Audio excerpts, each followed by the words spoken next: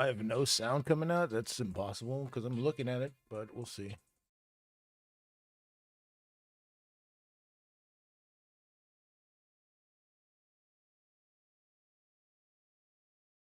I heard myself there.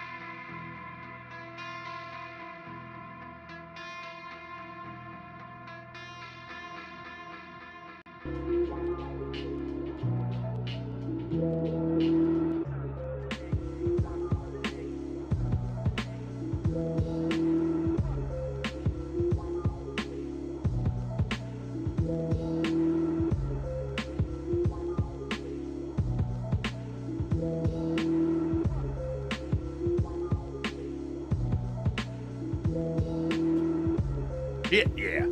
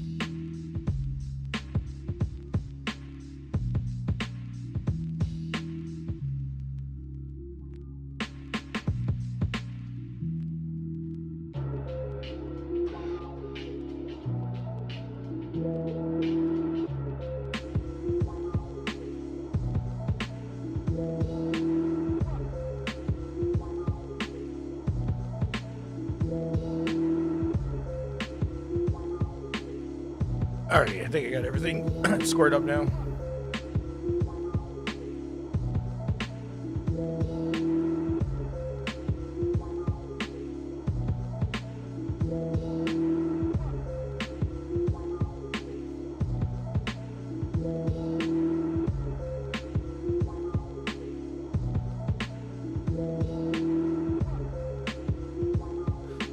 Last night we had a little fun.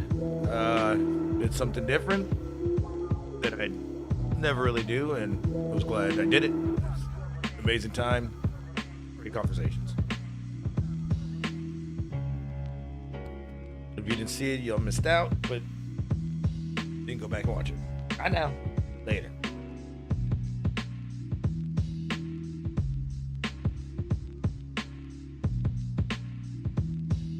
Tonight I'm just gonna keep it old school. We go through the topics, see how I feel.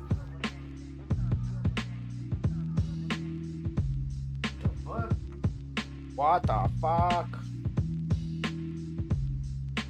Where the fuck did this come? Oh, it's from my shoe. What? How did I get in my fucking sock?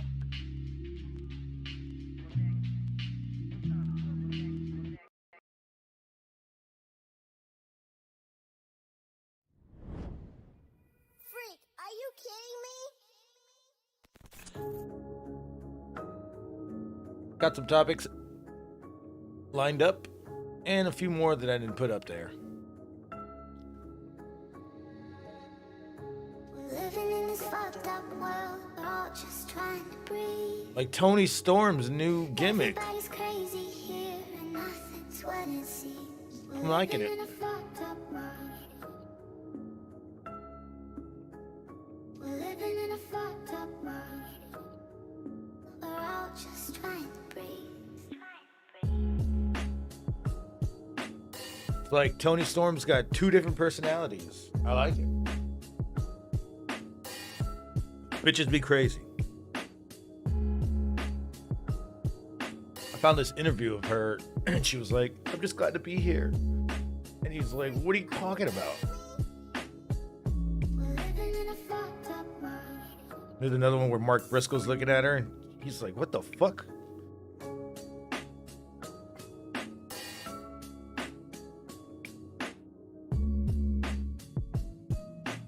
But also, public domain movies debate whether they suck or not. Popeye and Tintin are going to be available January 1st. Living in this fucked up world, we're all just trying to breathe. And guess what movies are coming out first? Everybody's crazy here, and nothing's what it seems. We're living in a fucked up world. We're living in a fucked up world. We're all just trying to breathe.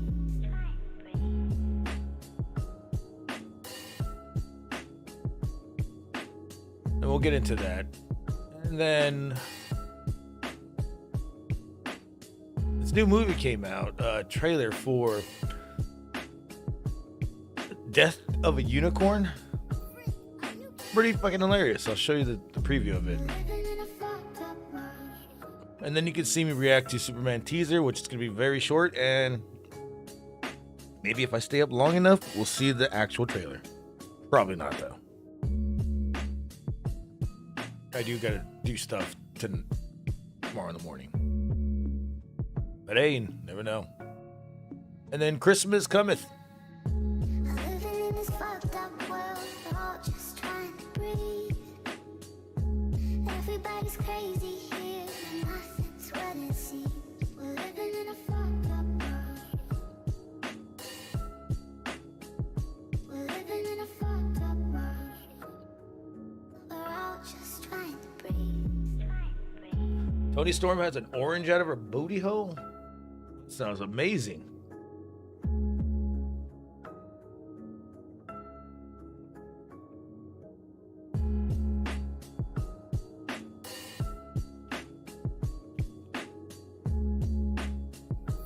Are you kidding me?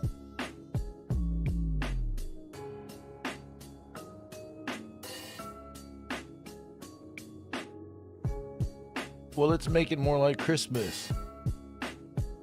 It ain't Christmas until a fucking midget gets punched out.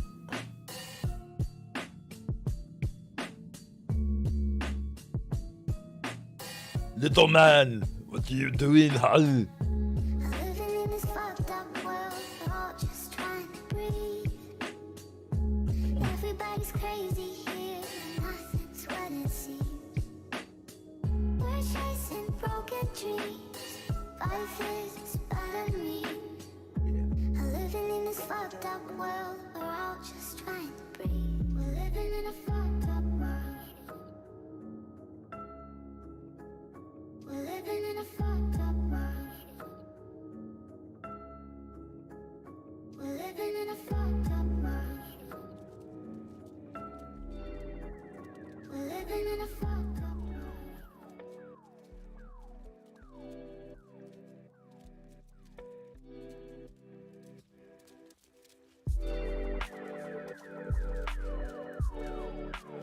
Maybe I should get some snow in here, right?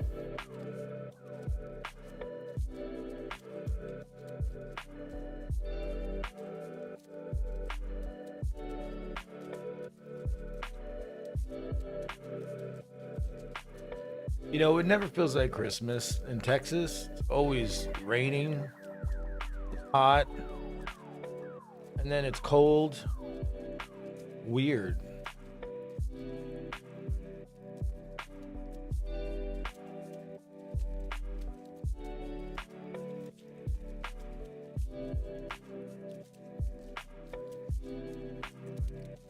It never feels like Christmas here. So I get it. The holidays literally came and went. Usually how it goes.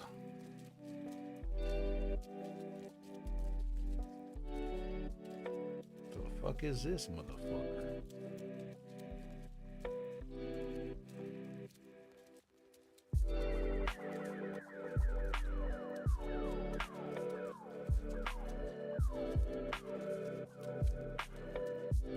There we go.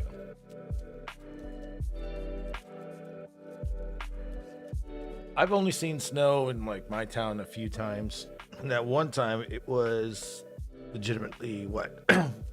It was in the Ice Age or something. All of our transformers blew out. We didn't have power. I had to learn how to cook a steak in like 12 minutes flat. I was timing the way it would click on for a second and then click off. It was getting shorter and shorter and shorter, the cycle. Every one time it clicked on for like 2 seconds, we were like, yeah, and it went, and you were like, oh, fucking. Hate it. Pissed me off. Hey, we got. At least we're gonna get cold weather at least. Yesterday it was hot as balls. Now it's cold as tits. I have to turn off my AC. Who would have thought I would have an AC on in the middle of fucking December? All right, let's get to this domain news. Oh, I have too many things.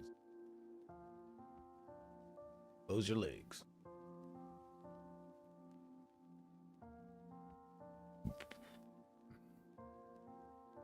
Oh.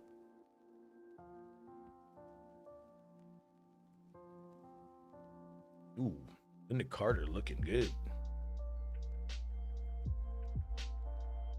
Oh, so sweet Linda Carter. Spin around and get naked.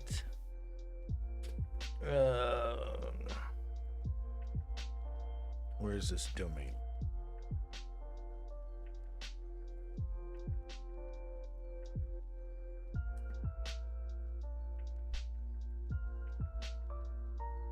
Well, this is what I was hearing today. Popeye is going to enter the public domain on January 1st when its original copyright expires. That means the Sailor Man's original image can be used and repurposed without having to get permission or to pay any fees. Plans have already been announced for at least 2 horror movies. Of course. One is called Popeye the Slayer Man. Popeye the Slayer Man? I am what I am. Remember a few years ago when Winnie the Pooh was turned into a slasher comic? Yeah, it was called Blood and Honey or something, Honey right? and Blood or something like that. Yeah, exactly. So that's pretty funny. The comic character Tintin is also entering the public domain. Y'all know who Tintin is? Yeah, look at that. Tintin, The Adventures of Tintin. The books that are going off copyright include William Faulkner's The Sound and the Fury and Ernest Hemingway's A Farewell to Arms. Popeye the Slayer Man. Popeye the Slayer Man. Man, leave Popeye alone. Yeah. Mess up the What happens? classic. He like eats spinach, and then he pulls out a knife. Vlad, are you okay? I crack myself up. Popeye. Okay. Popeye is going to enter the public domain on January 1st when its original copyright expires. That means the Sailor Man's original image can be used and repurposed without having to get permission or to pay any fees. Plans have already been announced for at least 2 horror movies. One is called Popeye the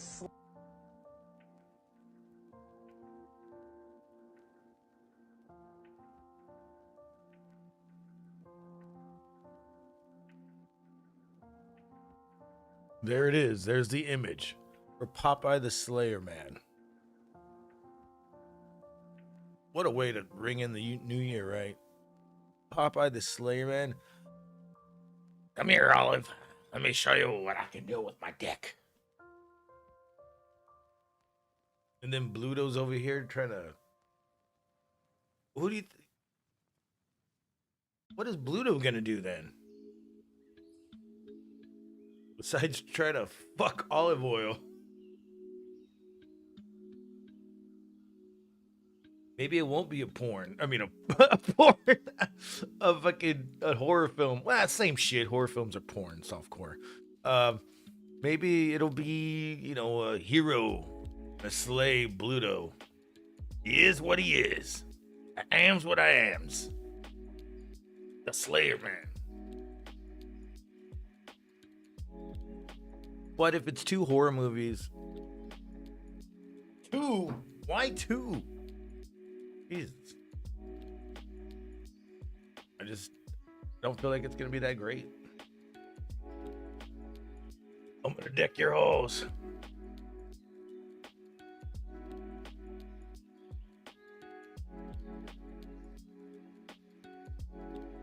Slayer Man. Oh, come on. I swear. I am what I am. Remember a few years ago when Winnie the Pooh was turned into a slasher comic? Yeah, it was called Blood and Honey or something, Honey right? and Blood or something like that. Yeah, And then- exactly. Then they have one with Pinocchio. Hey, Pinocchio, what you doing? You're stabbing me here. So that's pretty funny. Pinocchio, you're doing all the cocaine with the big ass nose. The comic character Tintin is also entering the public domain. Y'all know who Tintin is? Yeah. What are they gonna do with Tintin? Another horror movie? You gonna fuck that dog? Eat it? Yeah, look at that. Tintin, The Adventures of Tintin. The books that are going off copyright include William Faulkner's The Sound and the Fury and Ernest Hemingway. I mean, those would be books that they might as well just redo them. I'd see that movie. Ernest Hemingway, I mean, anything with him. Motherfucker went crazy. Well, blow me down, says Ramon. Yeah, sure. Yeah.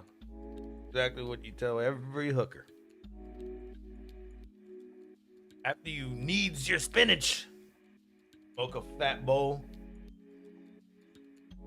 And then when you say, that means you're like coming.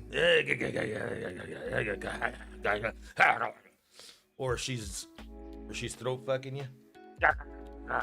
So you're both just there cackling. Fuck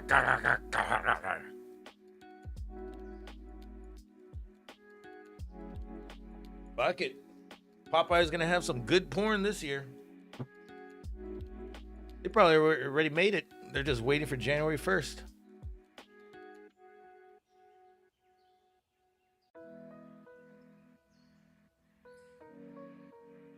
Be great. I'm just saying that A lot of these films that are coming out are just, they're not even trying anymore. And if public domain ones doing this, I just get worried on how much of a cash grab this is, especially to people that hate the holidays. Just want something, or maybe it'll come out, you know, during summer. People really want fucking Halloween now. Unless it's already made, then they're just gonna distribute it right on the first. Either way, it's gonna make some kind of money. And what if that guy actually catches the duck and grinds him up, and we see that shit and he just eats it like that? That'd be great. Duck burger. Ain't drinking? No, I can't say that I'm not. I am, but I don't have much. I need to figure out shit. So I think it's not really on my priority. I have beer. I'm probably like halfway done with it, but not really carrying on it.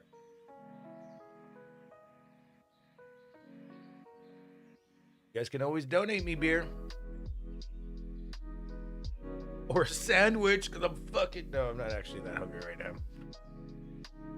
Ended up going to Whataburger and I bought 2 burgers and then they were like, it's $17. I go, bitch, I just want the burgers, not the meal. Oh, okay. $9. Like, that's what I thought, motherfucker. Shit. God damn. I want your fucking nasty fries. You know, they're all hard and shit. Your fucking rip-off soda. Doesn't even taste like Dr. Pepper or Coca-Cola. And your tea always sucks. What burger? What burger did I get? I got the Adios. It's like a breakfast burger. And I looked at it and I was just like, I'll get the meal for $4.58. And he looked back and goes, no, it's like $7.69. And I go, did y'all notice that y'all have had the wrong pricing on it the whole time? That it's been up for months already. He looked at it and he was like, let me just fix that later. So he took it off the menu real quick. I thought that was hilarious. I was like, damn, I almost got away with it.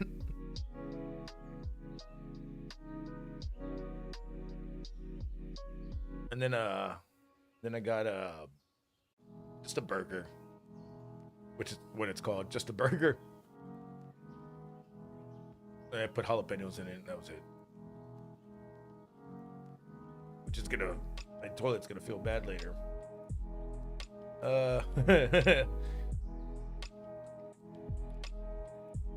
Anybody hear about this Haktua girl finally died off the internet because she scammed everybody? She did her own celebrity crypto shit, which never fucking fall for that shit. Logan Paul did it, and I don't know how he got away from it, but yeah, that was a scam. Any of these 15-minute celebrities, you're gonna get some crypto from it? Don't do it. People are stupid. It went up $490 million, and 25 minutes later, it was at 5%. So they lost out on 95% of the money. So everybody loses money, and apparently she keeps the money with the people who did it.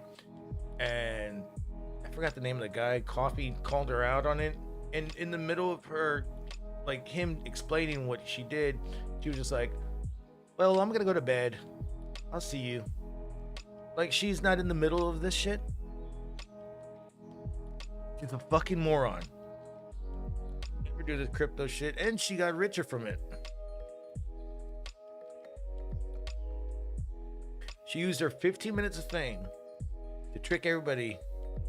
Now she's gonna live off of that much money, probably for the rest of her stupid ass life.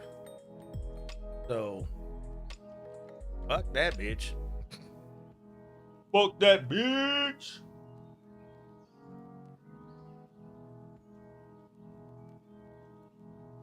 find an interview where they talk about it. What's her name? Haley. Bill calls out Haley. Is it? No.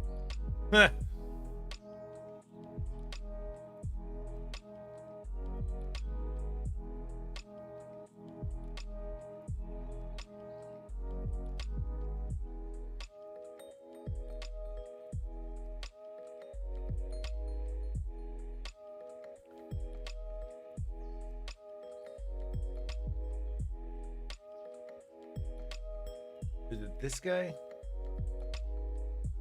Today we're who is promoting this thing. Obviously, Zilla said I would Actual like shed light on how much she's been paid. Thing a guy. Where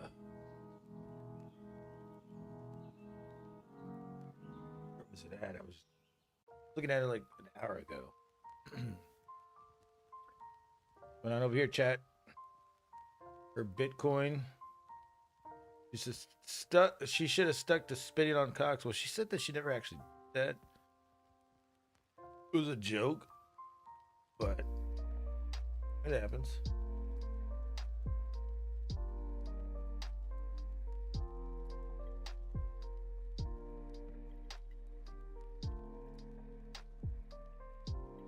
Is it? I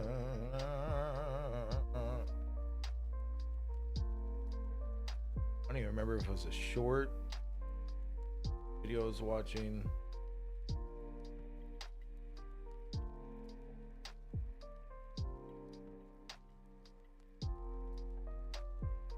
Do you know the only I've ever seen is Disney?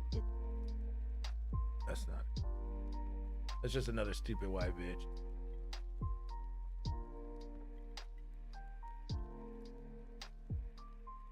Oh my god. What the? Okay, I think I found it. So this is Haley, aka Haktua, and as of now, actually feels like it's blaming them a little. There's a lot of negativity in the space. I think crypto brings the mentally ill into this thing, right? If you guys are in crypto, you're most likely mentally ill, and I'm gonna count myself as mentally ill for even being here right now. We're trying to actually have fun. We're trying to do something cool. We're trying to give meme tokens away for free to people who have never had any crypto before, any meme token, and you guys should be kissing my ass. And CoffeeZilla is there in the space, and bro is just waiting for his turn to speak. And when it's his turn, he lets them know what's up. I have questions. I'm raising my hand. Hey guys. What, CoffeeZilla? Hey, this is one of the most miserable, horrible launches I've ever seen in my life. Okay, then why the f are you on? I've been tracing it on chain for a while. You guys generated over $1 million in fees while y'all's fans got rug pulled. There was snipers, but there was also insider trading directly linked to y'all's creator account. Damn. What are you guys doing? No, that's not true. That is true. That's a fact. So then Doc Hollywood appears to get pretty riled. Insider trading. So she just got real quick money, real quick. Everybody's going to deny it. Can they take him to court? I don't know. I've never been a part of this crypto shit. I don't like Bitcoin. I don't give a flying fuck. I mean, shit's like me saying, hey, this rock right here that I found outside is worth more than $1. It's worth $2. You can go trade this in anywhere. At your bar, whatever. And the more that we get, the more it goes up. So would you want to hold on to it until it builds up? And then they bam! $490 million later. Got them.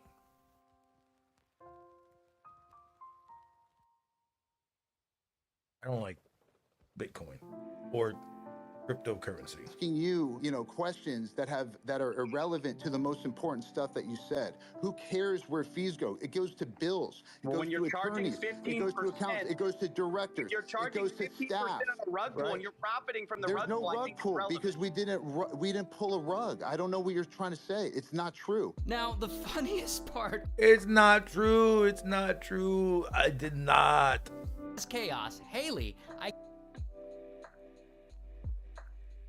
as if she's not. I'm gonna go to bed, and I'll see you guys tomorrow. Okay. Amazing. She didn't even give a fuck. She was like, look, white privilege card, here we go. Did you not see the color of my skin?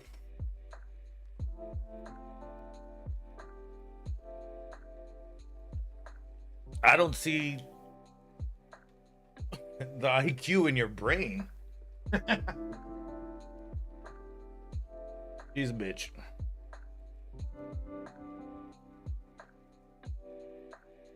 Damn, Mundo, you take that rock and smoke it.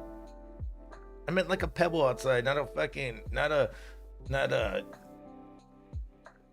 want a rock.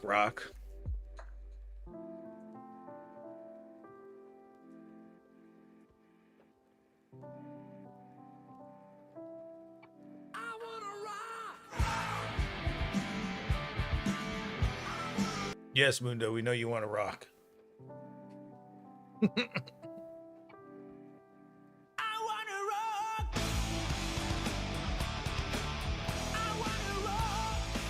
Yeah, we know. You're white with chocolate chips? The fuck does that even mean? Let's get to this unicorn movie. Talk to me. Ridley? Unicorn movie starring Paul Rudd, who never fucking ages, but he looks a little older here. Weird. I think the jokes finally caught up with him. And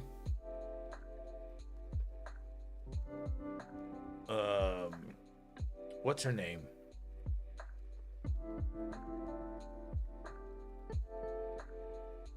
Jenna Ortega. There you go. I'm blanking. I was like Beetlejuice. No, Jenna Ortega.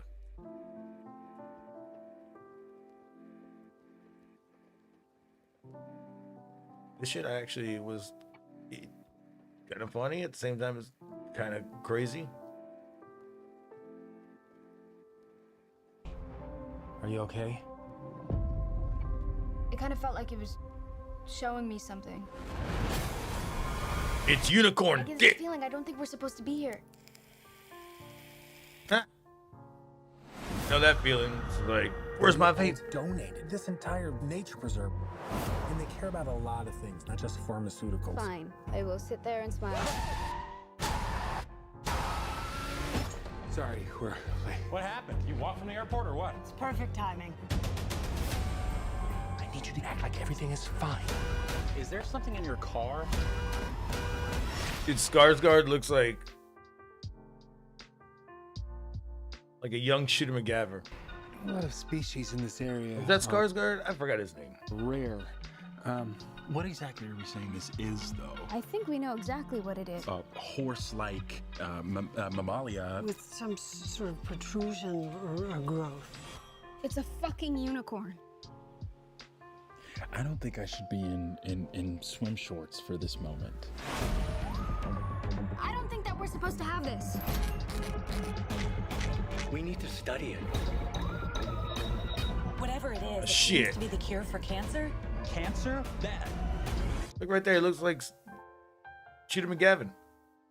The turtleneck. That's the biggest one. Khakis. An opportunity for greatness, for immortality. I've never been so alive. Dad, please just listen to me. We need to give the little one back. Okay, bad things will happen. This is where it takes a turn. There are two of them? Oh, great. Just give it with the good vibrations. It's all right. The Beach Boys stole that from somebody else. That horn was rather girthsome. She likes the girth. She likes the girth. Girth. Oh, wow. He's running with the other horn. I just realized that.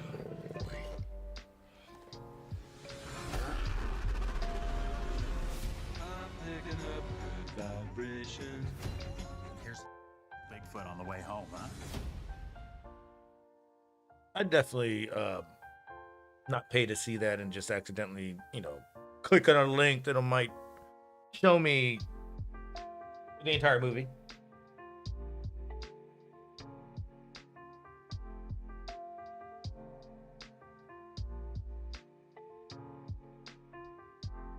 Black Hole Sun's video. Art's in the chat. It's Shooter's Tour. Yeah, I guess so.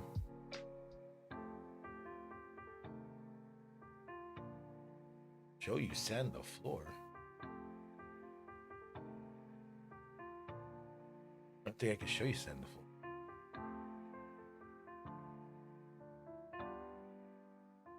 But I could show you wax on, wax off.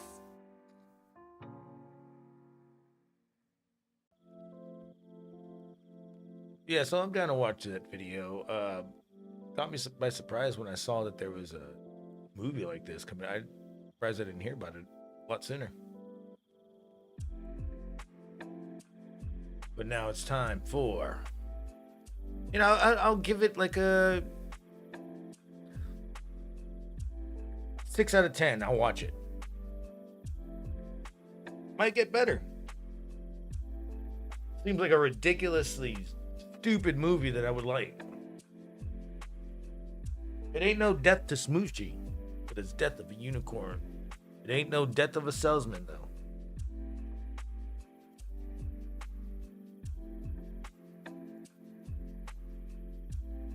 What up, Inspector?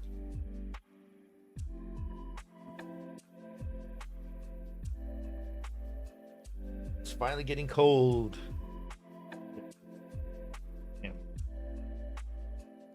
It's not even that cold. It's like probably like 58 degrees. I'm just over here being a pussy.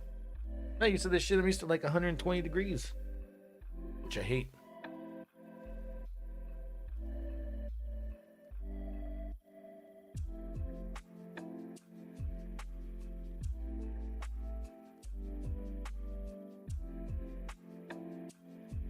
Let's see this Superman teaser trailer. It's only a minute long. No, sorry. Fucking Screen Culture always does that shit. They always fucking make a fake one. And it gets higher.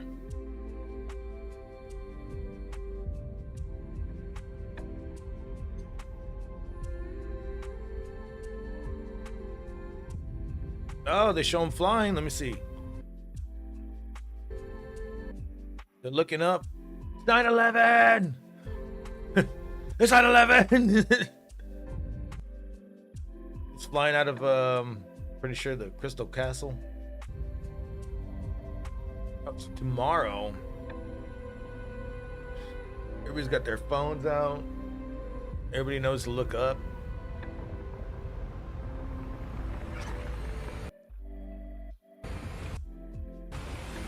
I mean, all right. He's going to the sun to power up. Teaser trailer online tomorrow. So tomorrow's a teaser trailer. What the fuck is this? Fucking foreplay trailer? The fuck is this? Blue ball trailer? I mean, it is blue.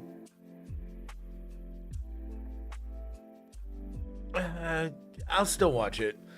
I didn't like any of the other Supermans. I didn't really care for Cavill. Everybody did. Well, what was it? The Death of Superman? I mean, that was a great one. But then after that, like, nothing happened. He was just in the Justice League already. Well, they brought him back to life. Shit, I don't even remember. It's been that long. Nothing memorable has been happening at all with Superman to me. Superman 1, 2, and 3. I always get them mixed up. That other one that was in 2005, fucking hated it. The other one came out after that one. I hated it. The only ones I like is the cartoons. Superman 3. Yep, I mean, it was a great one. I don't remember it. Is that the one where they re-released the old director's version? I believe. Yeah, I love the Joker too, motherfucker. God damn, man, what? Not yeah, some people like the Joker too because of the way it was portrayed.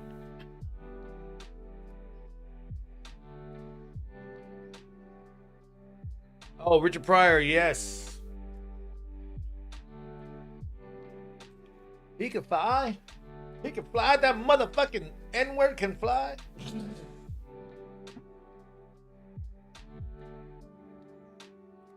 I do remember that one.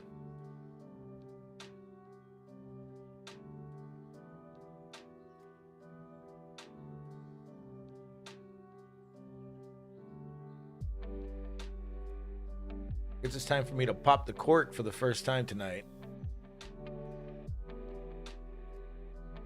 That means. Piss break.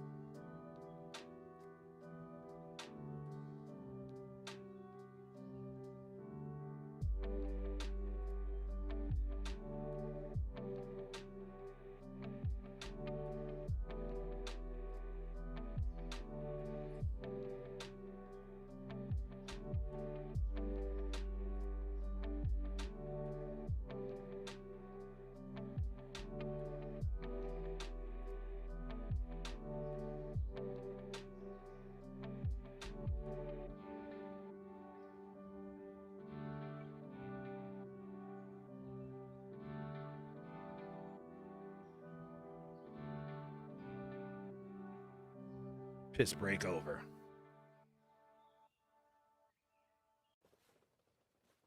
Christmas is around the corner, but what's more important is Festivus is here. Just a few short days. Festivus for the rest of us.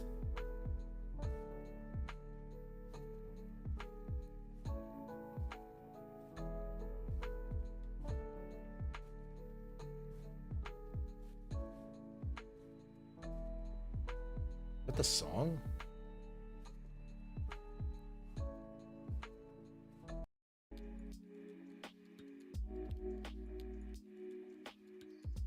Oh, it sounds like a softcore porn. Revulate in the wonder of tulips. One cup. Oh! It's been a while since I've seen Two Girls, One Cup. Maybe I should do a reaction for that tomorrow.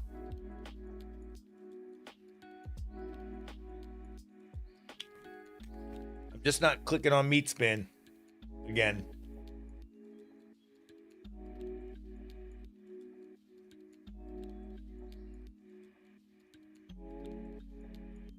Sorry you guys didn't like Joker too. You guys probably don't really get into musical. When was the last time you saw Les Mis? Probably the musical that you've only liked is Willy Wonka. Understandable.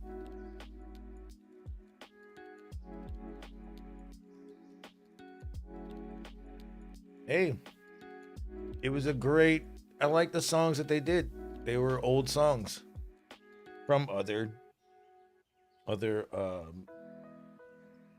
productions that I've actually watched, like Bandwagon. A great one. Could it have been better? Yeah, I agree. But the part where they fucking have the entertainment is where I liked it.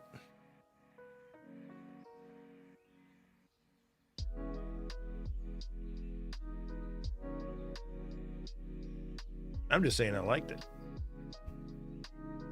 I'm married to it? No. But enjoyed it.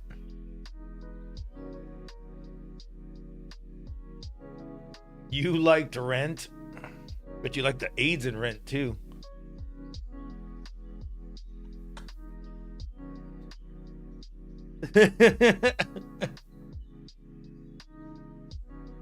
I mean, West Side Story is great. You had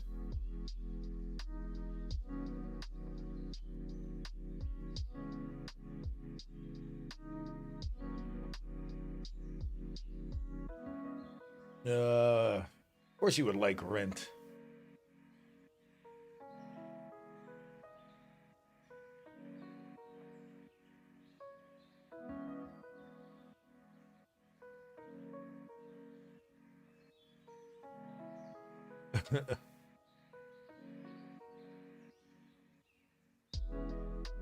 Well, to each their own, Ramon. And another one that everybody hates that I have to watch every time because it's great and shitty. Yeah, we'll bring him to the screen. I want to say hello to him. You don't know where he is? Oh, he's not there yet. Is that it? Boy.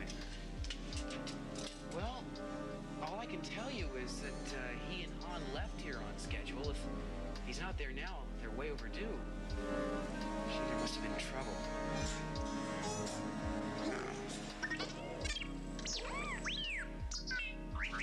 R2, please, this is important. Now listen, calm down. I mean, you know how Han and Chewbacca are. Anything could have happened. They could have stopped off somewhere or been held up by an asteroid storm. Listen, I wouldn't worry about Chewbacca. I know him, and he hasn't missed a life day yet, right? Well, there you go. He's not going to miss this one either. It's just taking him a little bit longer to get there, that's all. He'll make it. Come on, don't look so worried. Now, Chewie's not going to want to come home to a house full of long faces, is he? Come on, Mala, let's see a little smile. And to think this is canon now. George Lucas is turning. Try to enjoy your life day. I gotta get back to this. Like he's turning R2, what are you doing? Alec Guinness in his grave. Just roasting him.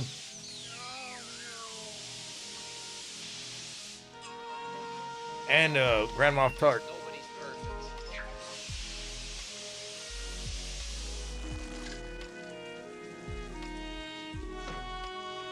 Now, does this count as a musical? Let me assure you, madam, it's on its way. You know, it's just a matter of time before we find the rebels. I want the rebels located and identified, if it means searching every household in the system. Guess what I forgot? A bit of the calorantrum root. What the fuck? It's a dude dressed as a chick in Star Wars before the woke or your fucking unwoke or whatever you call it now. Your agenda wars. And guess what we're ready for now? So nobody can talk shit because it happened years ago before any of that shit happened. When you see it. What the fuck? Very nice. Now, step 2, while we're stirring, we also whip. So it's stir, whip, whip, whip, stir. Stir, whip, whip, stir. Now, let's try it again together at an increased tempo because precision is very important in this recipe. Now, there was another person in, if anybody can remember, it was Family Matters. They had this dude that would dress in old granny's clothes and I believe cook, and I don't remember who it was. I just remember that being really famous. It's Lady Gaga. Jesus Christ. Does anybody remember that in Family Matters? Hearts in the chat. I don't remember what his name was.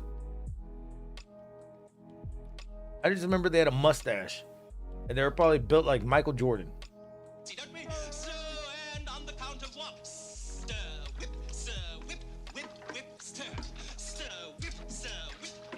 Jesus Christ, the wig is going undone.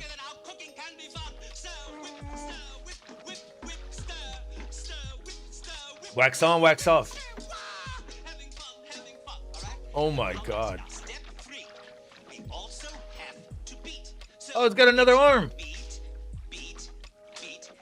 It was Urkel's grandmother? Are you sure?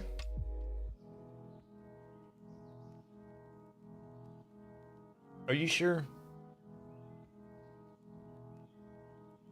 He was a black basketball player. Huh. Whip, stir, whip, beat, beat, stir. That's not right. I'm sorry. Stir, whip, whip, whip, stir, beat, stir, whip, Beat. stir, whip, stir, beat.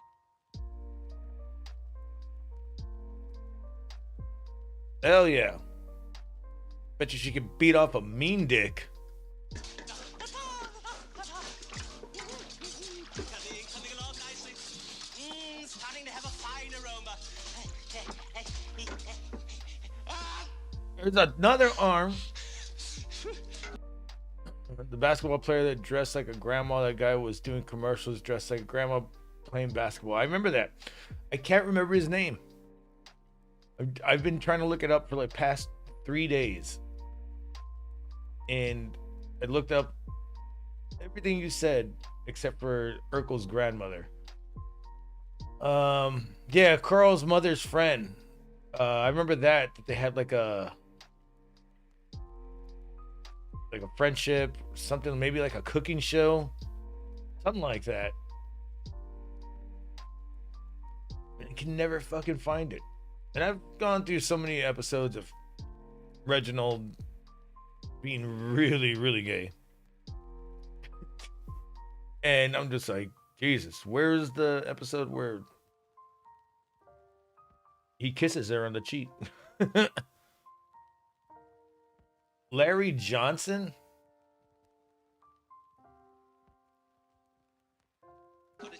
Larry Johnson. So we'll have a little taste and see how it's coming along. A little bit more sir. No, don't taste it like that. One for the pot. Coming along.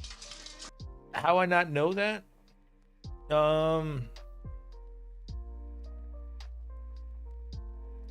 Bro, there's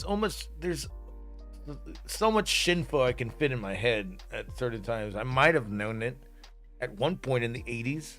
Larry Johnson does sound familiar too, but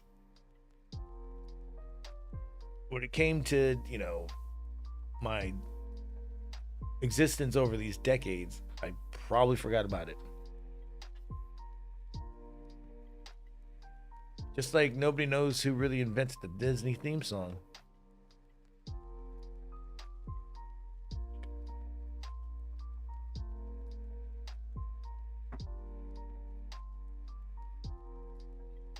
But this is what I was saying, why this is a musical. Because you get music like this. I know you're searching for me. Searching. It's creation. I'm getting your message. Oh. Are you getting mine? No. Oh. We are excited, aren't we? Hey. Just relax. Hey. What kind of excitement is it getting? It's getting VR porn? We can have a good time. Damn. Can't we? Yeah. Interspecies sex. Oh, God. I'll tell you a secret. He rewound it? He rewinds. He's like, yes. Just a little bit more. He's over here masturbating in the fucking living room. You see, I am your fantasy. I am your experience. Oh. So experience me. I am your Experience her? Dude, this is... George Lucas invented fucking VR porn. That's what happened. This is our moment together in time. That we might turn this moment into an eternity. Or come.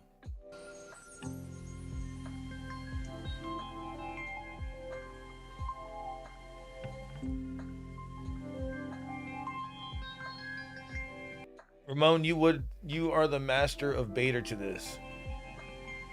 That's you rewinding it. Yes, my favorite part.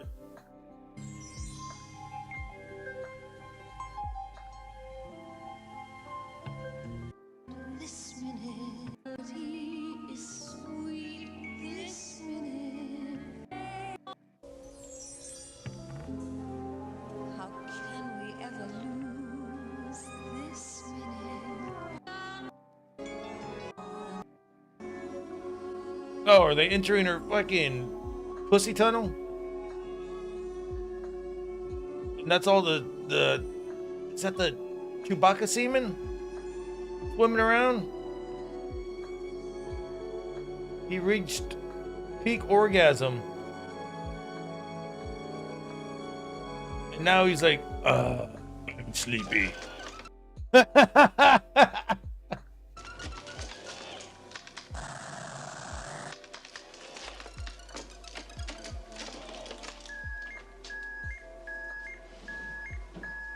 Oh, no, I thought he was gonna grab some liquor. He's like, nah, I need a shot. You cut your father doing what? I have made the connection. You may speak now if you wish. Mala, it's so good to see you. Happy Life Day. You know, the only thing I need to rewatch is the Ewoks. That's terrible, right? But I need to rewatch it. I don't remember too much of it. I think I had the cartoon, and I saw maybe 1 or 2 episodes recently, like maybe like 3 years ago. I need to rewatch them. That one with it was the droids, right? R2 and 3PO.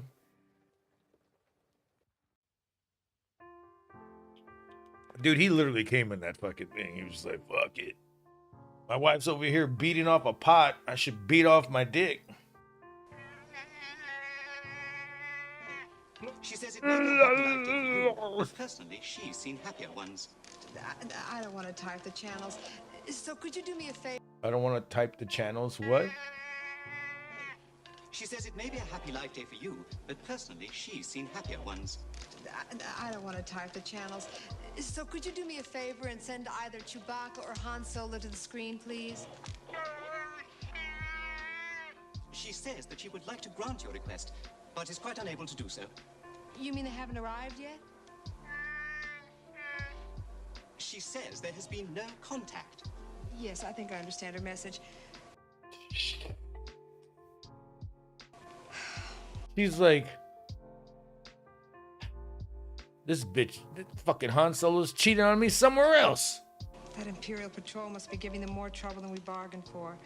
Yeah, sure. Mala, are you alone? What up, Pico? No, she says she is not alone. She's with a friend. Could he come to the screen, please? Oh, is it Luke? Good afternoon, ma'am. Oh. I'm Sondan, a local trader. Local trader? What are you fucking doing with Mala? Friend of the rebellion and a member of the alliance.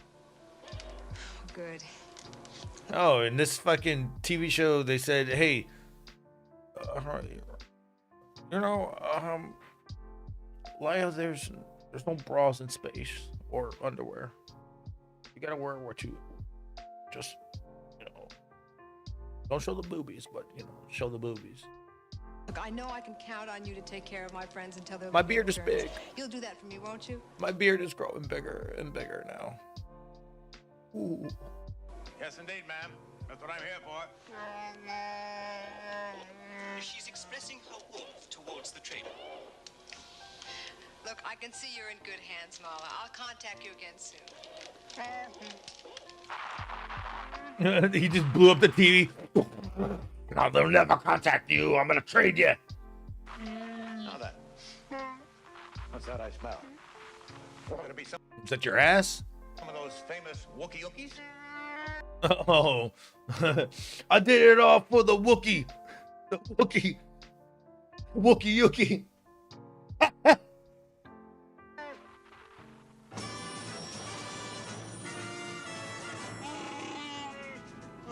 told you we'd make it. Did I ever let you down? Right? He's like, I told you we would be in this fucking episode. It's gonna pay for us to be in the entire fucking episode. I feel the same way about you too, pal, and your family. Is he jerking him off right there? Never seen so much Imperial traffic in this system.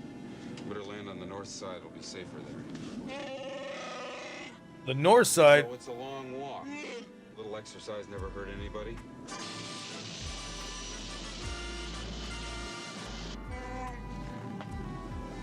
Happy Life Day, pal. So Life Day would be across the universe or the galaxy. I guess they all do go around one sun.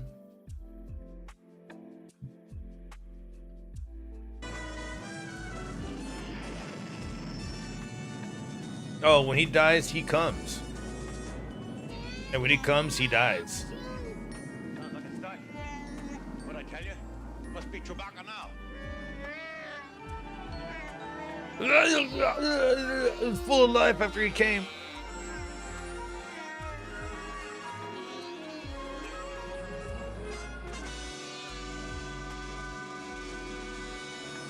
It's those goddamn stormtroopers.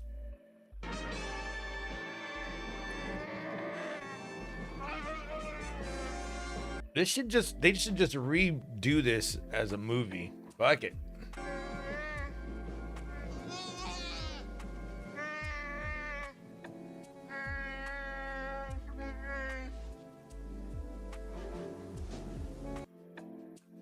I'm pretty sure I won't get hit for this, right? I mean, George Lucas hates it.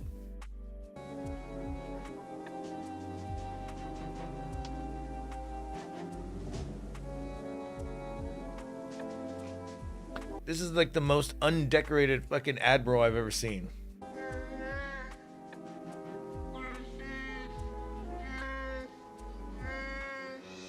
He's got 3 pins and less than a... Oh, no, okay, never mind. 3 pins. He's got 4 pins. Never mind. The pins are very detrimental in his ranking. The blocks mean certain things too, but also the emblem on top of his shit. So you know, George Lucas is like, he had his fingers in here, lies like, yeah, we'll make you like this, and you know, it'll look like little Starburst or you know, Hall's candy. But he's got another pocket for a pin, just 1 pin. That's pretty cool.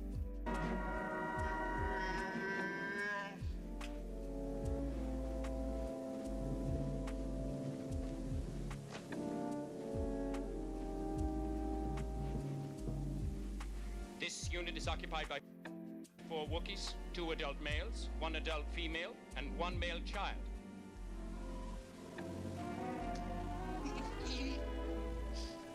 Where is the other Wookiee male? What are you doing in this Wookiee house? I'm afraid the truth of the matter is, she had a terrible fight with her husband. He just stormed right out. Your identification? I said Your identification? Oh, identification, yes. It's a very... I thought it said Wino TV. It says WIO. WIO TV. important thing, identification. WIO. WHIO. It's very important just in times like this. I just found my identification. I think it's in my pocket. Yeah, I just found my identification. Search the dwelling. Obviously, you may notice that little leather case that I carry my identification card in. I whipped that up myself. That's pretty... So he distracts them with some music. Who's this?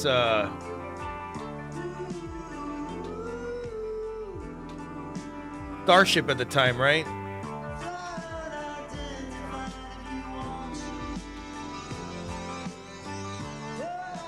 Looks like he's got a big dick in front of him.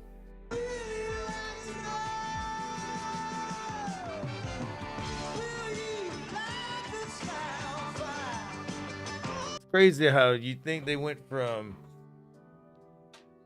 Jefferson Airplane, Jefferson Starship to Starship in what, like 8 years? Maybe 10 years? Now every time Orange fucking Cassidy comes out, you hear dan dan dan dan ding ding ding ding ding ding ding ding ding ding dan ding ding. This is Jefferson Starship, right?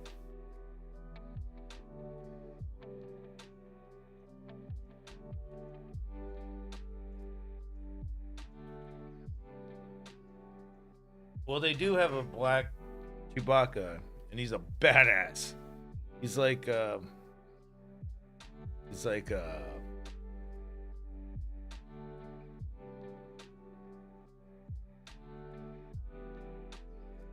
Michael Vick.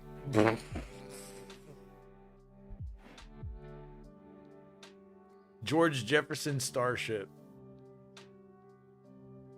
Hold on real quick.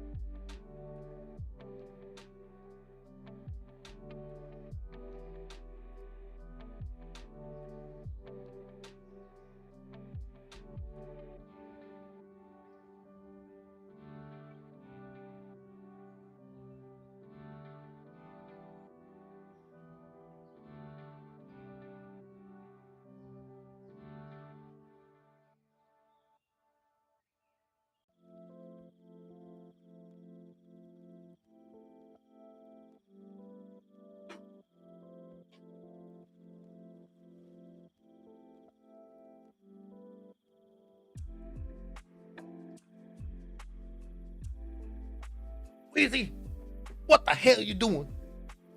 I said to make me my goddamn chicken. Great woman. But George, that's what we got. We go to the neighbors.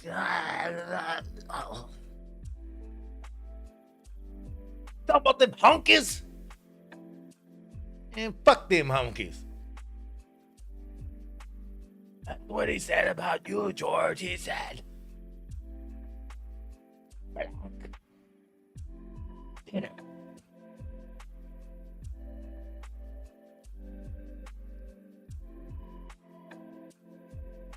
Mundo with I need more beer. Well, then you need to donate. There's no way I'm going to be getting more beer.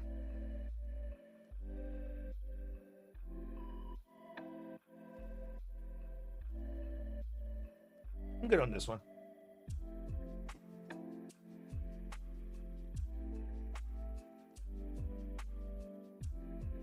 Let's fast forward to the Jefferson Starship before I fucking get copyrighted.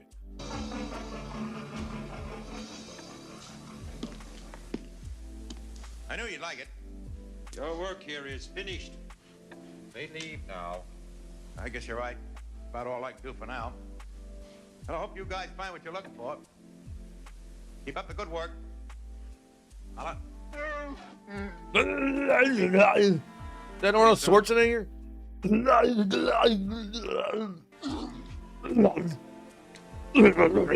right. Finish the search of the residence. Oh, I almost Why hasn't anybody put Arnold as Chewbacca yet?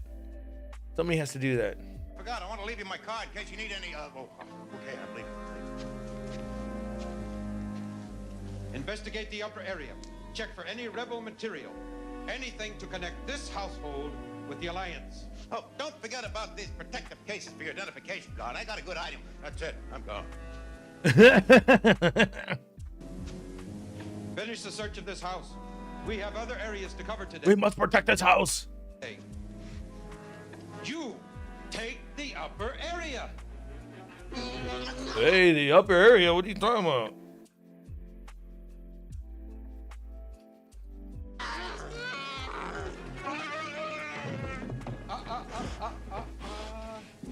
We don't want to have to hurt anyone.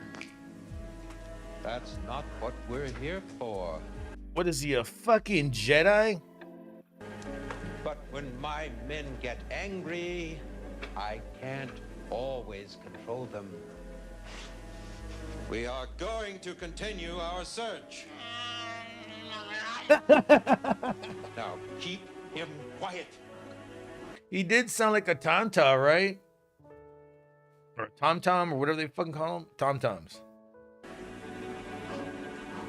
When he dies, what's the matter, girl? Smell something? This ever happened?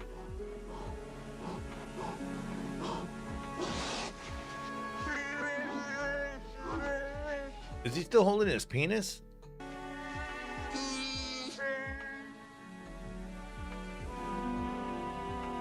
Oh yeah, go to your tablet and put on your headphones.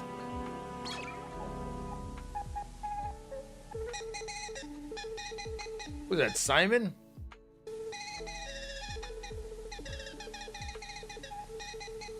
That's crazy how a friend said that her brother went to what, level 78 or 80 something on Simon and got bored and just left the game. That is insane.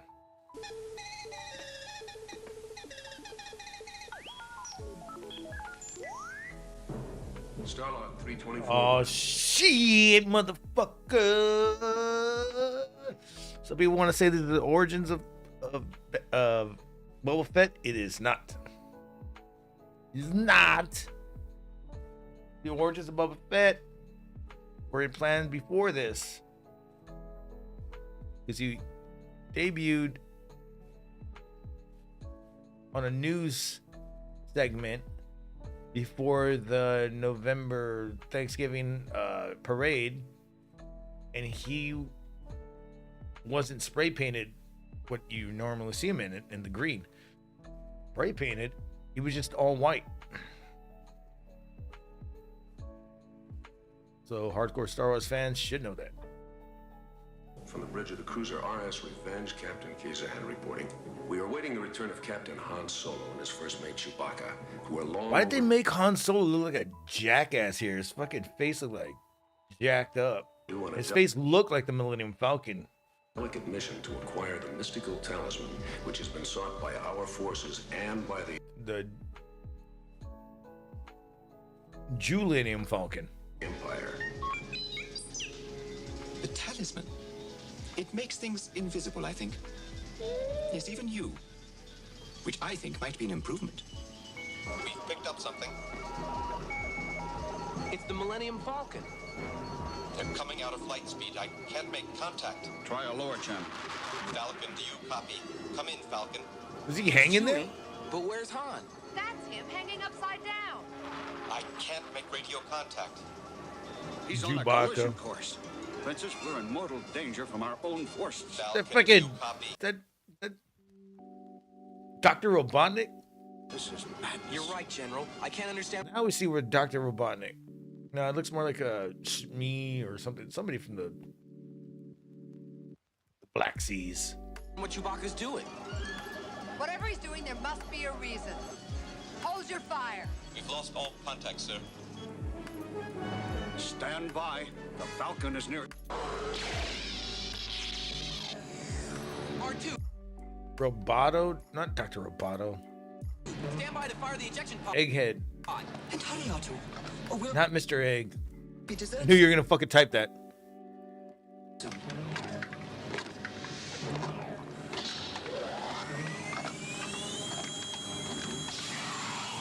Oh. See, even in here, he's not in his color green. He's in Mandalorian armor.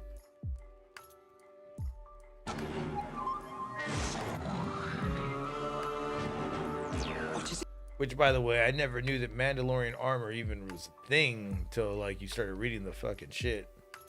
I'm not sure. You saved my life. Thank you. You are alone. He's got a third eye.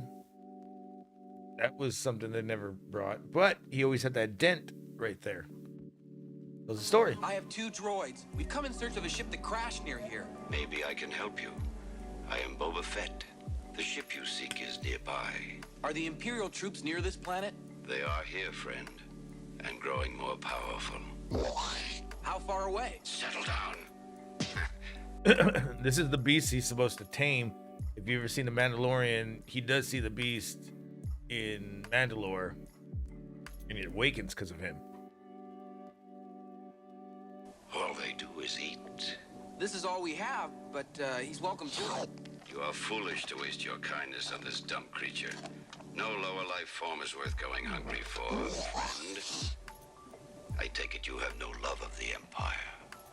And then that weapon he has, that fucking looking kind of fork thing or whatever, was never invented by George Lucas. And when they had it in The Mandalorian, they get rid of it because what's his name? The Favreau was like, John Favreau was like, "Hey George, look, we got the weapon that he used to have in the cartoon." He goes, "Oh yeah, I never invented that. I always hated it." So like in mid-season, they get rid of it because it wasn't part of George's original thing. That was great. Don't. And they also get rid of his ship too, because that wasn't part of George's original thing. Well, neither do I. It'd be great to fucking and that was with the Mandalore. With Boba Fett, they got it pretty much almost right, but people are like, "Oh, he should have been more of a brutal killer and everything." I'm like, the guy almost died in a Sarlacc pit. He's gonna change his ways. You almost died in a Sarlacc pit. See if you can get out. It will be easy to find the ship you seek. Follow me, friend. Don't you think it might be imprudent to trust him so quickly, sir? He's our only chance. And besides, he seems like a friend. Boba T? Indeed. Friend is merely... I always say, let's hit up that.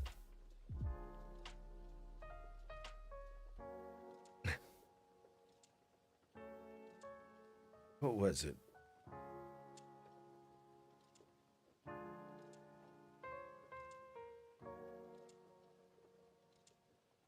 It was like buffet, but like boba. Boba Fett. Let's go hit up that Boba Fett. Really a term that is often misused. Did R2 say that? Words to that effect. Fett is Darth Vader's right-hand man. I'm afraid this whole adventure has been an Imperial plot. We'll meet again, friend. Well, trust a droid to get to the bottom of things. Boba sure fooled the rest of us. Crazy how like Han and Carrie and Mark were all in this. I beg your pardon, sir. Chewbacca suspected all along. Anthony. There was something bad about Boba. How did you know, Chewie? May I quote directly, sir? Anybody can be Chewie. He just didn't smell right. Well, let's get off this galactic raindrop. Captain Kazan, Starlog entry. Recognizable languages. We must remain alert for this very complicated procedure. Endurance and concentration are the key words here. What the fuck? The total utilization of our neurocranial synapses is absolutely essential.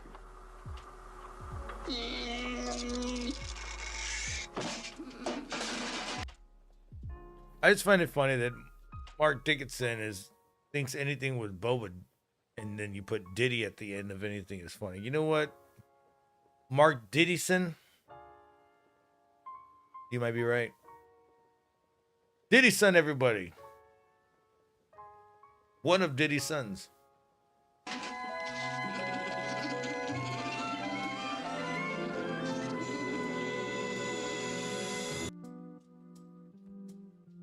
Ramon, I'm coming. I'm coming, Ramon. I'm gonna come. Is he gonna puke? Is he gonna come?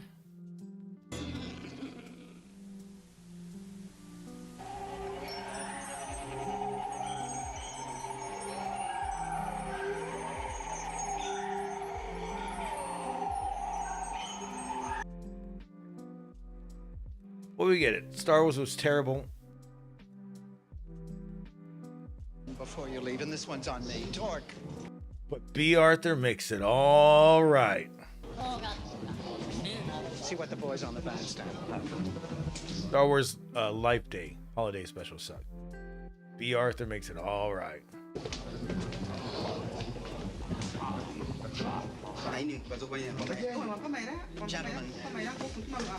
Gentlemen, I don't know how to tell you this, but I guess the wall screen said it all. We're closed.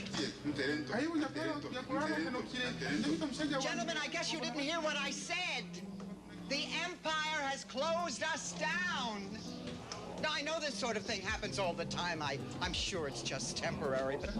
Fellas, the party is over! Dare you? You stop that! Stop, Torque! It's all right.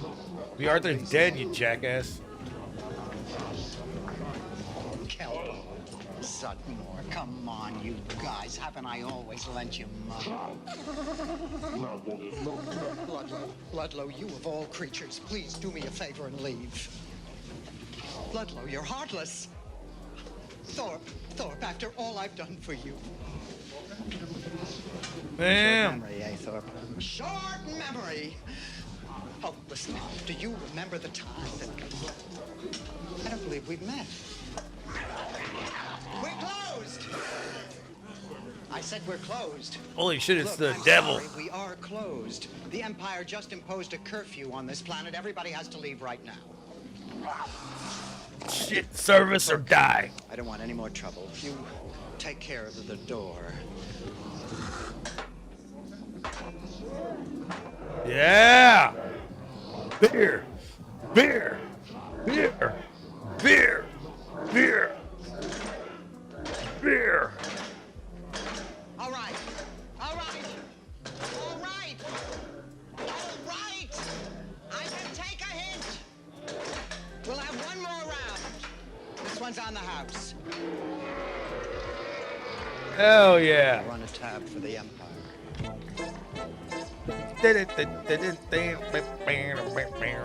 Damn, they're doing, they're skipping notes. It's a good Miles Davis thing to do.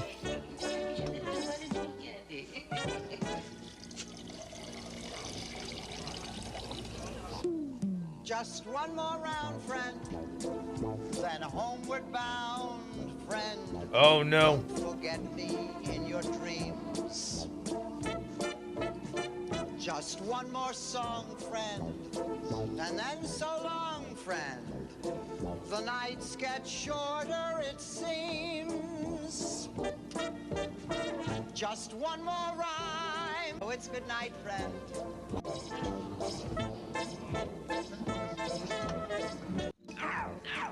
One more moment, face to face. B. Arthur doing her thing. My friend, you and I. So say good night, friend. That motherfucker just queefed or what? The fuck was that? Sound like when I fucking ate those jalapenos the other day. Sound like rat-a-tat-tat from fucking Pokemon. We may not thrive, friend, but we survive, friend. Look, we're alive, friend, you and I.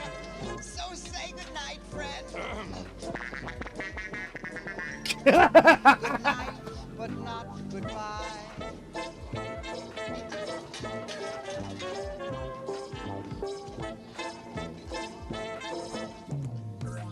Just one more dance, friend. Just one more chance, friend. One more chorus, one more tune. It's not the end, friend, if you're a friend. Oh my god, she went all out for this. So B. Arthur is Star Wars Legends. That is true. Is that a tear, friend? In your eye? Now it's good night, friend.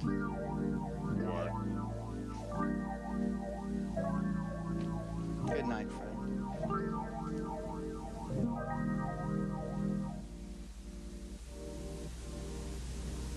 Look at me. Good night. Her bush didn't look nothing like Chewbacca. It was white. Gray bush.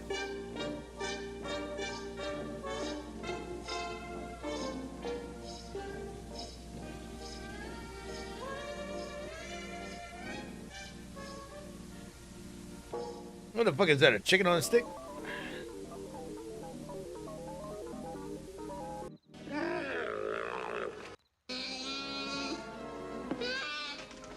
I'm gonna destroy all your shit. Where are the drugs? Where are the drugs?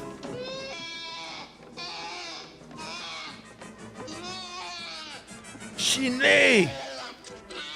Chewie is here.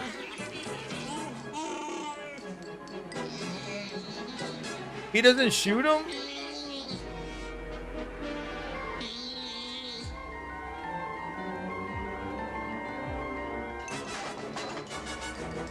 The sound effect is missed. Oh my god! Holy shit, did the Wildheimer scream. You gotta love that.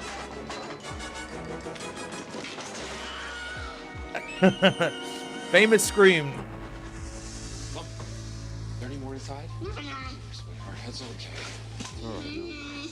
Everything's okay now. Here's your You dad. fucking pick up that whole midget. Boy, is he grown? It's okay, everybody. He's gone. How are you? Mama. Wonderful. They had to put it in here. Son's been The doing Wildheimer. Saved my tail more than a couple times. Does anybody know exactly the movie where he came from? I don't remember the movie, but I remember he's on a horse and he gets shot. And you hear, Well, I'd love to, but I can't. I gotta get back to the Falcon before somebody stumbles across her. Hey, will you look at Lumpy? He's sure grown, huh? Lumpy? He was humping your leg. It was Humpy. Come on, I'm just Saw that hump? across her. Hey, will you look at Lumpy? Humpy. He's sure grown, huh? I think his voice is changing. Come on, I'm just teasing. Yeah, it's an old Western movie. I gotta go. Have a nice life day, but be careful. You know, he's like, listen, kid. I'm wasting the paid budget over here. It doesn't look like there's much, so I got to get out of here. Have a nice life. You'll never see me again. Careful, a lot of troopers in the area. Chewie, check and see if the coast is clear, will you?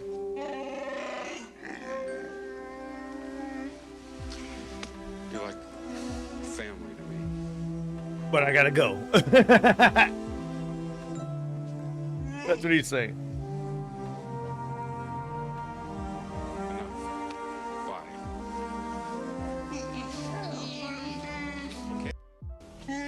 You sure know how to make a guy feel welcome. Glad you're home, Chewbacca. If you're looking for who I think you're looking for, forget him. We won't be bothered by him again. Uh-oh. One more song? This No. is a general alert. Calling off. Oh, look, he's got one on the right, too. Two on the left. A lot more status. No hat, though. Officer B4711. Officer B4711. We are unable to reach you on your comm link. Is there a problem? You are instructed to turn on your comm link immediately. Wait a minute. I think I can handle this. What did it say? 1388?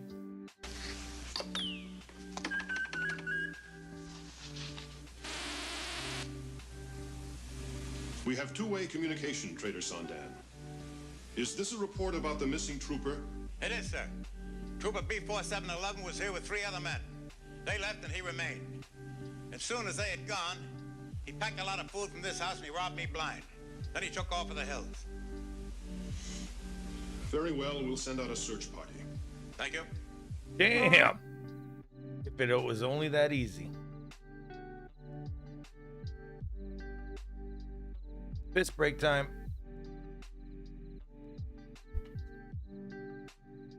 Is that a fucking...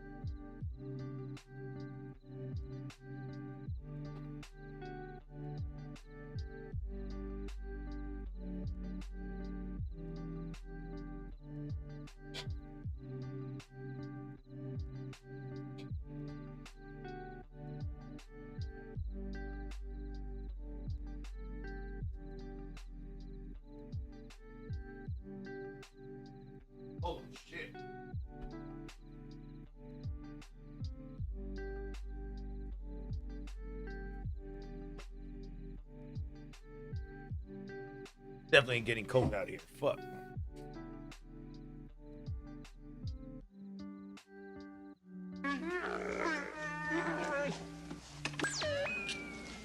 Yes, sir. Identification is very important. Helps you maintain contact with the Empire at times like this.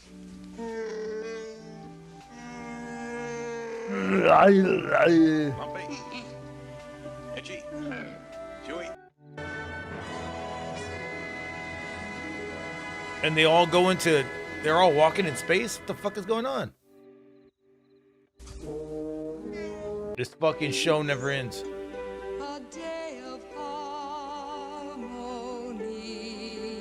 She's singing. A day of joy we all can share.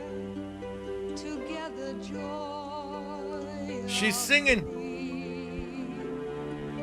A day that takes us And he's like, how much money am I getting paid? None of them wanted to do it.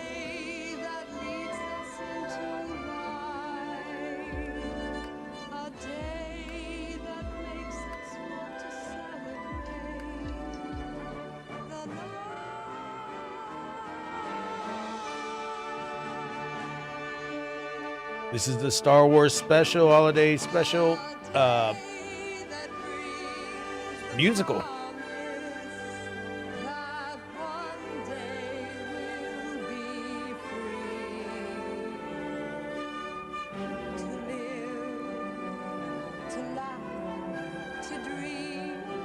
She's probably the best one to be singing this, actually.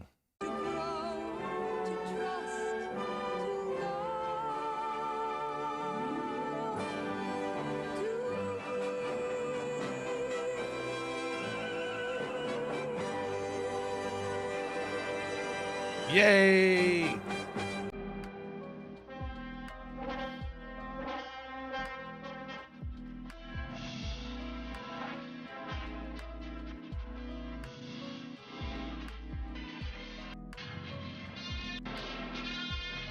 He looks confused as fuck like I am.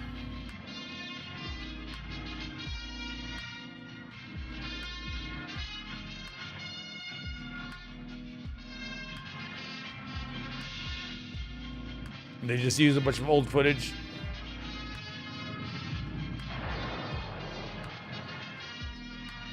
Hey, the game.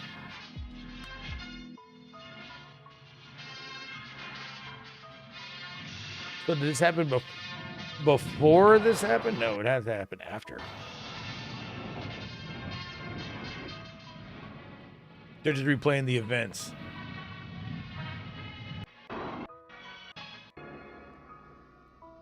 His face. What the fuck did we just watch?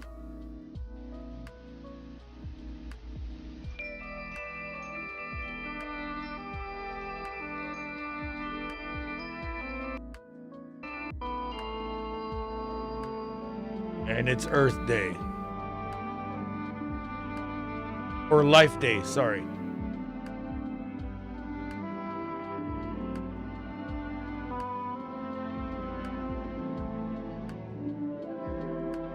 You know that Earth exists in Star Wars? They call it Eartha. And it got teleported by a ship to the outside of the universe. And in an Indiana Jones comic book, he actually stumbles across the Millennium Falcon, and it's got the remains of Han Solo in there, skeleton. That's funny, right? Like, Earth exists in Star Wars.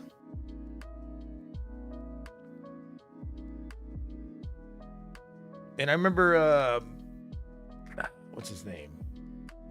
Video game nerd talking about that, saying, "Oh, I wish that somebody, they could make a movie of this or whatever. Take my idea. I just want to see Earth in Star Wars." And the thing is, I don't think he realized it. I'm not sure if he said this and then they did that, but it actually happened.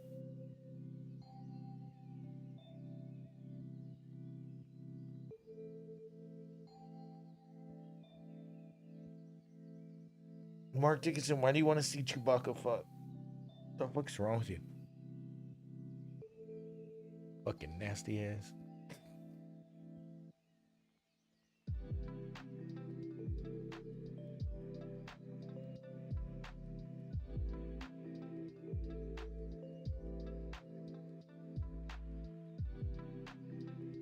Nasty.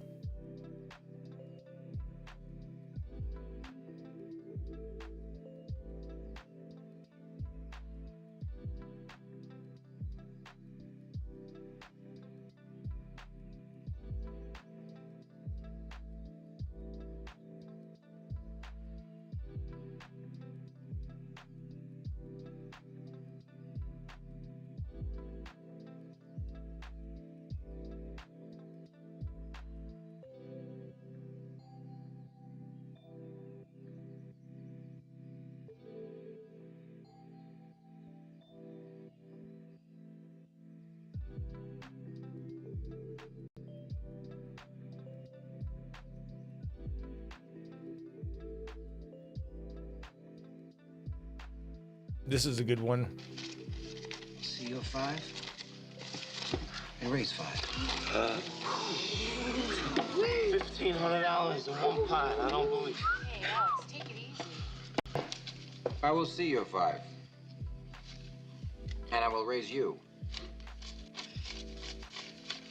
5. Take it easy. This is unbelievable. $2,500. Alex, you better be sure. I mean, you better be sure. Sure. Better be I sure. want to find out. I'll see it. I raise you my last $300. I'm all in.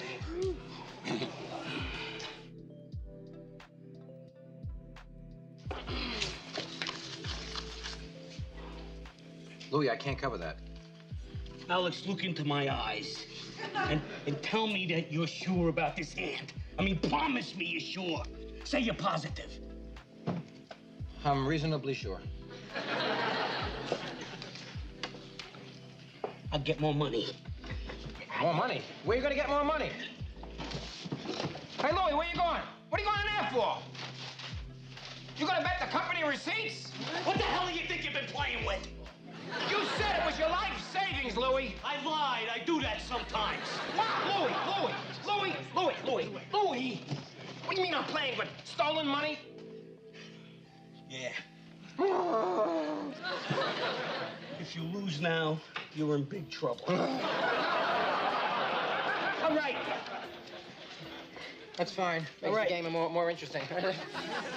He sees your bet and raises you another $450. What? Louis, I told you I was all in. Cell phone. You take a check? Okay, you won't. Here, my airline ticket. It's worth $150. Okay. What do you give me for a $300 watch? 80. Great. 80 paid 50 for it. And it's 80 and 150 is 230. I give that guy $20 for shoes.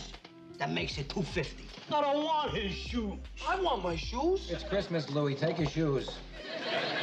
Okay, but you're still 200 short. Well, let me think. Let me do it for you. The way I figure it, 3 weeks for Ma in Vegas is worth $200. You want me to bet Ma? You win, you're off the hook. You lose, you take her with you. You're betting on our own mother. Right. $300, 2 weeks. That stinks. 2 weeks for $200. $100 a week. All right. I raise a week. I don't believe you. Oh my God. Okay. We see you a week. And raise you another $200. Jeez. Are you crazy? I can't take her for 5 weeks. 100 is for hugs and kisses every day she's there. 50, you take her out to dinner twice a week to someplace fancy, not no Taco Palace. And the last 50, you take her to one of those splashy floor shows they got out there. Is What? anybody keeping this straight? Yeah, I got it. It's $4,350, 3 weeks in Vegas, 6 meals, 1 floor show, 1 plane ticket, 1 watch, and a pair of shoes. Oh yeah, and Partridge.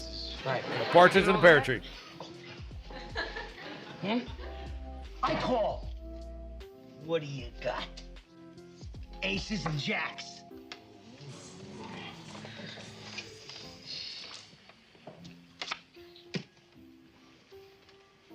Three sixes. You lose. I lose. I'll have Ma packed and waiting for you.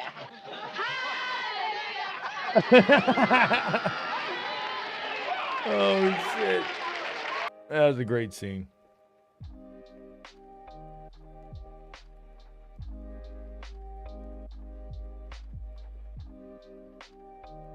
What do you do at a yellow light? Slow down. What do you do at a yellow light? Speed up. Slow all the way down. Yeah, I used to love Taxi, man. I was watching nothing but Nick at Night, 80s TV shows last night. I haven't come across the Happy Days one yet, though. One of them, I think I did, but it was only a clip. But there's like this channel that has all playing at once, and it's like 6 hours. I think I fell asleep to it, but Lucille Ball was on that one. Is when they had Ethel, and her name was something else.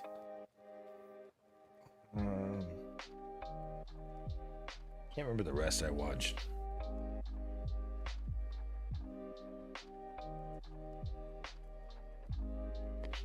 Should have merged Taxi and Taxi Driver. Aren't they different precincts? Or whatever you call it. Cab shits. Cab. I don't know. They should have, though. That'd have been great. They should still do it. De Niro and DeVito.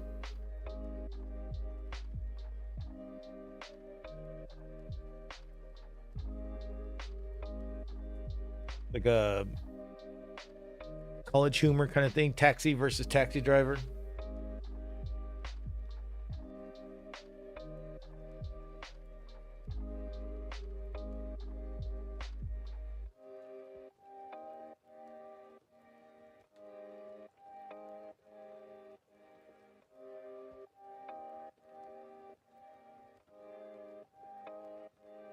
And then have Scrooge in there. What are you doing? I cut through the park and take me over to.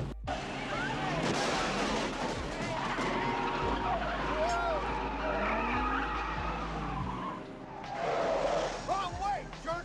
Nice hit back there, solid hit. Down! Going the wrong way! Relax, Frank. Enjoy the ride. How do you know my name? I know absolutely everything, Frank. You see, I'm the ghost.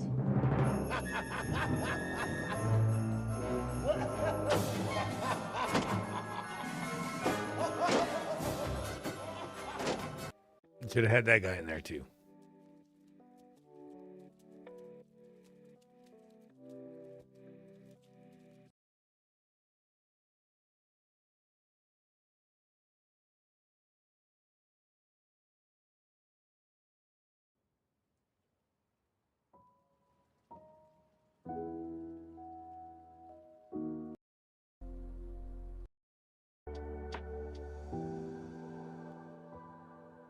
Where the fuck is the...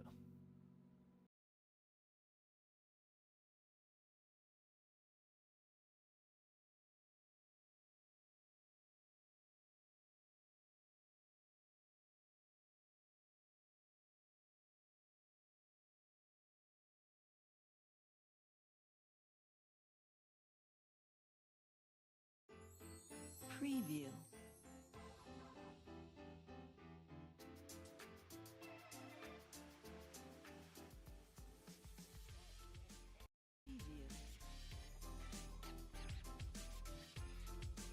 Lockguy's girlfriend was in Scrooge, and there you go. There's a connection right there.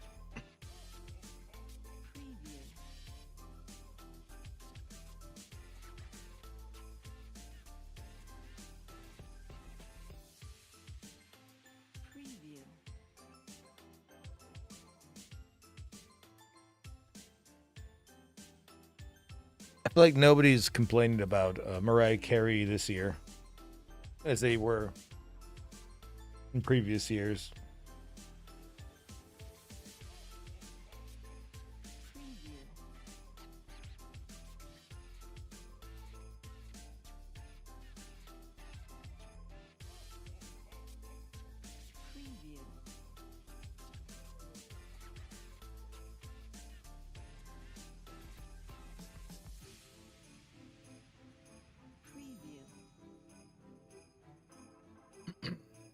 Hold on, I'm looking back for something I looked up earlier.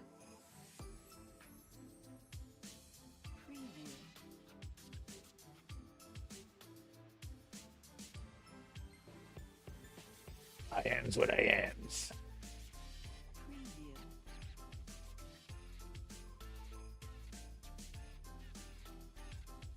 What'd you say that guy's name was again? I'm looking it up. From Family Matters.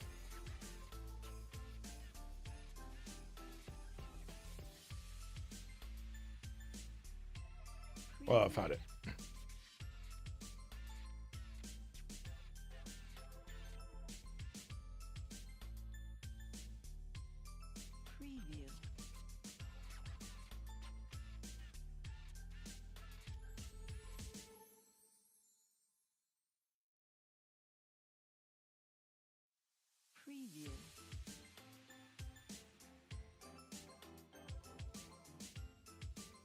The Department of Parks and Recreation of our fine Windy City is sponsoring a 2-on-2 basketball tournament. Oh, what do you get if you win?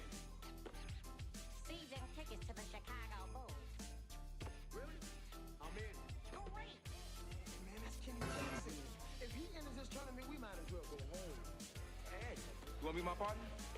Yo, dog, I'm on it. I ran into Kenny Jackson. The Spider? He's mighty good. Well, what about me? Oh, Mr. Hart.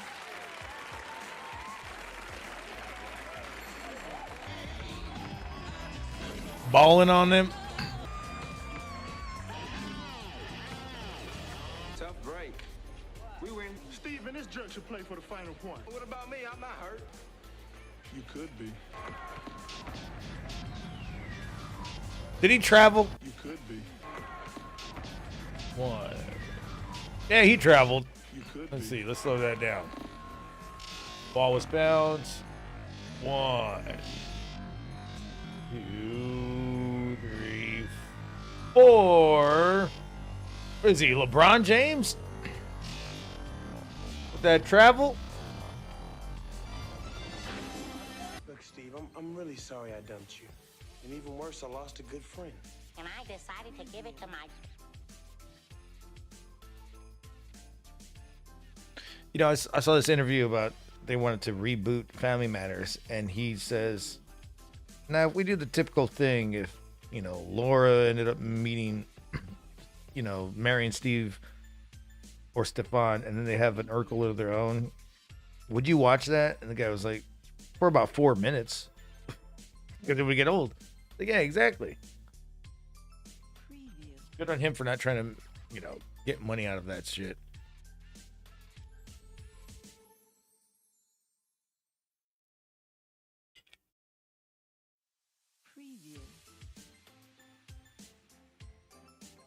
Come view. Tired of saying preview.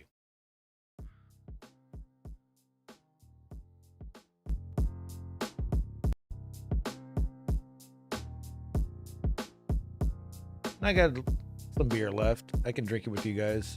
We can hang out. Just gotta take a piss real quick and see what's going down.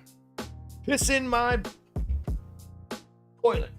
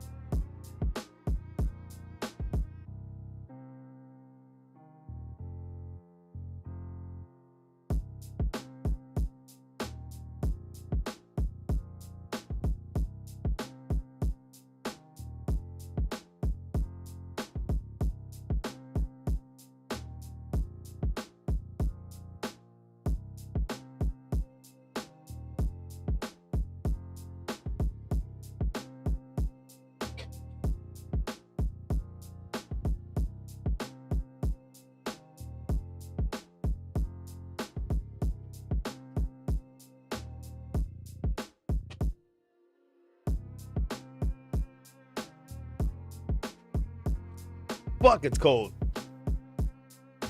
It's hot in my room, but it's cold out there. R.I.P. to Myra. Yeah, Myra was the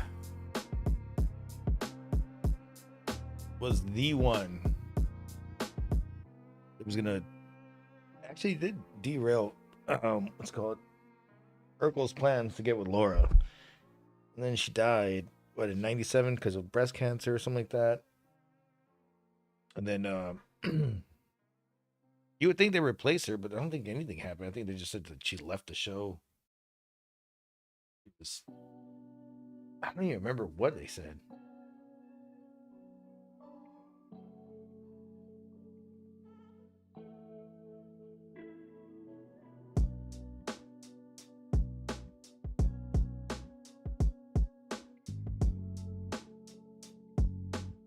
Ever heard the what? All I want for Christmas is glue?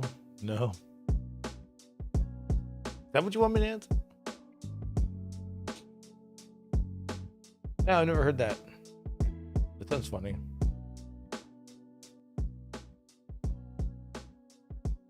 I do like Mariah Carey though. Has she done anything lately? I don't even know.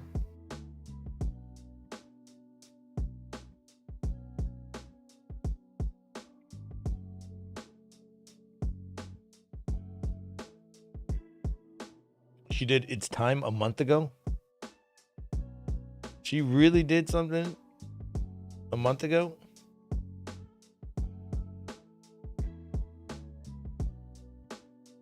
I'm looking at the video.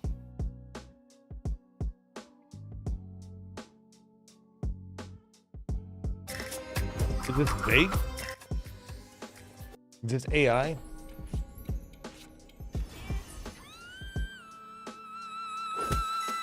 Jesus Christ.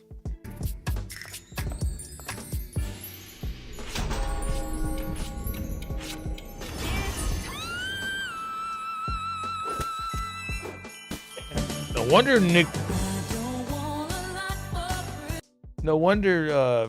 Cannon was just like, I can't stop having kids. Mariah Carey's voice is still stuck in my head when I put it in her.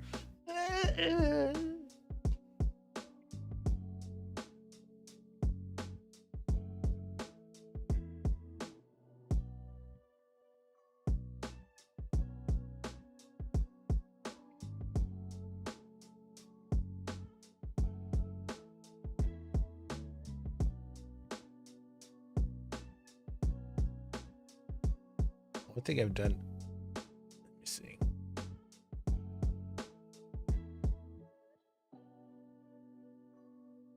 Just imagine a public domain with Mariah Carey in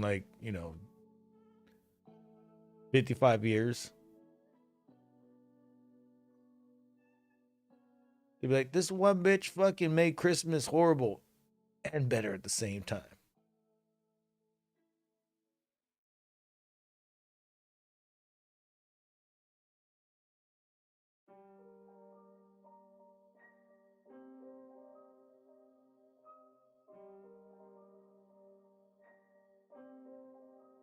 I think I have to change this thing. Christmas is coming. Coming.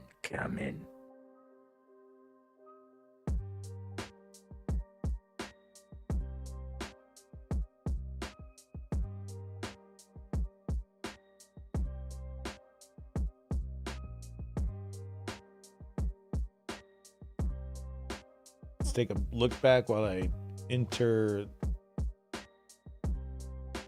the void.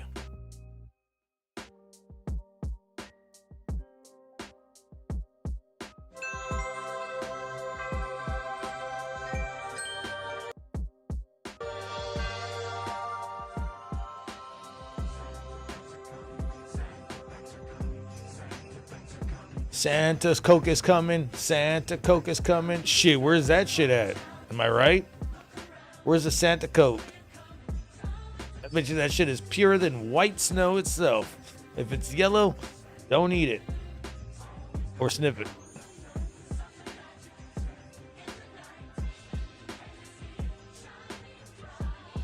New Coke just on.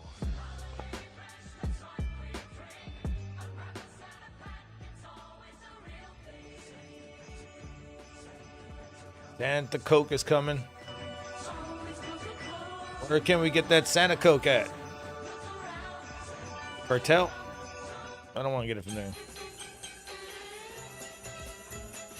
Is this the Game Boy Color? Get a clue.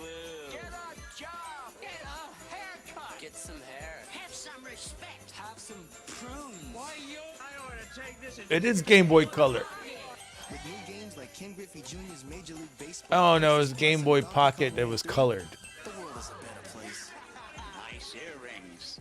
Nice hearing aid. What? Cookie crisp, very cookie crisp. Little cookies, lots of chips that you can't resist. I had that. Cookie, crook, and chip in a one-dog open sleigh.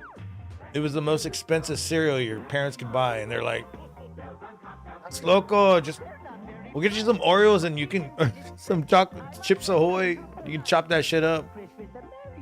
Why can it work? Now there's a Marvel Spider-Man Had to be the chewy ones though. inside specially marked boxes of Cookie Crisp. Hey, look what one of those kids gave me. Speaking about Oreos. I see you eat the cream first. Hey, don't we all? The cream. He licked the cream. Santa. I know. I miss the cream. Oh my god. What the fuck? What cream was he talking about? Creme de la Fraiche of fucking, you know, his wife? I know. I see you eat the cream first. Did he say anal? Anal. Yeah, ever since I was a little kid, I'd eat the cream. What? And leave the rest for Santa. What? I know. Anal. I miss the cream. All of that is fucked.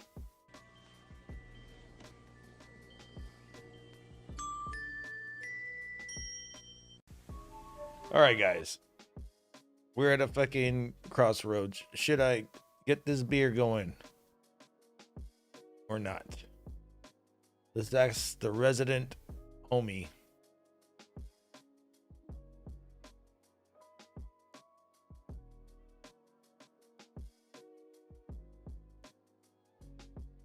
Okay, yo, should I eat the cream first? Or should I eat it last? Eat the cream first. Eat the cream first. Okay, yes. Eat the cream first. I mean, he said he was eating it as a young kid. That's weird. And he goes, I know. I missed the cream. Was Santa sleeping with his mother? Or the person he was fucking? That's a weird one right there. It's funny though. But for you, I will open up the beer. How long I'll be here doesn't matter. The beer is being opened up. So to review what I've said, anything pop up that you had any questions about or any comments? Man,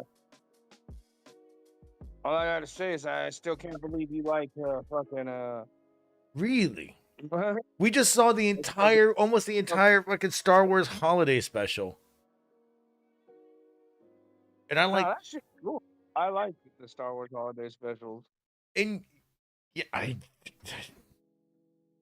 like. But then again, I haven't really hated much out of Star Wars either. I mean, look, I get some of the shit, like, you know, fucking, like the acolytes and shit during episodes. I get it, but bro, like, you can't say that shit's more trash than what the MCU has been delivering. I mean, bro, I watched Kraven the Hunter, bro. That shit. Wait, it's already out? Yeah, bro. People walked out of the theater when I went to go see it. Oh, Me bro, and my I brother gotta watch that shit now. and some older guy were the only ones left. Bro, it wasn't good, dude. Like, and what I mean by it wasn't good, it had nothing to do with the actors because the actors weren't bad, even the guy who played Rhino, but it's just it was so poorly written. It's just it wouldn't have mattered. What Wait, the actors Rhino's were in here? You just spoiled it for me? dude. It's in the commercials. God damn it. But trust me, I didn't spoil anything. If anything, I might be saving you some time if you decide not to watch it. All Well, I'm that's what saying everybody is- said about Venom 1, 2, and 3, and for some reason there's a group following on 1, 2, and 3, depending on which one you like. I don't know about those Venom movies. I mean, the first one was decent. Second one could have been better. I didn't think it was completely awful. Third one, like, they really dropped the ball on that one. Second one could have been better because they were actually bringing in Carnage. You think they could have done something with that, but yeah, they chose not to. But whatever. But the third one, I was like, yeah, that was stupid. I mean, I need to rewatch the third one again because to be honest, I've only seen them in bootleg form. So I need to rewatch them all again. But even I enjoyed some of it.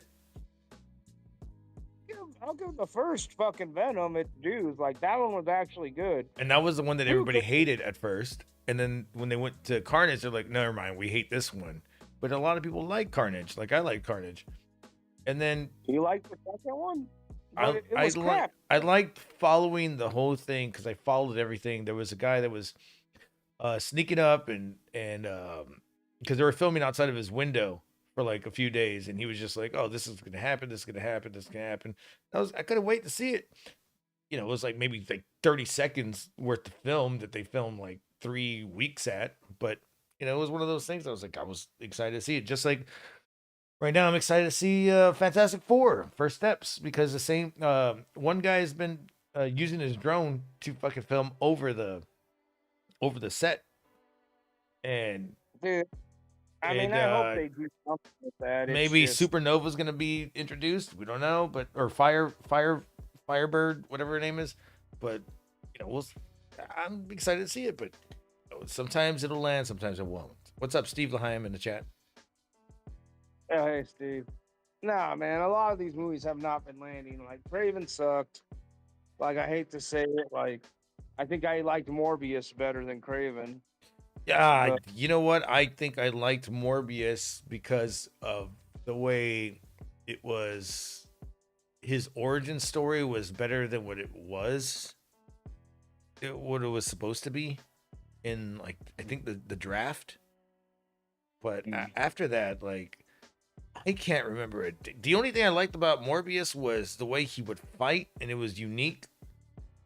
That's what I liked about it. Like, it looks like they tried to do their best with it, but well, see, with Morbius, if people didn't dislike it, it's probably the same reasons I didn't like Kraven the Hunter, just because because the actors did not do bad in it. It's just the film itself was delivered poorly. Like, that's what I try to get at, and that's why I give Mark Dickinson shit for fucking like talking shit on Lady Gaga, because it wasn't her fault that Joker 2 was shit. Joker 2 was shit because they didn't take advantage of the cast they had. I'm gonna say that Joker 2, I admit the writing was stupid, it went nowhere, but I liked the fucking musical part. That's all I like about it. That's fine. That's fine. The musical parts were probably the only good parts about the movie, which that's what sucked and that's what was disappointing, because they had Lady Gaga, who's a great actress. I don't care what anybody fucking says. No, I say the same thing. She was in The Sopranos. Yeah. So, like, I don't care what anybody fucking says. What's her name's best friend? What's the daughter's best friend? Leslie, or what's her name? Yeah, Leslie, yeah. And keep in mind, I didn't watch The Sopranos. I didn't find that out until, like, a year after The Sopranos was out of fucking off the air, bro. That's when I found out that was Gaga. I was like, holy shit, I didn't even know the whole time. Yeah, and then they were trying to bring it back, and then James Gandolfini had a heart attack, and they were like, well, never mind. But now they brought it back with the prequel of Sopranos, and I'm just like, I'm not going to watch that. I never even watched The Sopranos that much. My family will watch it. And I would. The Sopranos was decent. It wasn't bad. But like I said, I'll give it to Lady Gaga. Like that proved how good she was of an actress she was. But that's what I didn't like about Joker too, because I felt like they could have had a better fucking Harley Quinn than fucking Margot Robbie. Which again, I'm not talking shit on Margot Robbie. She did great, but I don't know. I think we could have had a better Harley Quinn with Lady Gaga, and they. I think I that don't know, we just- can. I think they could still use Lady Gaga in the next project. Well, if she takes it up, man, who knows if she'll do it? I mean, for the right amount of money, I think she will. But I don't know, man. The Joker 2 film, I felt like it really bombed, bro. Like they really dropped the ball with Lady Gaga. They could have done so much more with her instead of have her sing. Which again, didn't have a problem with that, but it's just like, bro, she's an actress. Like, utilize her. She could have been like a better. We could have been sitting here saying, hey, who's a better fucking Harley Quinn? Lady Gaga or Margot Robbie? That could have easily been a fair argument if Joker 2 was halfway decent. Yeah. But it was what it was, and But that's let's just put it this way: the Joker was never gonna go into the James Gunn universe, so they did what they could just to make another one, and the guy wasn't into it. Like, Joker 2 was only shit because of circumstances, which, if that's the case, then I understand. Yeah, I believe Because, that. Because like for me, just keep in mind, I wasn't into the first Joker film. Like I was almost against watching it, but when I watched it and I saw the performance Joaquin Phoenix did, I was like, oh wow, okay, I see why people like it. It was, for it not being canon, it was actually good. Like it was a good performance. And that's what I was hoping with the second one, because now you're bringing in another really good act, fucking Lady Gaga. Like, oh shit, this could be like the new fucking, like, all right, this is the better version of Joker and Harley Quinn. This could have gone down in history. But now, I don't know, I feel like they missed out on an opportunity by not making Joker 2 better. Which that was and that's the same reason I didn't like Kraven the Hunter, because I felt like the actors were good in it for what it was, and like for it not being canon, it was all right. But again, like the film was delivered like really shitty. Like I said, I think I liked Morbius better just because at least Morbius I was kind of getting into the storyline, but in Kraven, like, well, let's put it this way: the best way I could describe Kraven is this fucking movie of Kraven could have easily been whittled down to a 20-minute episode. Like that would have been better. Make Kraven the Hunter a fucking series, because what they did in 2 hours was a waste of time. Well, I mean, if they would have did it in 8 episodes, you would have said it was a waste of money and time. But nah, man, like because that 2 hours could have been an episode on its own.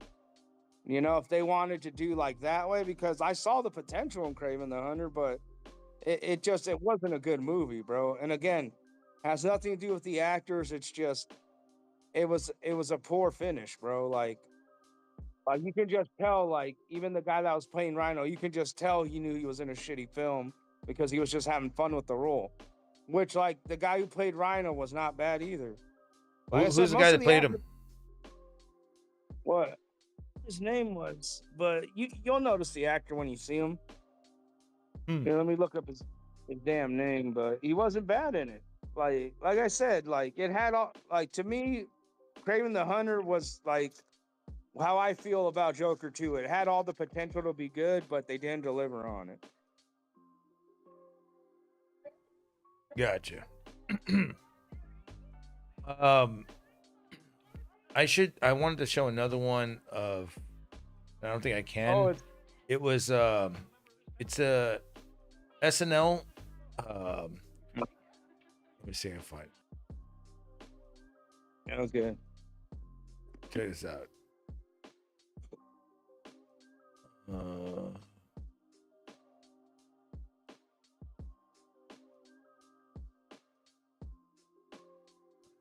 It's part 1. So, what the fuck?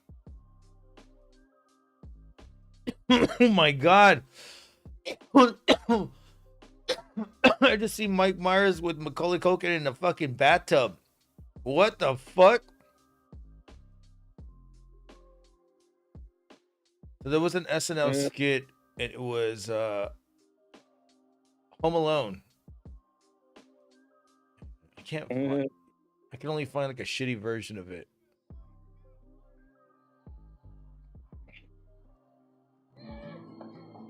He's over here. Chris Farley was like, I ate all the cheese pizza. You're gonna have to. I'm gonna have to throw it up. And he throws him into the he throws him into the pizza thing, the table. And then you got Phil Hartman. Look what you did, you little jerk. And yeah, there we go. And then Lorne Michaels is like, your dressing room. David Spade. It's like a whole like at least 6 minutes of this intro. And he's really doing, they're really doing the whole like Home Alone thing. I hope you guys all disappear. And Lorne Michaels ends up like, I think like saying, let's go do SNL in like Florida or whatever. And they fly and he's like, I feel like I'm forgetting something. Macaulay. And he's just over there naming Macaulay, and it's funny after like 3 times because you're like, that's a weird name. But if you haven't seen this, you guys gotta watch it.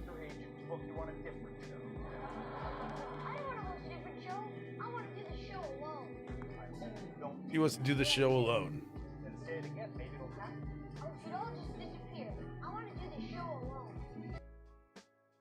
Yeah, so that was a great. I can't find the fucking original footage. It's like deleted off of YouTube. Yeah, that's funny. Oh, I think I did find some of it. Macaulay, get a plate! Get a plate!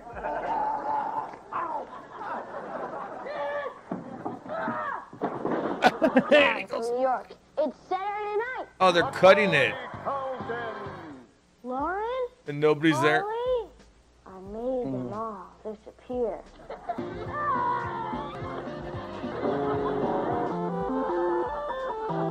He plays Nintendo. Macaulay! Macaulay! Macaulay! Macaulay, don't you have a monologue to do? We've got a great show for you tonight. Anyways, I gotta rewatch that whole SNL fucking thing. I didn't know that he was in a bathtub with Mike Myers. That's weird. I guess if you hung out with fucking anybody named Mike. Like Jackson? His name is Trevor. What the fuck is this? Okay, Trevor, say hello to everyone. Hello, everyone. My name's Trevor. What the? I'm the cowboy. What the fuck is this? His dad works for the same big American company my daddy works for. And just like me, he doesn't have a mummy. So his daddy takes him everywhere. Simon, is it all bubbly in the bath because you farted? Wow. I didn't do it, you cheeky monkey. You're the one who pooted. Oh, that's so weird, but whatever. It was the 90s. It was hip. It was cool for them. I bet.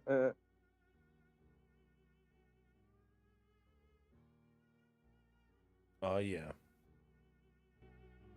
So anyways, moving on to that. What the fuck was this whole skit even about? They're just in the fucking tub talking about butts. That's my bum. Right. Yeah, they're talking about butts. Trevor and I made of our bums. That's my bum. Right. What the And fuck? This one's my bum. See, as you can tell, I'm quite large for my age. My daddy fears I suffer from gigantism. Oh my god. It's time to go and start to get prune hands. Jesus. SNL greenlit this? Jeez. So moving on. Watch Danny DeVito. Oh yeah. I mean, we got all week.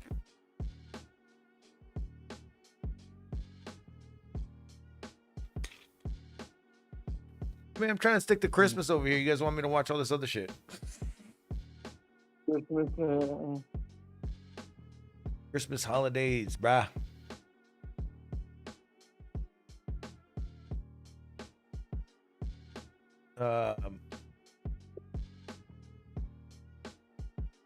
Moving on to what'd you think about that unicorn movie that I showed you earlier? That was pretty cool. That was weird, right? I felt like it was something out of like Rudolph the Red-Nosed Reindeer wants to murder you. Or like that scene when Blitzen is growling at Santa Claus in the Tim Allen movie. I felt like that's what it was, that scene off of. That and a little bit of Alien mixed with Ernest Saves Halloween or whatever, or Ernest Spooktacular or whatever it was called. Mm-hmm. When it was with the trolls.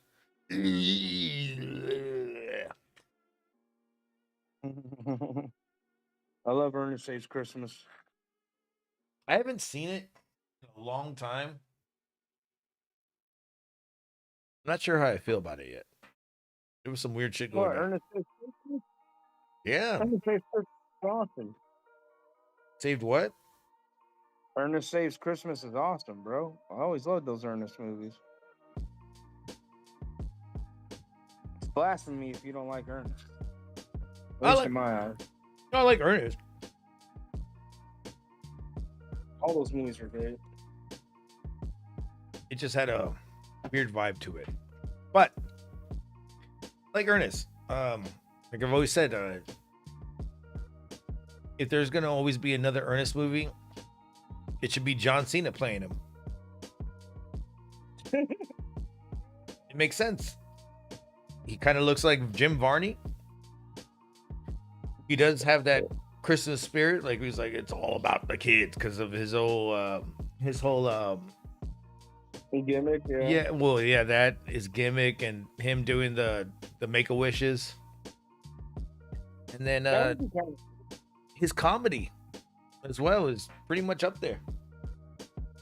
Yeah, he's proven. All he did with all Jim Varney in Ernest did was cut a promo. Every time, that was his monologue. Well, let me tell you about this Ernest is gonna say, Ernest is gonna do this, and we're gonna save and do everything and make everything happen. And I was like, dude, that is spot on what John Cena can do. Straight up. It's always his monologues.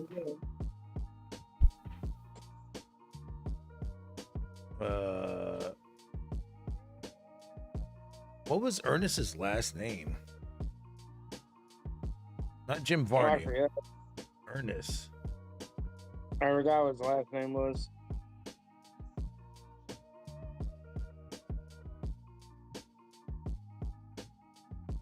I could find one of those. All I'm finding is a bunch of stand-up comedy. Oh God. Damn, Warrow. His last name was Warrow. What's that? How many beers have you had already? One. And you're gassy from one? Jeez. Bro, hell yeah. Shit, I'll be gassy from everything. From water, bro. Ernest on roids. Hustle, Ernest loyalty, Ernest. You mean respect, but honest would be funny if you did do that. Oh, Cena would be great for it. He'd have Ozempic to look like Varney. Nah, dude, he's great at the way he looks right now. Have him in Jim Varney's fucking thing, like, well, let me tell you about the time where I was the guy in Hillbillies. Why do I sound like fucking Macho Man?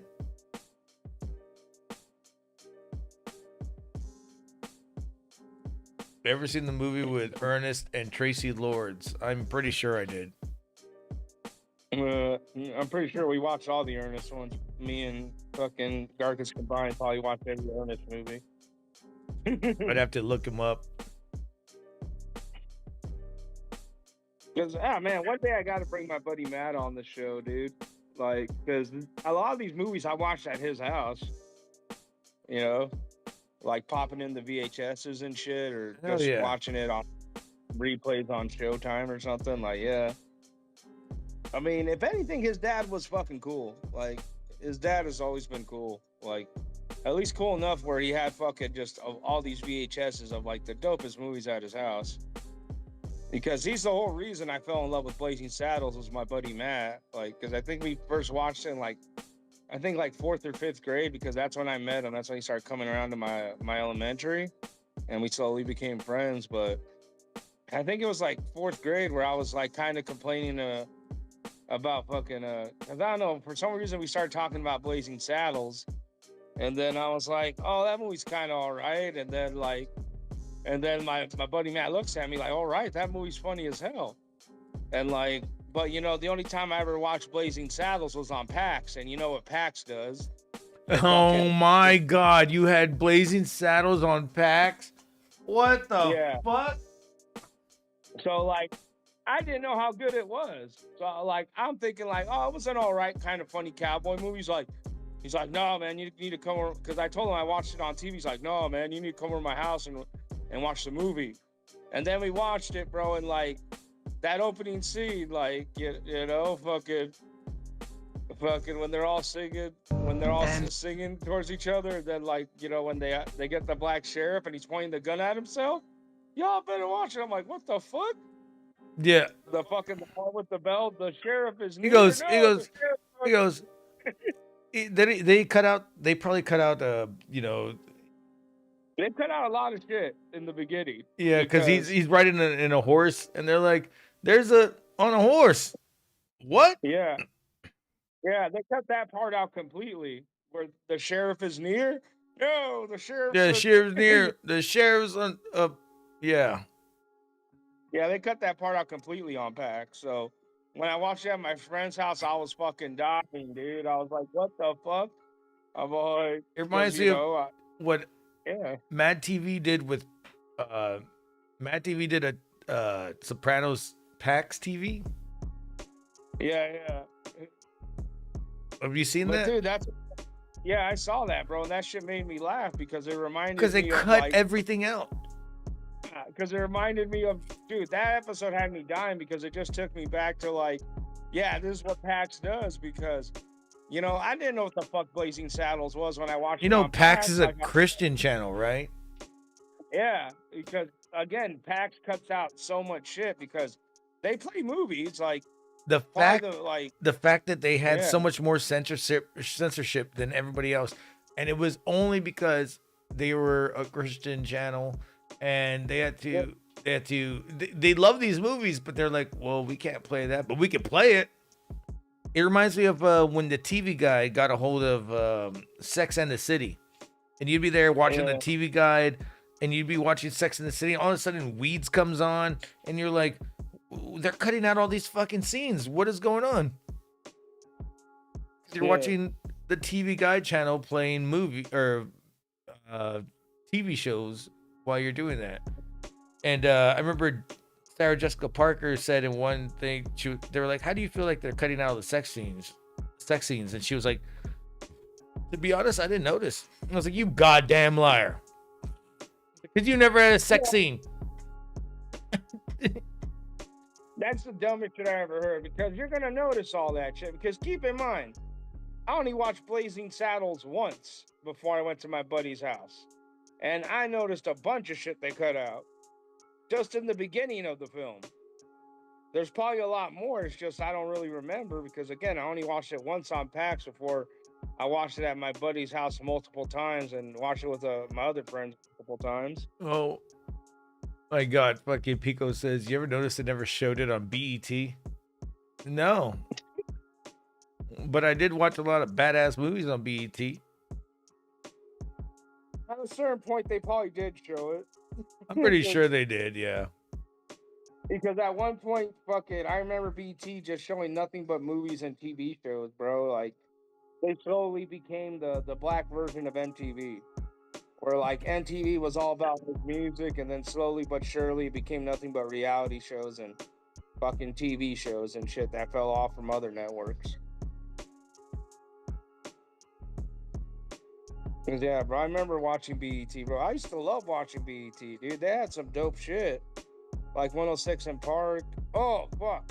Speaking of BET, dude. Was that Nicki Minaj? Yeah. Speaking of BET, you watch fucking Boondocks, right? The comic strip that turned into an Adult Swim cartoon. I watched it here and there. Didn't really watch it a lot, but I did. Oh man, I don't know if they ever play it now, but like, I think they have it on HBO Max. But I think they have it on websites where you can watch it for free. But there was this one where fucking where Fucking a bunch of these top execs took over BET and they were trying to make it like a fucking bad, like pretty much making fun of like that, like how BET was such a good network at first, and then like all of a sudden like they started getting rid of like the good shows like 106 in Park, Rap City, The Basement, all that shit. Yeah, like you gotta watch that Boondocks. It was funny. Because like, okay, what's doing good? He's all like, what's our top show? He's like, 106 in Park with AJ and Free. He's like, good, get rid of it. Like pretty much like saying that, like fucking so, like insinuating that yeah, people took over BET and just had a different agenda at a certain point. Yeah, they were because like they were failing. Yeah, because watching BET, bro. I'm sorry, like at one point I was watching BET more than anything because that's how good that network was. It's uncensored. Wow, it is. Was BET? Well, it was Comic View. Comic View was uncensored. That was great. It was pretty fucking wild. I'm not gonna lie, Comic View was wild, bro. A lot of people don't know that was the first time Dane Cook was ever on anything on TV. Was on Comic View, and he had long hair. Then. Yeah, Dane Cook. Fucking hated Dane Cook. The guy. You hated Dane Cook? He would say one joke, and then after one joke, it'd get a laugh. He would repeat it several times and be louder and louder and louder. And I'm like, we got it. We got the joke. Move on. Damn it. He wasn't bad on Comic View. Has Dane Cook done anything since his comic in 2002? Well, no, he hasn't changed shit after Comic View. Like I said, I said he was funny on Comic View. Well, maybe, but I felt like his comedy went one way, and Ryan Reynolds, who was also in the same movie, did take care of all that shit, being more funnier in Waiting. Yeah, they were both in the same movie, and I figured that they were kind of the same comic. And then you see Ryan Reynolds really blossom in that fucking movie. Yeah, trying to get a girl that blossoms. You know what I mean? I was like, what is going on with this fucking thing? But Waiting was great. Dane Cook, Ryan Reynolds, Justin Long, Steve Koech, or however you say his Jewish name. Who else is that? Luis Guzman. Fucking Eddie Milonakis. We both said it at the same time. That guy's too funny, man. I remember him on the Man Show. That shit was funny.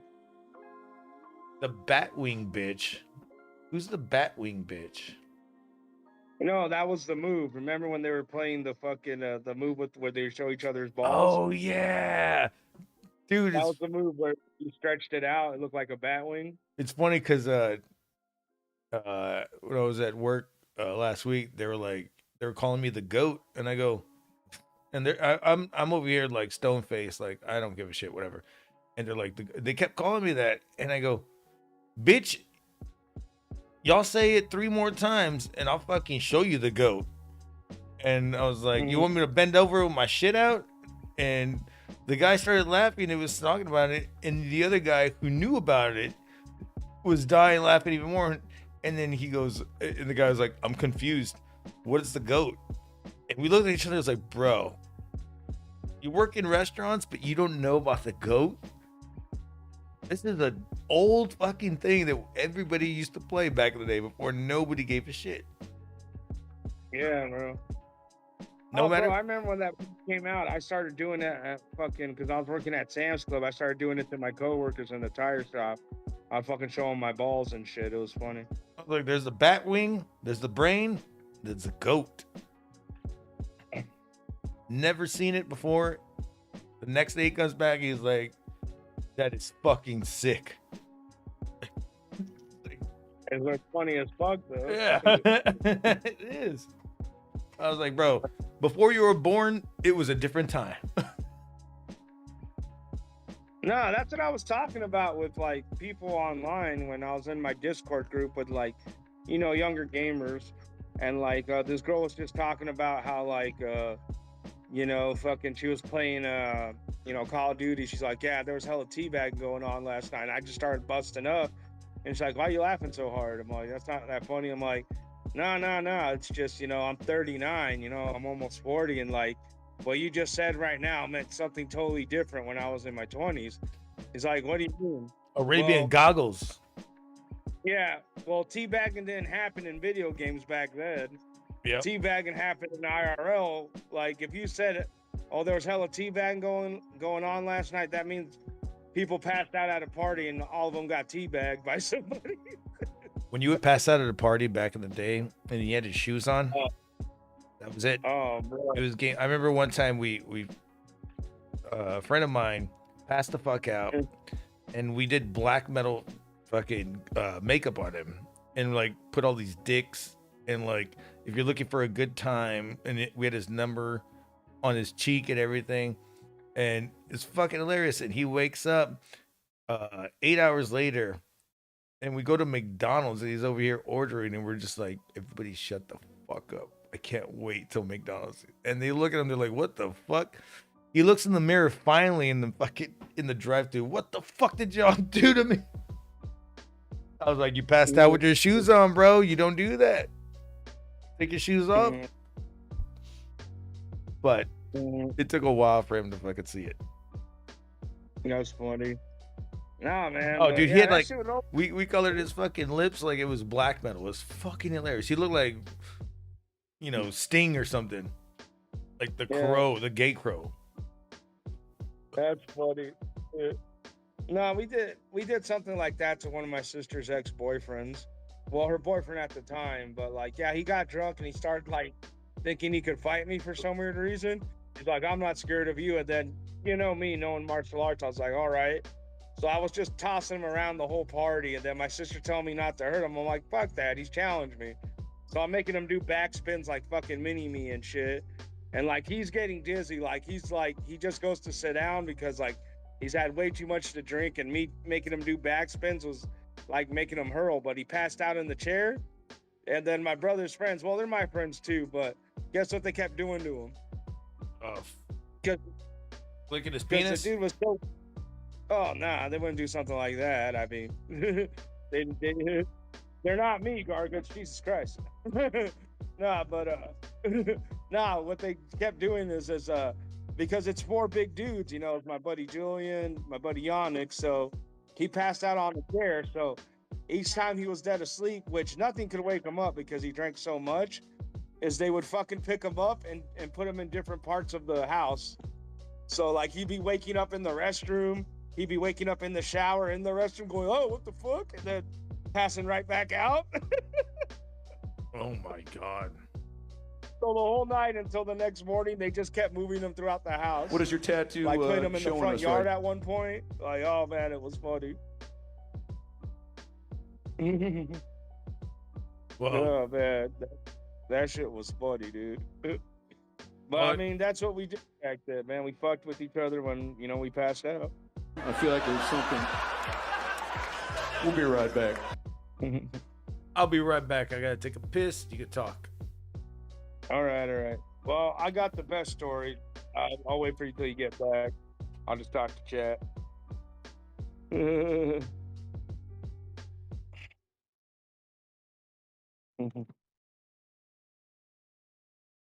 See what's going on in chat here. What's going on in chat? All right. Nothing sets off the flavor of steak like ketchup. You can't be mixing Mexican and continental. Yeah, I remember those parts. But he was gonna fucking give him a snot rag. We are on the other Discord channel. Just hop in and fucking Garguts will pull you in from the Garguts broke his phone channel. Just hang in there. I think Mark is waiting in the Discord. Hold on, let me double check. See if he's waiting in there. I think he's trying to join us.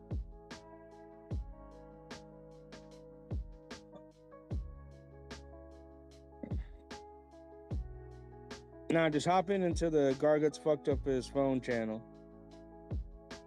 Mark Dickinson, there it says Garguts fucked up his phone. Just hop into the dad channel and then Garguts will pull you in. I mean, sure, why not?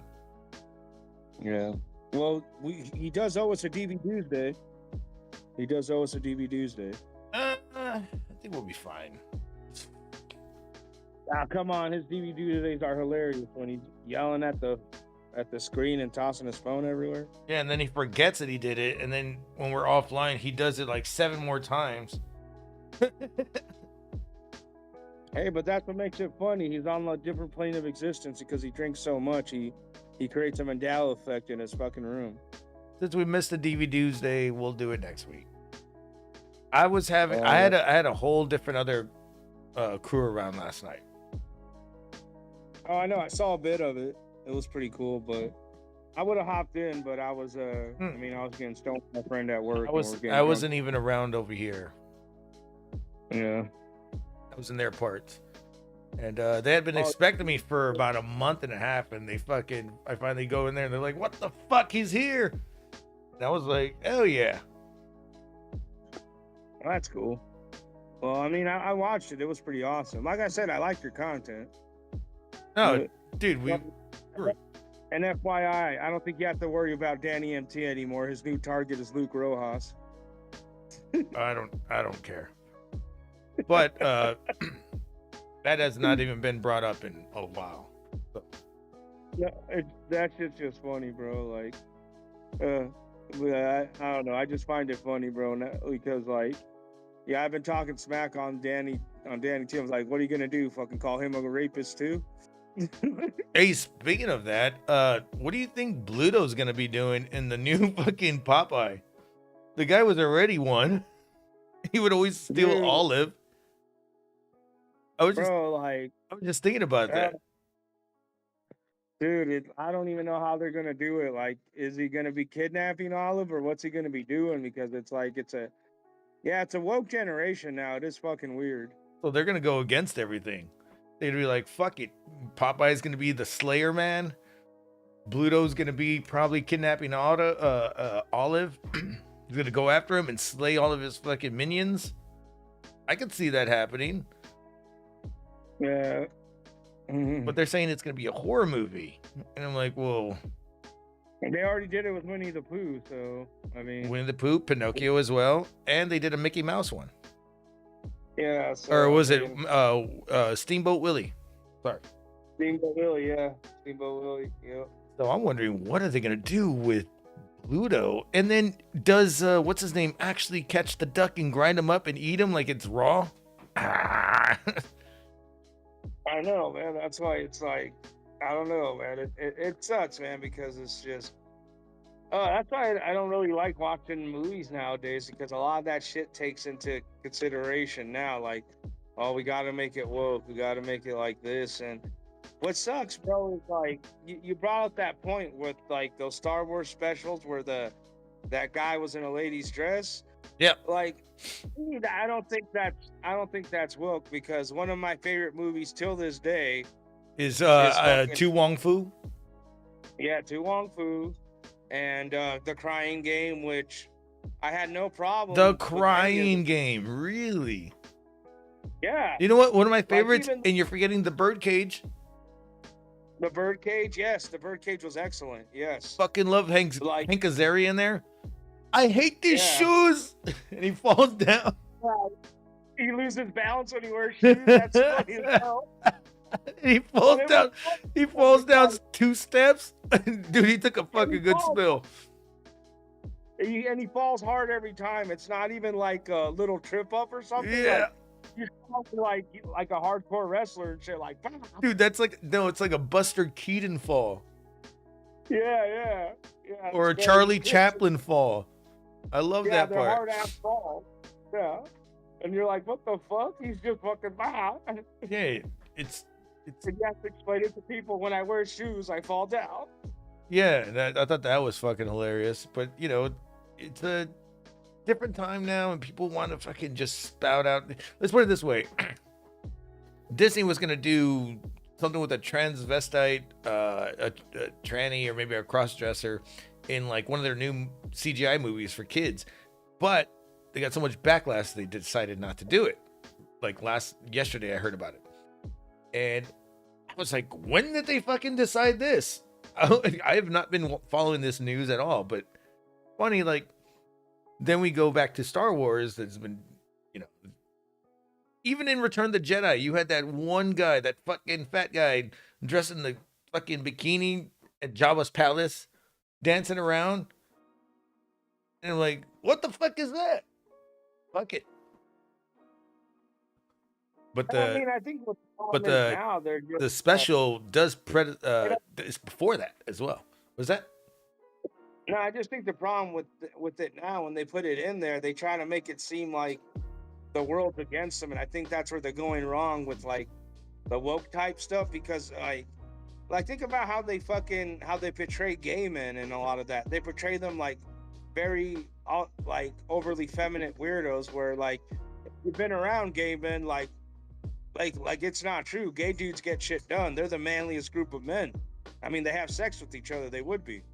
But like, they don't act like that. You watch football, you get your meal cooked. They take care of you. Yeah. That's why Al Bundy says, "I love you" to Dan Castaneda, who played a gay guy in Married with Children, because his husband was seeing Peggy on like some like trip or whatever. Oh, it was she was going out dancing with Marcy. No, and then he didn't like he was going out dancing at like hetero clubs, even though he's gay. Like he didn't like that he was dancing with his wife at fucking like. And then you remember like Peg at the end of the episode, like, oh, Al's really giving it to him because she thinks Al's jealous. And I was like, no, I'm gonna miss you. I love it. And then Peg's like, I don't care what the hell you do with my wife. Yeah. Like, I don't care. But you're out there looking But at he's man like, I alone care about now. what you do with your husband. And that's wrong. Yeah. That's wrong. Damn it. Yeah, you're right on that. He's like, you got a good husband at your home. You go to your husband. Yeah. Yeah. The whole time he's fucking yelling at him, and it's about him not treating his husband right. And she thinks fucking Al's jealous. You remember that episode, dude? It's been a while since I've seen it. Oh, dude, that's one of my favorite shows, dude. Like those episodes, I'm always gonna remember. But that's what I mean, though. That's where Disney's fucking up with the agendas and shit, because they try to make it, oh, the world's against these gay people, instead of just making them relatable. Not even that, people. but about the straight people too. Because guess what?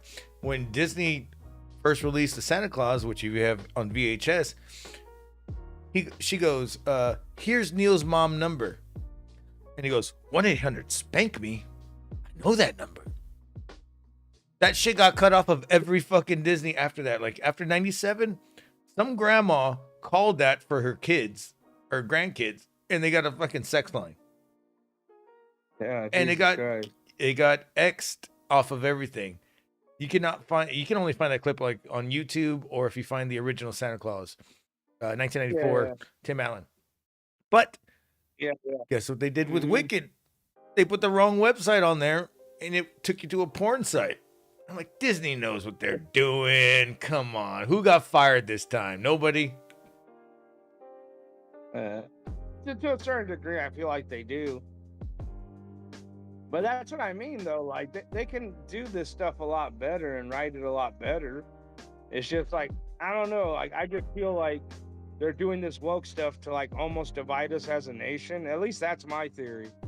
Because, like, gay dudes and all that have been in films for, like, the longest time, bro. Like, me and you can go back and, like, see cross-dressers, all this shit. But I think just because, like, I don't know, the way they do it now is really weird because, like, I don't know, they try to, like, individualize, like, these people like they're almost not relatable, you know? Like, oh, they go through so much different shit where, like, even though 2-1-Fu was about a bunch of cross-dressers, like, all those guys were relatable at least as people because you could laugh at 2-1-Fu and you didn't have to be gay or nothing. Like, it was a funny film. Yeah. You know? Same thing with, like, The Crying Game. Like, I wouldn't say it was a funny film, but it's still a good film, you know? Like, where, like, you don't have to be, like, gay or even know anything about that world to enjoy it. And that's what I'm saying. That's where Disney and, like, that's where they're fucking up with the woke stuff because, fuck, what movie did I fucking just watch? And it was, like, the funniest shit ever, bro. In-N-Out? Fuck, it was on Prime Video, but it was pretty much like a woke version of American Pie, but, like, a really good version. I don't know, but I'm gonna say I think In-N-Out was a great one. In-N-Out? That was when he was like contemplating he was gay, and they were like, "Hey, you got in-hoes and at-holes." That's why it was called In-N-Out. Yeah. Who was it? Tim Robbins? I'm not sure. In and out. Fuck, man, I need to find this fucking Frank movie, Oz bro. directed it. Actually, it was Kevin Kline who was the star of it, and Joan Cusack and Tom Selleck were in it. Yeah, I think so. Yeah, that movie was good. But fuck, I need to find this new movie. I think it was made in like Matt Dillon, 2019. But Debbie Reynolds. Jesus Christ. Bob Newhart was in here. Dude, I gotta rewatch this fucking movie. It seems like more of a classic than I fucking gave it. Oh, R.I.P. to Sean Hatosi. Yeah, Gregory Jabbar. Willard Brimley. He's in a lot of movies. But damn, that was a great cast right there. yeah. But nah, man, fuck, I need to find the title of this movie because it was like one of the funniest movies I've ever seen, bro. So, well, it's about like two like lesbian best friends that like. What is your tattoo? tattoo? They're kind of the outcasts. What's your first name? Each year they're like, Wesley. you know, Wesley, they're trying what to is get that laid tattoo and of shit, Wesley? you know what I mean? Because they're still virgins. And then they were going down like the list of like stuff that makes them unpopular. And she's like, yeah, we don't know anybody. We're not cool. And then, yeah, also we're gay. And then she's like, oh, no, you can't say that anymore. She's like, why? Well, because Clark's gay and he's killing it. And it's like a big feminine gay dude. And they're like, hey, Clark, nice job on the play. He's like, fuck yeah, bitch. And they're giving him high fives. Oh. That's funny. So, like, but dude, it just gets funnier. So like they kind of call it a night because they're striking out. And then, like a drunk football player gets in front of their car. And then like they're kind of telling him to move, and like, you know, he's kind of belligerent. And then she's all like, just tap him with your car. She's like, no, I'm not gonna do that. And then like they're kind of arguing, and then they accidentally run him over in the struggle in the car. And then rumors start spreading at the next day at school that like, oh man, they beat the shit out of the football player. Like, yeah, they were in juvie. They know how to fight. Like, you know, like dumb high school shit. So they end up making like a fight club and shit to like show women how to defend themselves, but they're only doing it to feel up on chicks. Oh man, it just gets better, bro. Like I said, it's like a lesbian version of American Pie. It's funny as shit, dude. Is my shit echoing? Hold on. I'm trying to figure out. But fuck, I'll figure out the title because I watched it on one of my fucking. I think I watched it on Prime. Prime.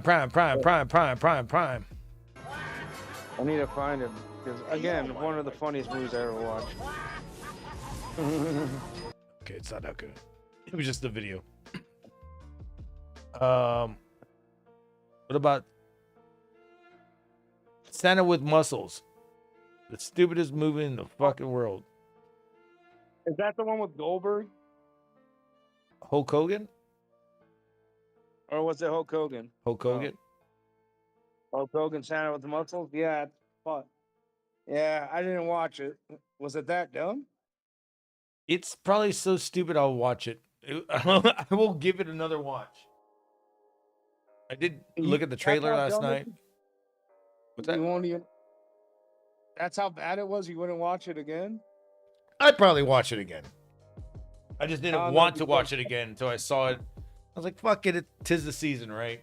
Let's watch some shitty fucking, what do you call it? Christmas shit. I think that... I don't know, because there be is one. shitty movies out there that are funny as fuck. Like, Bronson Lee's one of them. The Thunder in Paradise movies and the show. Like, anytime I go back and watch those, I can't stop laughing my ass off. Wait, which one? Thunder in Paradise, that one show, that fucking... Yeah, the one that he left wrestling for. He left WWF for. He went to and he retired from wrestling until Jimmy Hart and I forgot who else would show up like almost every fucking day because they were filming on the same set, and they were like, "You got to come back to wrestling." He said, "I would never do that," and then he looked at the paycheck and he goes, "I'm out of here," and he came back to wrestling in WCW. He's like, I'll never leave you Hulksters again for the money. Nah.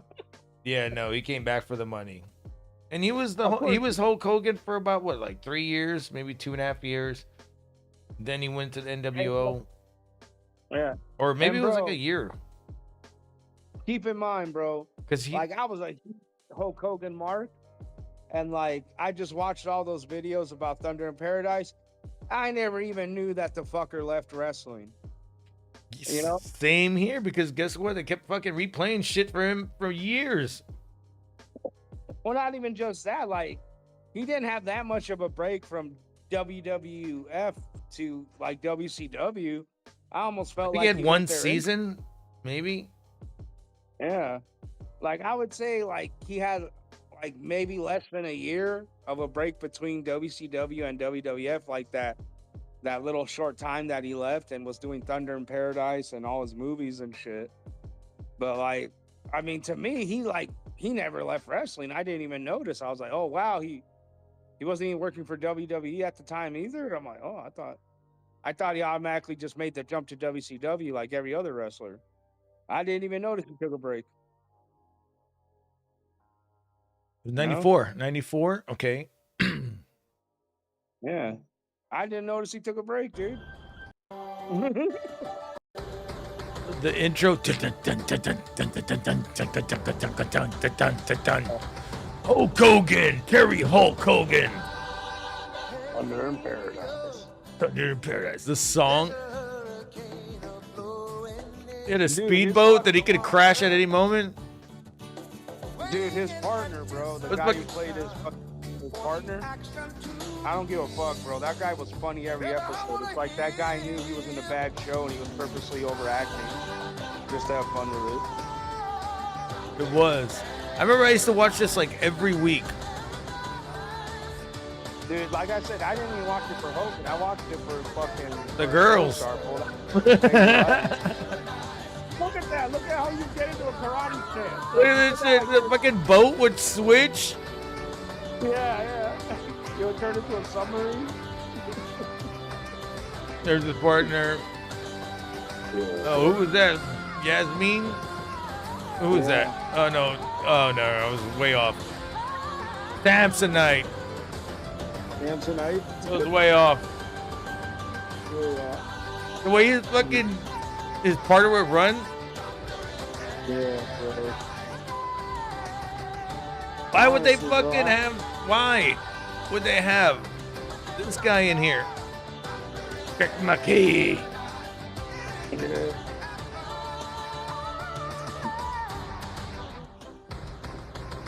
Damn. I need to rewatch an episode of this. Dude, they're all funny, bro. Like, and honestly, just like for me, it's like one of my favorite like guilty pleasures to watch on 420 is that fucking show, because it's just like I said, I only watch it for his partner, bro. The guy who was his co-star, like just like, you know what I mean? Like I said, that guy knew he was in a bad show and he was just having fun with it. I mean, I could Like, say this. purposely. I could say the like, same thing with anything with Steven Seagal. Oh hell yeah, bro. You ever notice how every Like- time they would Steven Seagal, it was called like the long running joke was like crotch fire or something. Yeah. Because there a few movies were like named, you know, Under Siege. What is it? Fire Down Under or whatever. And you would see him like hit somebody in the crotch in one of these movies. Oh yeah. And then the Onion came out with the movie. Probably Rodney Dangerfield's last ever scene of doing a movie before he died.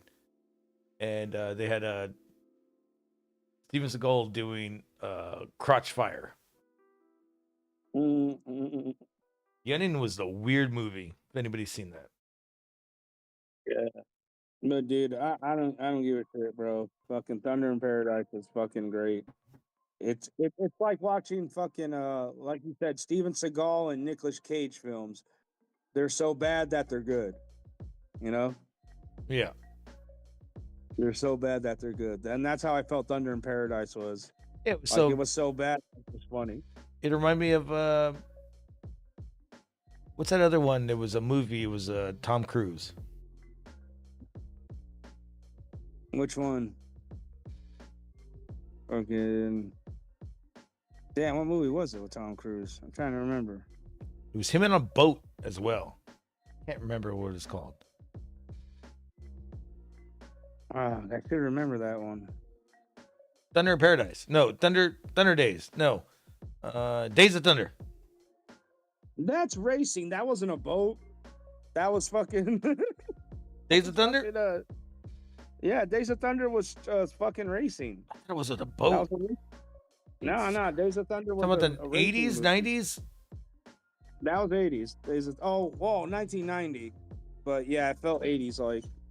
But yeah, bro, it was about him being a fucking a Daytona racer, a stock car racer, and like, yeah, he was always crashing and shit. Yeah. Yeah, because fucking because I forgot what circuit he came from, and like, you know, fucking he's like, oh, I thought he was an fucking amateur from Formula One or Yeah. something. Yeah, Formula One, and then he's like, yeah, this guy bumped into me. He's like, nah, he rubbed you. Get used to it. Like pretty much telling them that they race dirty in stock car and shit. I do remember that. So, like, yeah, dude. Yeah, that movie was so good it was funny. Because like he was just like addicted to racing. The shit was funny where like he put his girlfriend in danger, he would just start racing guys that pissed him off. Like what the fuck? I gotta rewatch that one too. Yeah, that one was good. Like it was so bad that it was funny. But then like and if you remember his rival, you ever watch the American Ninja series? Or movie? Oh, yeah, American which Ninja? one? 1 through 7, 1 through 8. But the main actor from the first three, like, yeah, That was guy was the same guy, that white dude. Yeah, that guy was Tom Cruise's main racing rival in Days of Thunder. No fucking remember shit. Oh shit. Yeah, that was his main rival, dude. And like me and my brother were laughing. We're like, dude, he's gonna race American Ninja. I remember one time we were in. It was like 97. We're all in gym. It was raining outside, and we didn't have anything to do. Like the gym coach was like, "I don't care. Y'all do whatever." So, some of us started breakdancing. That's when I used to like knew how to breakdance. And I remember my friend who, because I did like a flare into a windmill, and I got up, and he goes, "Bitch, fuck you," and this guy fucking literally runs and does a front flip and just lands, and then you hear the black guy in the background, "Motherfucking American Ninja." We couldn't stop laughing for like fucking 5 minutes straight, dude. Motherfucking American Ninja. I was like, it had to be the black guy. I said, that is whack. Black guys always say the funniest shit, dude. I don't give a fuck. I They always know how to couldn't. find it. So we called him American Ninja from then on. But no, he was probably the best break dancer in the fucking in the school. So I was like, dude, you just pulled that shit out of your ass, bro. Did a front flip and just walked away. Get the fuck out of here. Yeah, And then that's badass. after that, I remember I was like, can you do this? And I was doing like senton bombs off the fucking fence. Hurt my leg too, but I was like, can you do this, motherfucker?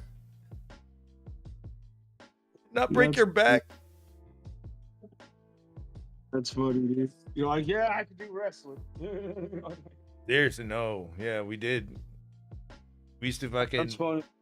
We used to wrestle in the back area of the gym, or where there's there would always be a bunch of, because the new equipment would come in, they would just stack all the cardboard boxes. I was like, bro, that's a good way to fucking take a bump right there. Let's just move those. That's funny. So it was just a small, like just a bunch of cardboard boxes that were folded down. I was just like, just aim for the middle, bro. Like, just body slam the shit out of me, off the chair or off the fucking table. That's some funny shit. We used to do that in elementary school all the time. Well, that's where it started. Me and my buddy Matt and Don. But the stack was at least like 2 feet high, so it was great to fucking do shit off of that. So it was like, we just did it off the school benches that were like, probably about 2 feet high. Like, yeah, they are 2 feet high. Yes, they are. Yeah, so like, and this was around, when Matt and Jeff Hardy just came in around the late 90s and shit. So we're like about like 4th, 5th grade when we started doing this up till 6. And like my buddy Don, for like kind of a short, stocky guy. Well, I mean, we were kids, so I guess he was a decent height at that time. But for being a stocky guy, he was athletic as shit. You know what I mean? So so he figured out how to do swantons and shit. And he would do it at school, trying to doing it off the bench. And I would always I'd be like, yeah, swanton me, man. And then like we're laughing and we're. Oh, I want you to swanton me so bad. Swanton me hard. Oh. Yeah. Oh. Yeah, we were loving it, dude. And then all the kids were looking at us like, fuck, you guys are fucking each other up. And then my buddy Matt got into it where, like, we would just start kind of like throwing each other down, frog splashing each other and shit. And then one time, like, fucking, like, I forgot what was going on, but like a group of guys were kind of making fun of me and my buddy Don and Matt. And then me and Matt started chasing after fools. So I would knock guys down and then Matt would frog splash them and shit. And then this one kid, he did it so hard he made him cry, and then we're all like kind of laughing, dude, because like we're like, holy shit, Matt, you really fucked him up. And then I don't know, did you guys have like awards at school and shit? Like, those probably I never got one. Nah, here's the funny story. Like, keep in mind, my buddy Matt got in trouble for frog splashing this kid. And like, oh man, he fucking hated it because we kept giving him shit for it. So like, we were at the awards assembly, and like, there used to be this award called the Risk Award, and it was for like, behaving, safety, never going in, for safety. And our buddy Matt got the Risk Award. He got the Risk Award, dude, and we were all laughing. We're like, bro, I'm like, he literally got fucking suspended last week for fucking frog splashing Andrew.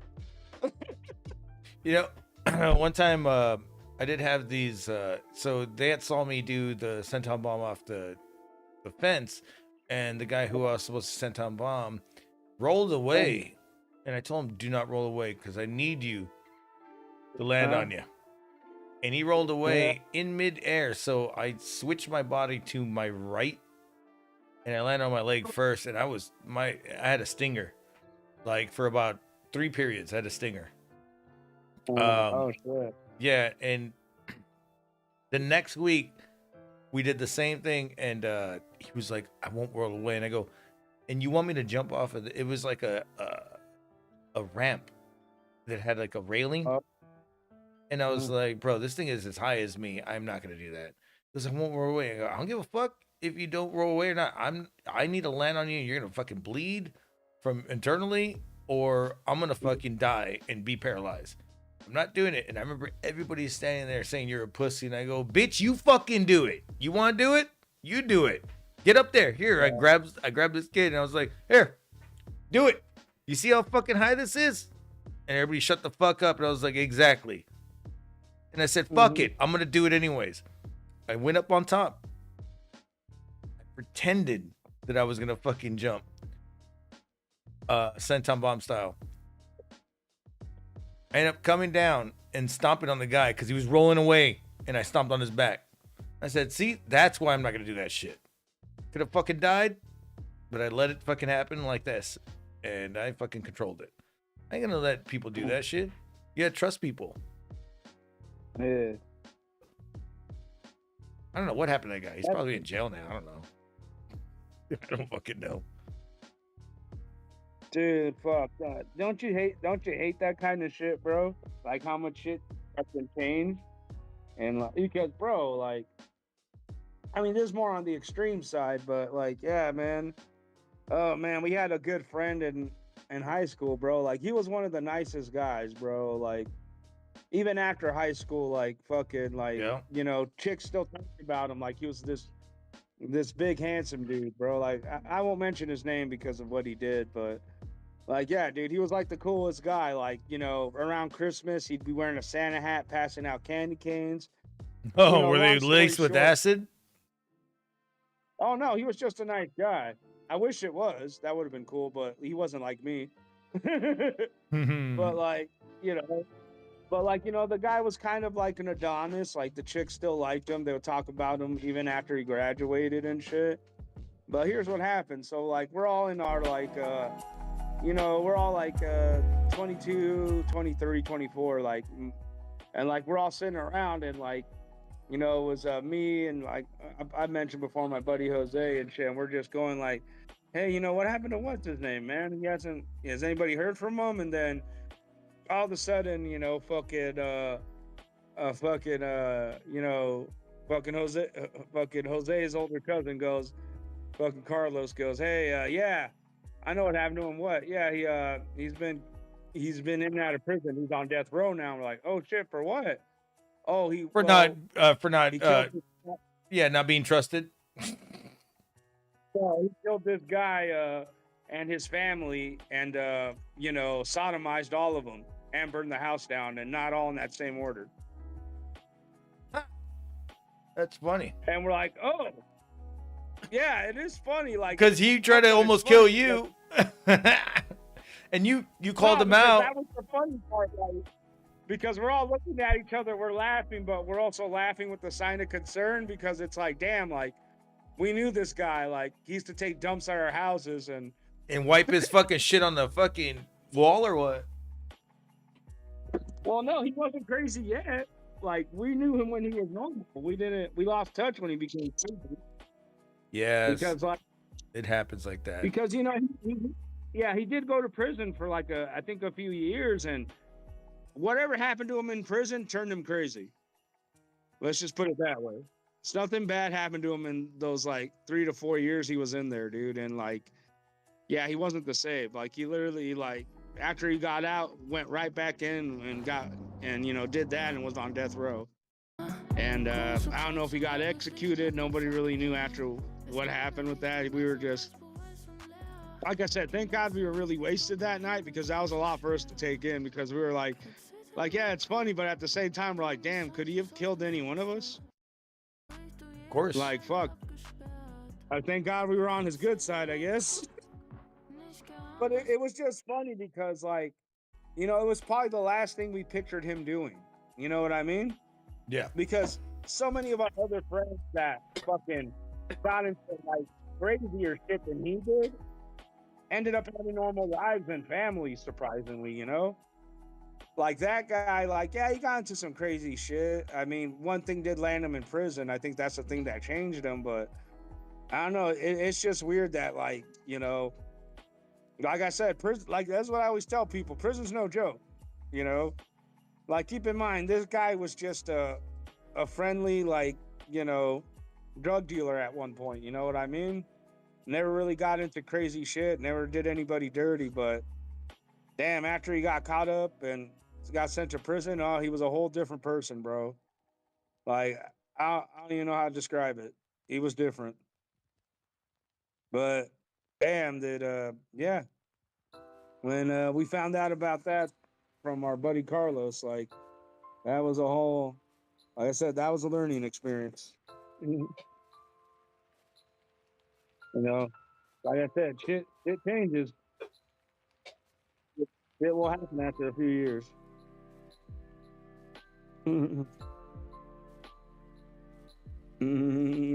Let's see. Okay, where are the days you could just give someone a wedgie? Fuck it, Mark Dickinson.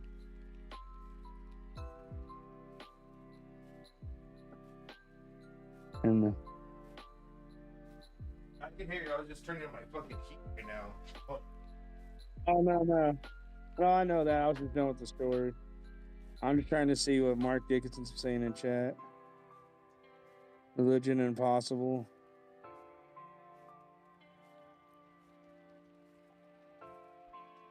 But yeah, dude. I was turning on my heater right now, dude. It wasn't working. I was like, what the fuck? Yeah. Dude, I had to turn on that heater, dude. It's getting fucking going down to like. Dude, I can already feel it in my bones, Annie. They're telling me there's a storm coming. Damn it. There's a Tony storm. Tony Storm. So she's new gimmick now. She's not fucking classic Tony Storm or. No, she went back to she went back to her old gimmick. I like that. Oh, okay. A lot. And the fact that she's like she's like Ron, she's like R-Truth now. She's like, oh yeah, she's gonna going crazy because she lost her gimmick, and now she's like going crazy, so she got another personality. I like that a lot. I don't think people get it too much, but I was gonna get into.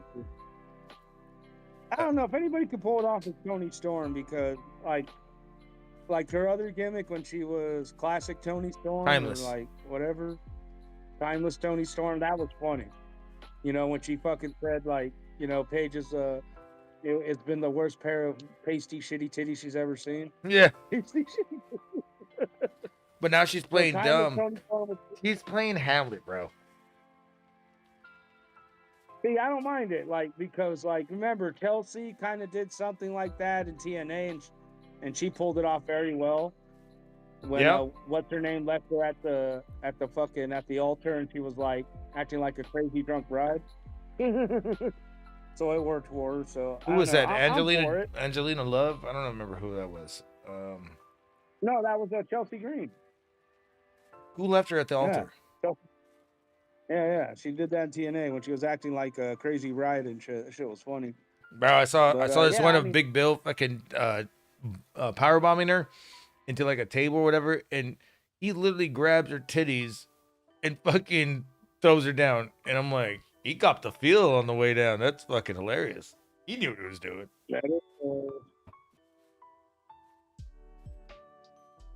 But damn, Jesus Christ, though. Speaking of all that shit, bro, like fuck, bro, like, isn't that crazy though? Just like how much people are finding out about wrestling nowadays. What do you mean?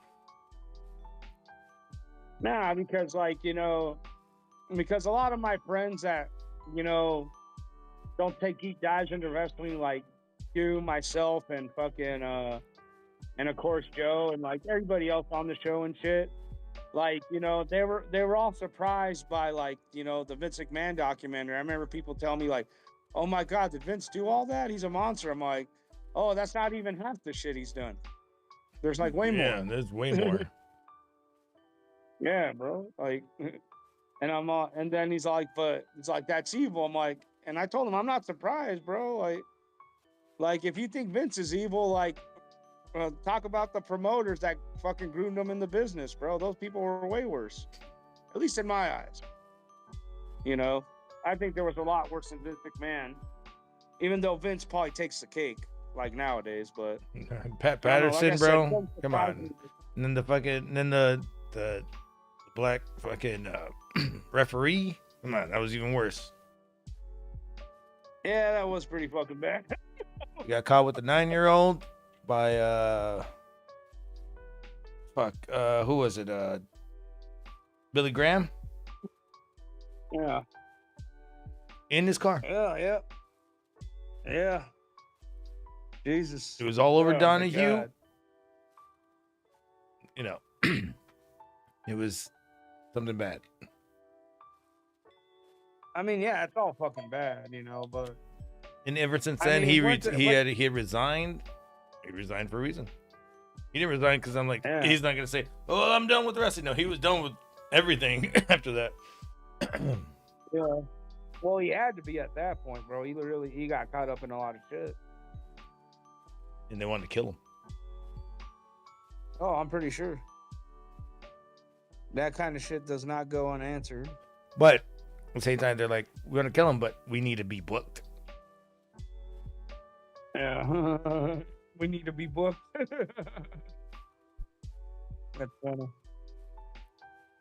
But yeah, I mean, I don't know. It's like, well, I'm not saying Vince isn't awful, but I'm just saying, like, I mean, he comes from that world. I mean, wasn't that shit always going on in wrestling? It's just like with the internet and then like, yeah, it's ongoing, still going. What are you talking about? Yeah. Still going. So after that shit you told me about Joey Ryan, that hurt me, bro. With Roxy? Yeah. Yeah, that hurt me, bro, because it's like, dude, like, you know what I mean? Because like, you know, he's a younger guy, and it's like to still continue that kind of like weird type of behavior in the entertainment industry in general. It's like, dude, Mind well, you, like, what are Roxy doing? was the last one to come out with this because she was one of the first people that they kept egging on to tell the story about. And all this shit started coming out, and they're like, "Yo, you gotta tell about it. You gotta tell." She didn't want to do it because she wanted to get booked. She even says that. And this is when she was still she wasn't signed by anybody. She was still wrestling for us down here. She was like, "Yeah, there was this one time where it happened," and he was like, her quote was, he said, "Would you like to come up?" No, what happened was the promoter made her drive him to the hotel because he requested it. When it came down to it, he goes, "You want to come up?" And she was like, "No, I'm good." And he goes, "Well, it could have been a good time," and walks away.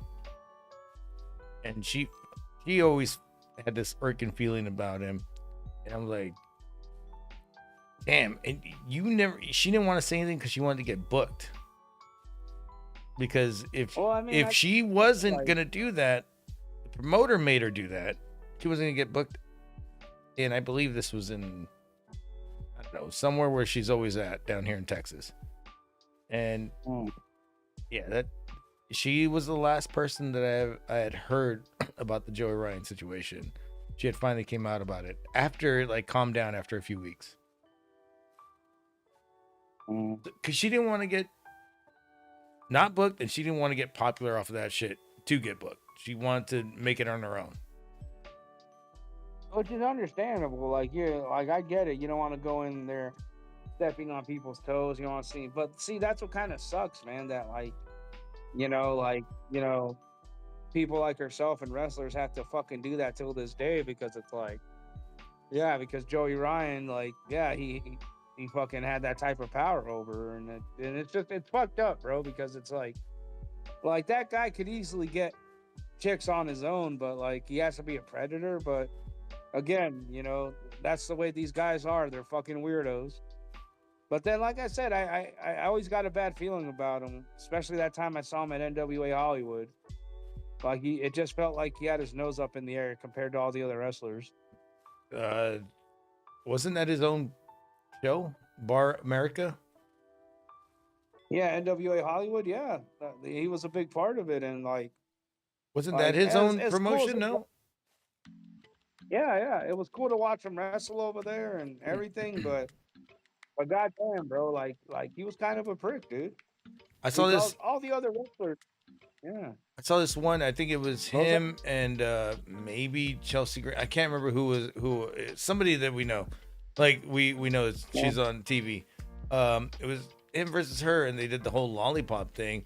And then I saw the same thing with Roxy, and I was like, bro, no, don't do that with Roxy. So he was doing his own. I don't understand, but whatever. The guy avoided everything. I believe nothing ever happened, and according to what they're saying, and he went to Hollywood, of course, right? So now he's doing little shitty indie movies. I believe he did come back with one more show or two more shows of his Hollywood wrestling at Bar America. And that was it. So don't know what's going on with him, but I think he is back in wrestling again. Well, I've seen him do a few indie shows. That's about it. But I doubt he'll get back into the mainstream of it. He was never in the mainstream of it. He was never in the mainstream of it. I mean, he could have gone close. I mean, I think he could have. With his gimmick, I doubt it. With this gimmick, I think he could have worked in AEW, but the way he is, it did almost because they did do that one with the penises coming out, and it was all or nothing Ring of Honor. Yeah, that's what I mean. I think it's just how he was personally outside of the ring. You know what I mean? Because take it back to Val Venus, as soon as they went to UPN, he had to drop the porn star gimmick, but that he became the censored shit with Stevie Richards and what was it? Venus, Stevie Richards. Yeah. I don't remember who else was in there. It was 3 or 4 people. Stevie Richards, Godfather turned into Goodfather. Godfather, Goodfather. And who? Buchanan? Bull Buchanan was in there too. Yeah. I do remember that. Yeah. But yeah, I mean, and I hated that gimmick, but I love the fact that they were heels. And I was like, yes, I love this. Like I said, it didn't stop him from getting booked. I mean, his gimmick eventually dwindled. They ended up TNA. But what I'm saying with Val Venus, they still gave him work because he was a cool guy. Where Joey Ryan, I don't think he's ever going to touch the mainstream now because all that shit coming out with him with Roxy and then the other girls and shit, and his locker room behavior. I'll be surprised if he gets signed by even TNA, bro. Which I was going to ask you, what do you think about Tessa Blanchard being back in TNA? I talked about it the other day. I think it's fucking great. Well, for me, I have no personal problems with it. I don't think there was. I don't think there was actually. I think there was only a personal problem. There wasn't a public problem. Put it that way. Somebody had a vendetta against her, and they tried to get her canceled, and it went nowhere. And look at her now. And she took the right amount of time off to build up from the indies up. Because when I used to see her, she was over here at Hybrid Wrestling, her and her husband. Every time I'd go to Hybrid Wrestling, it'd be me and Chino, and then I'd be hanging out with I was hanging out with her husband and her, and they were asking everybody if you want boba tea, and I was like, I don't even know how to answer that. I was like, I've never had boba tea in my life. And they were like, that's fine if you don't like it, but actually know somebody that very close to me, blood wise, hangs out with her, and he was like, you don't like boba tea? And I go, bro, you know how poor we grew up. I like sweet tea. So they started laughing about that shit. But that day, me and Tessa's husband at the time, the luchador guy, Dogga. We were fighting over the mosquito spray because the mosquitoes kept getting us. And he goes, fuck this. I'm going to go to my car. And I go, that expensive ass car, you go ahead and go in there. I'm going to take all this goddamn spray and spray it all over my body, my nutsack, everything. And I started spraying it on my crotch. They started laughing about it. And then he comes back and he's getting bit by mosquitoes. And he goes, I forgot my goddamn keys. I start. Because they were right in front of me. And I was like, dude, you went all the way over there, came back, and got bit by more mosquitoes? And I was like, dude, I was like, dude, you're from Mexico. Like, get out of here. Like, the Texas fucking, or I told him, this is what I told him. These Texas mosquitoes aren't any joke. But how are the Mexican ones doing? That's what I said. We had a good little laugh about that, but he really needed to go. And I was like, dude, take me with you. I just want to be in a fucking air condition. It was hot as fuck. But we were getting bit, and I brought a sweater, and I was sweating in the sweater just so I couldn't, not a sweater, a hoodie, so I wouldn't get bit as much. Damn. These fucking mosquitoes down here don't give a fuck. You can spray that shit on you, and they're like, make it sweeter on me. Well, it's Texas mosquitoes. They're used to that shit by now. Yeah. But no, I gotta meet them a few times. They're cool people. I really was waiting for her to do her. She had done other stuff before then, for the TNA debut. Yeah. And now that she did TNA, and I was like, oh, now TNA is getting a look at. Maybe we should start looking at TNA again. Which TNA I've been. It's always been good to look. Like when fucking Hay and Royce and what's her name went over there and became the women's tag champions. I enjoyed that. Oh, the Lesbionics. The Lesbionics. Hey, if they're lesbionic, that's even better. It'd be Cassie and Jess. Yeah, I don't mind it. Yes, fucking go with each other. I'm like Steve Harvey. I want all women to look like men. Also, they're coming here the night before Saturday night main event. I'm probably gonna go to TNA instead of Saturday night main event. Why the hell not, man? Like I said, TNA's not doing bad. Like, no, I need to see the Hardys with their championships one more time. I've not seen the Hardys with their championships since like the 90s, bro. Maybe early 2000, about 99, I believe. Maybe around that. Yeah, around there, yeah. So I'd love to see them again as the champions in another federation or whatever you call it, another league, and go from there, because it's going to be their last run. They're already all, Matt Hardy's blown his fucking back out doing too many leg drops. Jeff Hardy's blown his back out doing too many senton bombs 25 feet in the air. Yeah, it's too much. This is their last run. Yeah. You got a point there, more than likely.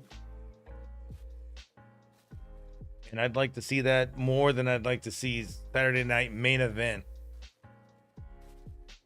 With all these wrestlers, they have still much of a future.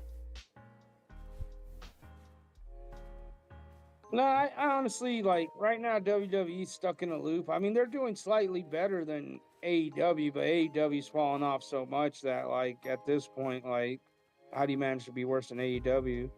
I Which is, don't even know how to agree with that because I have not seen any of these promotions in a while. Did see clips in here and there, here and there, here and there. As a full show, nope. Because I believe wrestling is on a downward spiral altogether. no, it is. It's been on a downward spiral, bro. Where have you been? It's just gotten worse.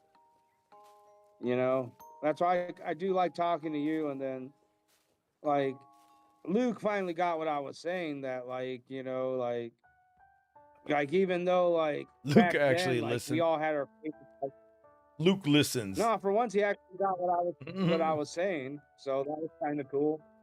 But like, yeah, it's just my point was last time. Well, this was a few weeks back when I was on the show. Is like fucking the reason like I think a lot of people like me, yourself, are just going like, man, this sucks. It's because like if you go back and you watch any Raw from fucking 90s, especially, hell, even the early 2000s, like you could be uninterested in the show and you'll still want to watch it because they'll catch your eye. Where like bro, like it's so hard with the newer shit. It doesn't matter if it's TNA or WWE, bro. I can't sit there and like watch every match like I used to, you know? It doesn't intrigue me. Like I don't get lost in it like I used to, where like, you know what I mean? Yeah. And that's why I told Luke, it's like don't get me wrong, I loved watching Stone Cold, I loved watching Rock, and that was the main reason I'd watch. But at the end of the day, what made those guys good is they had a decent mid card. You know, they had decent Well, their mid card was like, as much as their highest card. Like Yeah. you would see great fucking matches from the lower card. I mean, shit. Exactly. That's what I was telling Luke, and he's like, "Oh, okay, I get what you mean." Yeah. And, and of course, like, if you're watching that old shit and then you go to watch modern shit, of course it's gonna suck, you know, because like the shows aren't even structured right. You know what I mean? I'm sorry, I cannot pronounce his Yeah. name in the chat, but he says Karen Cross is a solid motherfucker.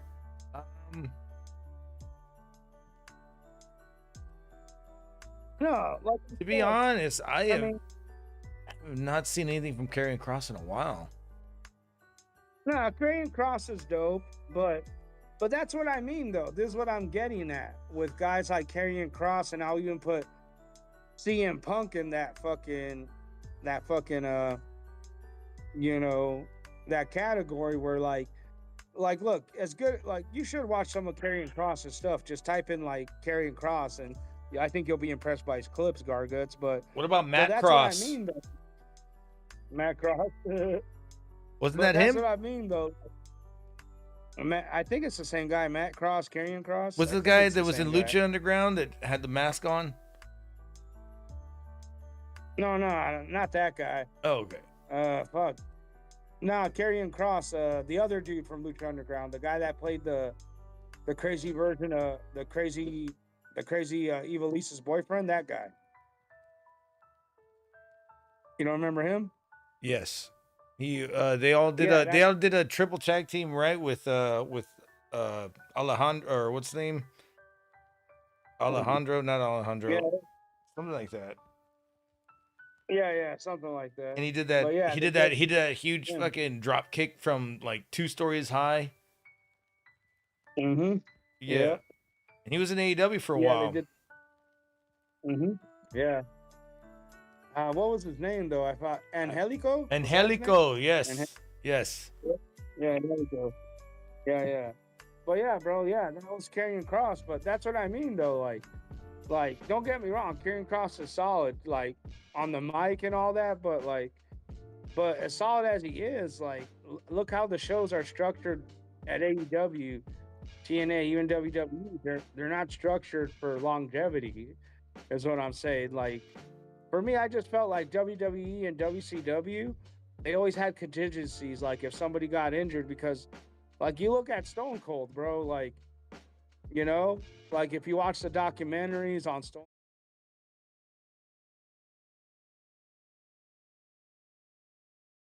Ultimate Warrior, but because of all that bullshit that was happening with Ultimate Warrior, they released him, you know, and then like kind of Stone Cold took that place. But that's what I mean, though. Like, we wouldn't have known that if it wasn't for those documentaries that were explaining it, after the fact. Because like I didn't even know that's why Ultimate Warrior got Ultimate Release, because of all that stuff that he was He doing. got Ultimate Release. he did the Ultimate Release. He's like, yeah, I guarantee you that Ultimate Release was his ultimate release. Whatever he did, bro, because you didn't. Yeah, he did, man. It was, even though that was kind of funny the way I said it.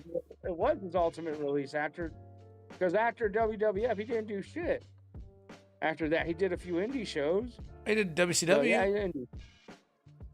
I mean, he did, but he was only there for a hot minute. You're supposed to be dead. Yeah, that shit was funny though. I mean, how fucking Hulk Hogan was seeing him as a ghost. I kind of laugh at that now, but that's what I mean though. Like, he was only there for like a hot minute, man. Like at all. But Homie in the chat also says the Wyatt Six started promising. No, they didn't.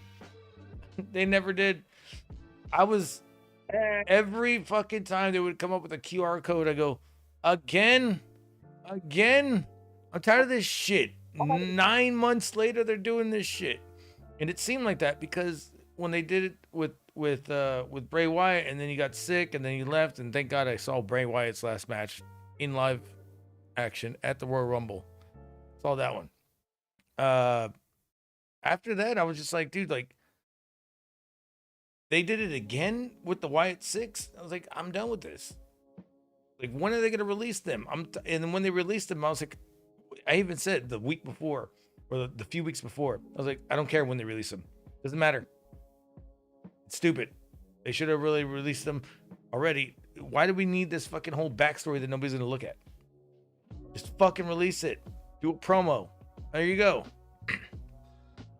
You wanted to be quiet. They don't do shit like that no more. That's what I'm trying to get at, Garguts.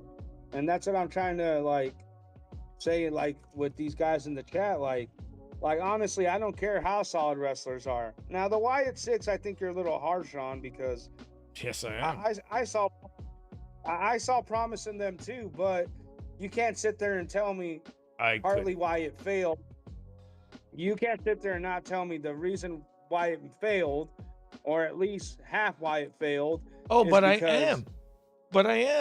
It failed because of goddamn creative and Vince McMahon fucking getting shitting on Janelle. It fucking failed. See, it lost its fucking essence real quick, and then after that, nobody gave a shit, and then they kept doing this weird shit. Well, hold on. That's what I'm trying to get at. Is that the fault of the Wyatt Six, or is that the fault of WWE once again not knowing how to No, actually, no, it was after that. No, it was just the fault of fucking creative. Creative fucking failed. That's what I'm trying to get at. Creative. And then after that, well, then why do the Wyatt Six? Just fucking say, fuck it, we'll split it up right now. No, let's fucking do this stupid weird shit to make everybody fucking try to do it with their phones and everything and pause everything. It was dumb. It was. Yeah, but that's on the part of creative. That's not the Wyatt Six's fault. As wrestlers, okay, so it's creative's fault. I get it. The wrestlers weren't talking up. But that's what I'm trying to say. You have 6-7 wrestlers, and they weren't talking up about it. Being like, this shit sucks. Let's just do something else. But that's what I'm trying to get at is so it's always been creative. They suck because they were getting paid either way, and they didn't want to talk about shit. They didn't want to fucking ruin their paychecks. But that's what I'm been trying to get at for the last 10 years. It's as good as a lot of these wrestlers are and can be, they're never going to reach their potential if creative is not on the same page with the wrestlers, which they're obviously not, bro, because look at the promos. They're so fucking lazy. Some of those wrestlers look lost in the ring and shit. You know what I mean? Where you see old DX promos and shit. China didn't even have to say a fucking word. She was speaking with just her mannerisms. You know what I mean? When you'd see those old DX promos, like when like Triple H is like, you know, going off on fucking Stone Cold or whoever, and then China's just sitting there like looking pissed off, and just her few like, you know, physical mannerisms got you into the story. Where like now, like, you know, unless it's the New Day or something, but like these other groups, like when a guy's talking on the mic, the other guys are like looking in the crowd like they're lost or something, you know, instead of like engaging and, you know, being involved with the conversation that's going on in the ring. They're like looking off to the crowd like, oh, okay.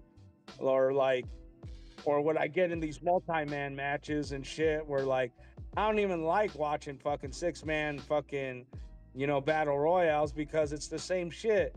Like they'll kind of wrestle, everybody gets hit with the finisher, and then a bunch of guys will be laying down when 2 guys are wrestling. Like you can literally predict these 6-man matches and how they're going to go now. And that's what I'm trying to get at. It's creative, like fucking with these wrestlers, because you go and watch these guys in the indies or something, push decently, where like they go to the main show with like budgets and a creative process, and like it's tearing down the character. Like, bro, there is literally no young kids into wrestling right now.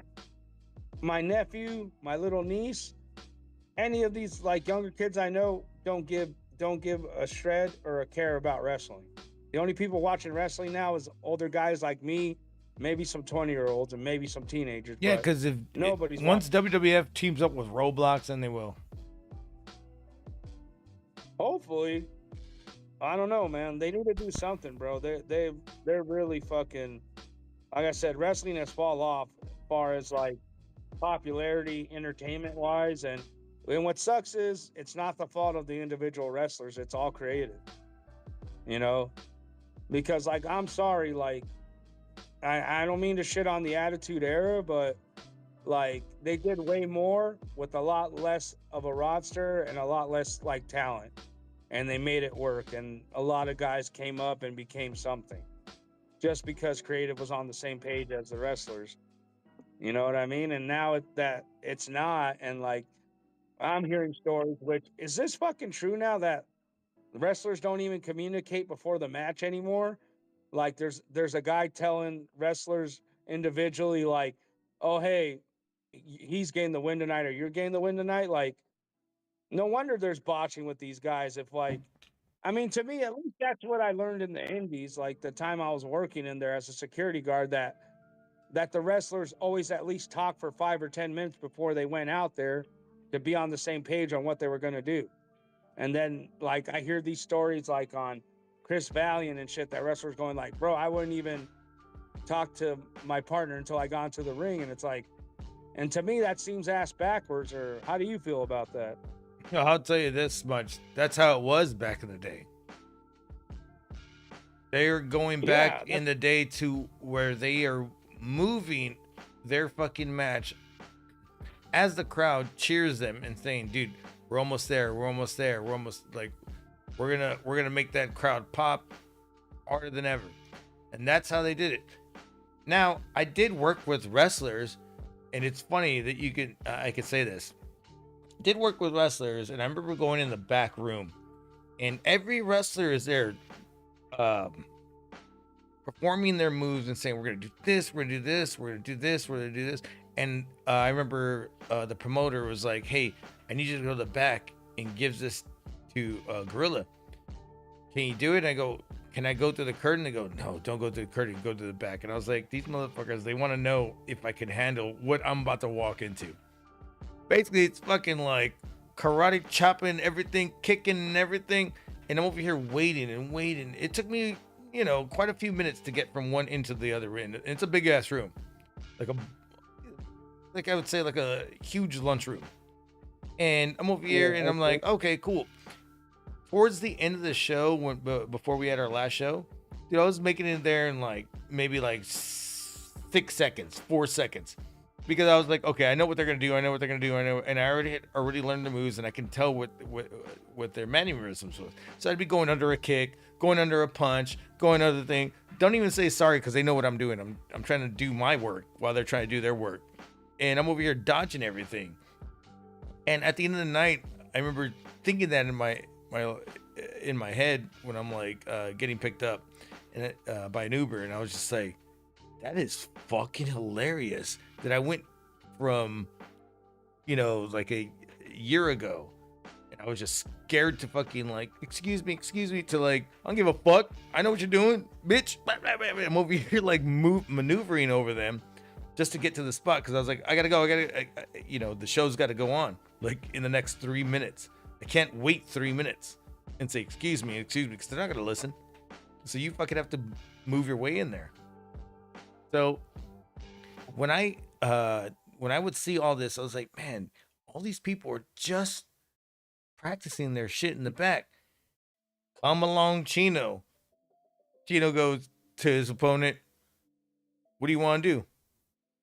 And they go, I'm going to follow your pace. Well, then I'll follow your pace. And we'll call in the ring. And that was it. And they had a great match. So you can do both, bro. Doesn't matter. It depends on how you want to set your fucking standards. If you need to learn like 1,000 goddamn moves, do it. If you want to call in the ring because you're going to call in the ring and go off the crowd, do it. It doesn't matter. But calling in the ring is what you do old school style. And I've seen Chino do it plenty of times. That's where I have to kind of correct you. Even though they said we're going to call it in the ring, they had that 2-second conversation of like, let's just call it in the ring. Like I feel that like you don't have to necessarily practice everything, but you at least have to be verbally on the same page before you go out there. And yeah, no, you do because you have to protect your opponent at all times. Yeah. So what I'm saying you is have to, and like that's going to be the safe. That's going to be the safe way. Yeah, and that's what I was trying to get at. I don't like the fact that like I'm hearing from these wrestlers coming out of WWE that like, oh, I wouldn't even talk to my partner. It was an executive talking between us. Oh, that's called phoning it. That's called phoning it in. Yeah, phoning it in's weird. But I don't know. I feel like that could just make potential for you to botch a lot more because like you're not even verbally communicating with the guy that you're going to go out there with. I'm not sure. I'm not sure how much he phoned it in, but I believe New Jack might have phoned a thing or two in when he worked with us. Well, no, I understand when you got to phone shit in. Like sometimes a guy gets stuck in traffic, and you're not gonna like. I believe he got stuck in Terry Reynolds or on the fucking shit. So you know what I meant. I'm just kidding, yeah. Yeah. But no, when he came out and he literally I remember I was leaving the back room because he was like, if you guys aren't a wrestler or whatever, if you're working, I don't care if you're working for the show, get the fuck out of here. It's for the wrestlers. I'm walking out of the backstage, and I could hear him saying basically like, it's all gonna be kind of like a flow. And if there's something that they want me to do to them, you let me know right now. And quite a few people, I think Chino was just like, here's the guitar. And that's funny. It was a great moment, but I wish I could hear Chino can explain the whole thing, dude. Said he was the greatest fucking person he had toured with for a while. But and I think he said he was no disrespect, but I think it was better than who was it? Was it Jake the Snake that was doing the fucking comedy special? Yeah. Mm-hmm. Like Jake his mind was in another place. But I still find it crazy that I worked with a lot of these people, dude. They're on TV. They're big stars now.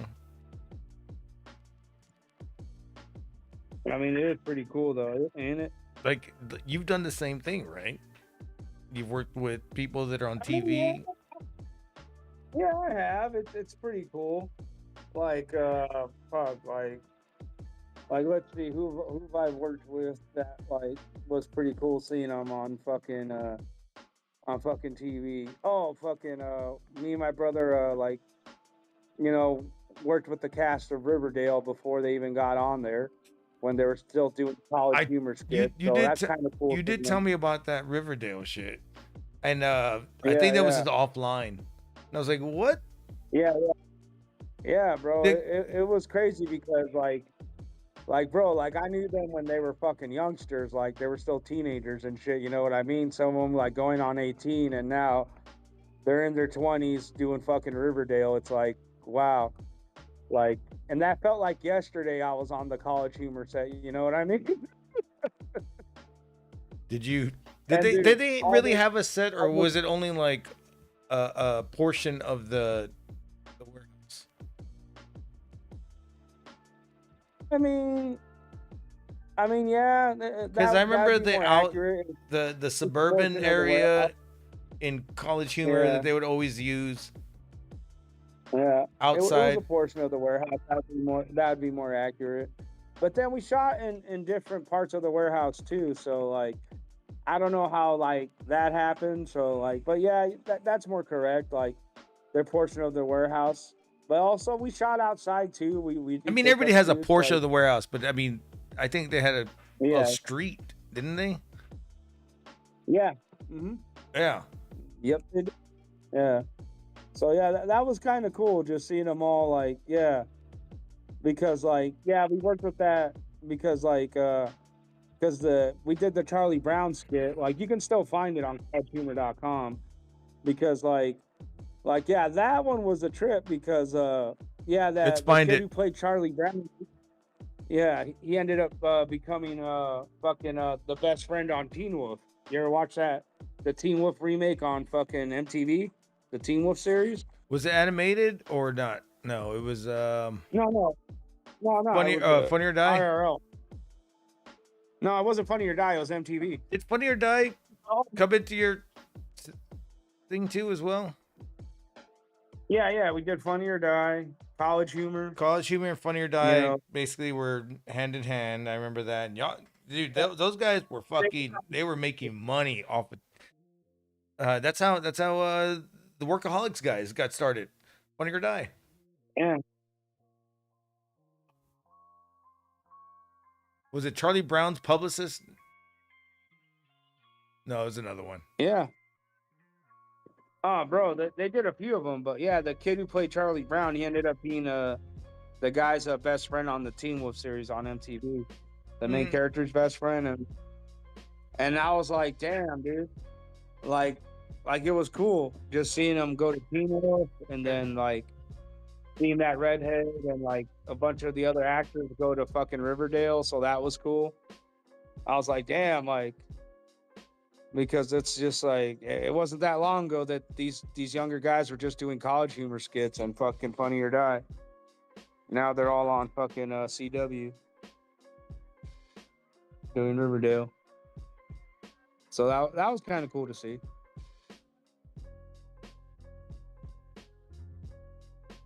But yeah, that was a cool experience. And what else?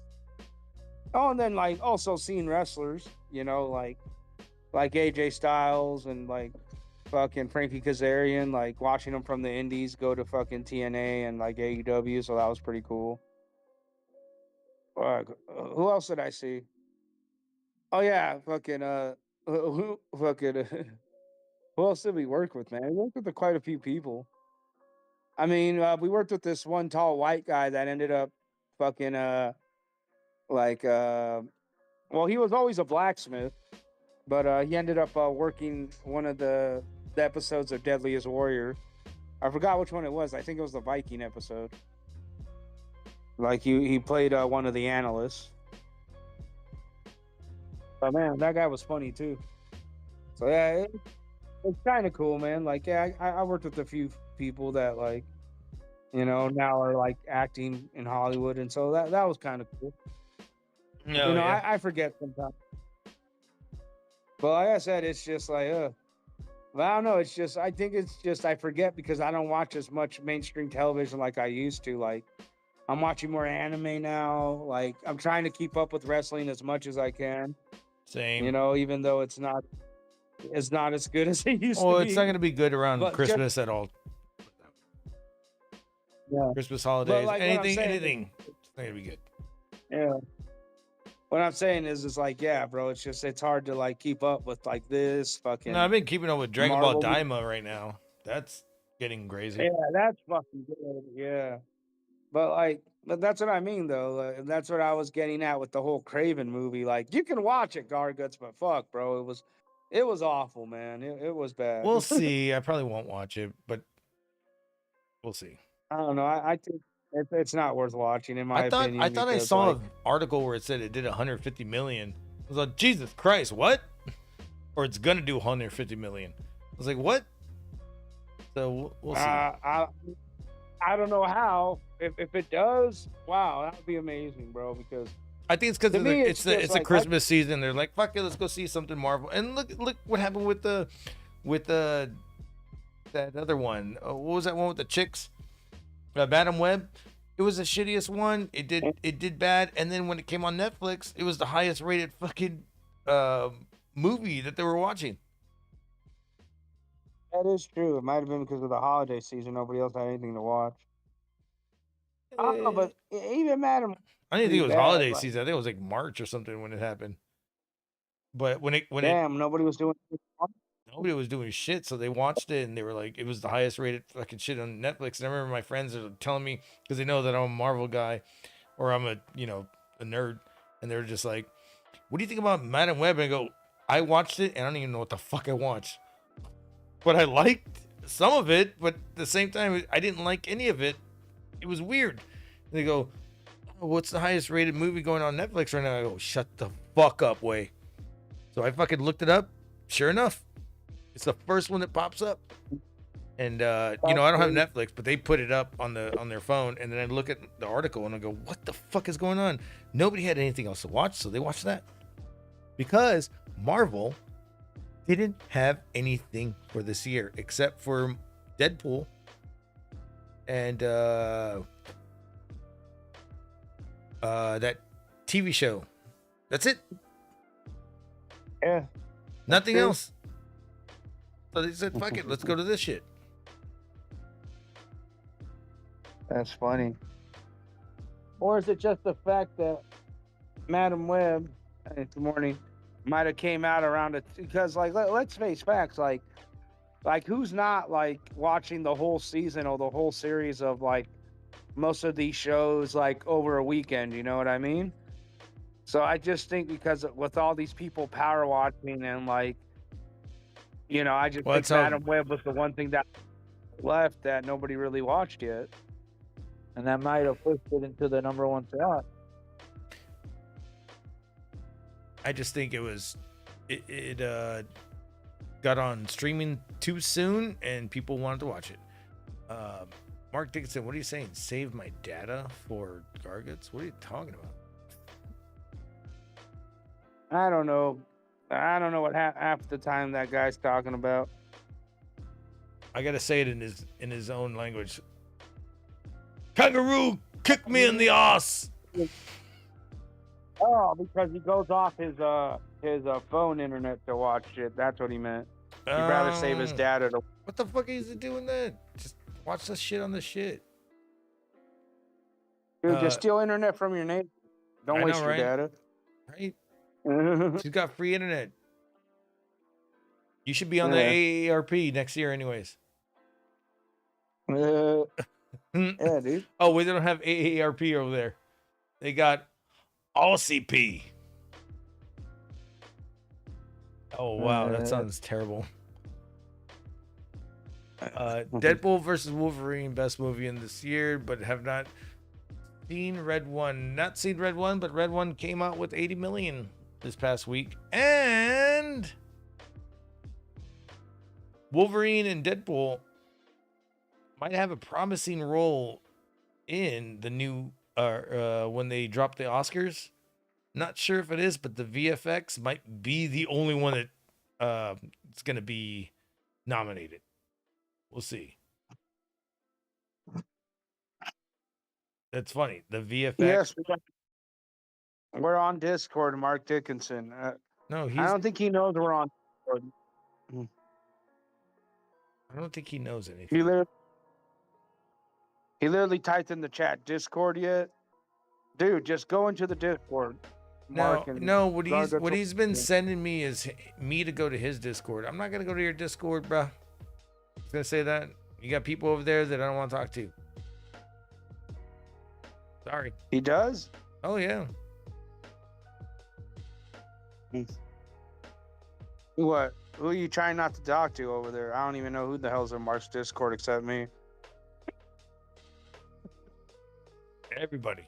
I'll check it out. Everybody. I don't even know who it is, bro. Oh, I get what you mean. Yeah, Koopa's in here. What? No, I love. Yeah, of course. I like Koopa. That's funny. Of course, Danny MP is in here. There you go. There you go.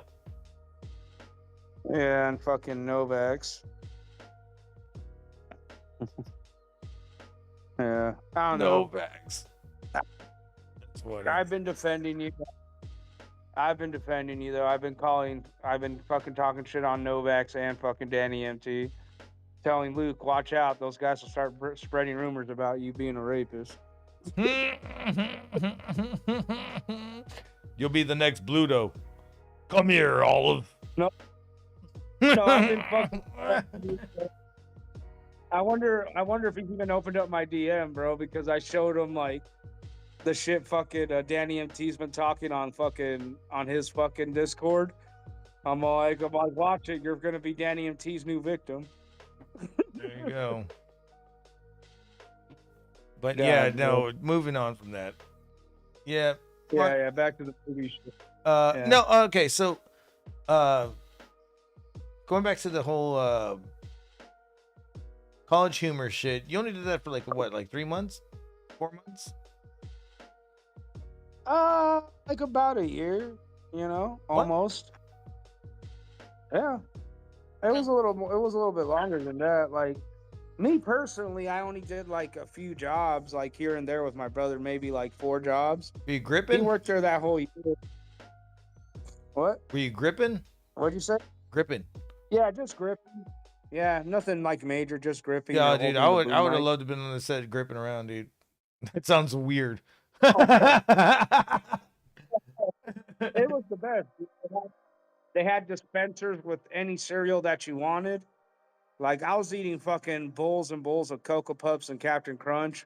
On top of that, eating sandwiches. Bro, I would have fucking I would have poured the whole milk in that fucking whole thing. I'm like, this is mine. Get another one. They have free money. Bro, you would have loved working there, bro, because it was heaven for me, dude. I remember the first time I went on that set, my brother had to tell me to calm down.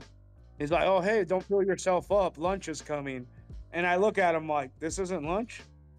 Oh, dude. Because like I just ate like 4 bowls of cereal and ate 2 sandwiches before he told me to stop and make room for lunch.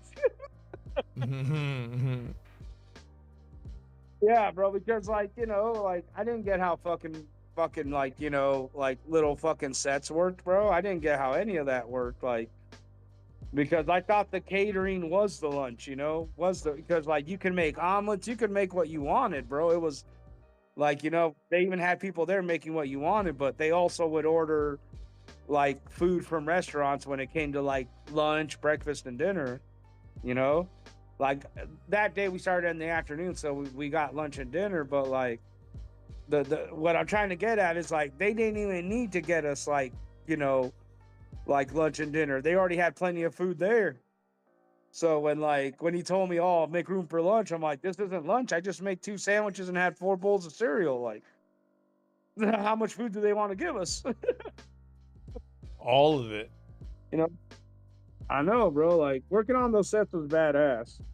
Like, I loved it. Like, it does suck though that there's so much like red tape out here in California. Like things that would only take you 4 to 6 hours of shooting with extra prep time take like 12 hours, 13 hours. Yeah, I know what you mean. And then you have to go into you would have to go probably into a union to get that shit. Oh no, yeah, you have to call the union to get approvals and shit because cops are going like, "Oh, you have contracts for that," and you know, And I get it, they have to double check and shit, but it takes forever, you know, because like it's not like when you call the union, they answer right away. Speaking of which, you know what I mean? California law and everything. Speaking of which, I wanted to talk about this, and now that I can talk to you about this. You're from California. What do you feel about, I don't like politics and anything or bills or anything, but I heard about your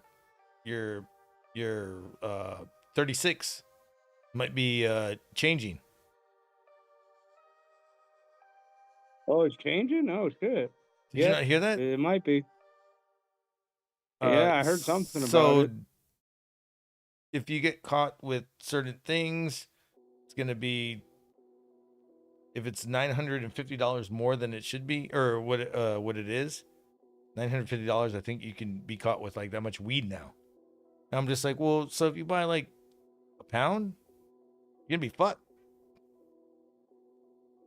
So yeah, that is kind of weird that they're doing that. What is it called? Prospect 36? What do you call it? Yeah. And then you have Proposition 36. Proposition 36. So that's going down. I heard today I follow Be Real's podcast, and I heard him talking about it all day, talking about how fucked up it is. And I'm just thinking like, well, how many of these people are actually buying that much weed? Unless we're talking about you guys. Damn, I can see how you're getting fucked over. But to you didn't even know about it. That means it doesn't even matter. It doesn't even fucking get to you. Well, here's the thing about that law and why I think it won't pass, or it's going to pass with certain regulations, because like I said, like weed's completely legal here to sell. So the only other people that are going to be carrying like shit like on a Be Real level is going to be distributors. So what are they going to do now? Like confiscate weed from distributors? Like how else are they going to, send it to the fucking, dispensaries or the places they want to sell it at? So like how are they going to enforce that? Hold criminals accountable is what they're saying. Cracking down on the retail theft. Now in effect as of 7 hours ago? This is no way. Did it go through? Did it really go through? I mean, it's just like... It says Proposition 36, the popular new law that voters hope could free deodorant from locked drugstore displays, is now in effect. Wow. The measure means together penalties for repeat thieves, allowing for felony charges for people with 2 prior petty theft convictions. Even if the third theft is just swiping shampoo. What? More than 68% of California voters in November elected back to the measure. And yeah, I think it's coming into effect. Wait, so Proposition 36 is alongside with the thievery shit too? Oh, that's probably why people are pushing it. Theft. Yeah. Wait, what? So what does that have to do with weed? Because it's all weed.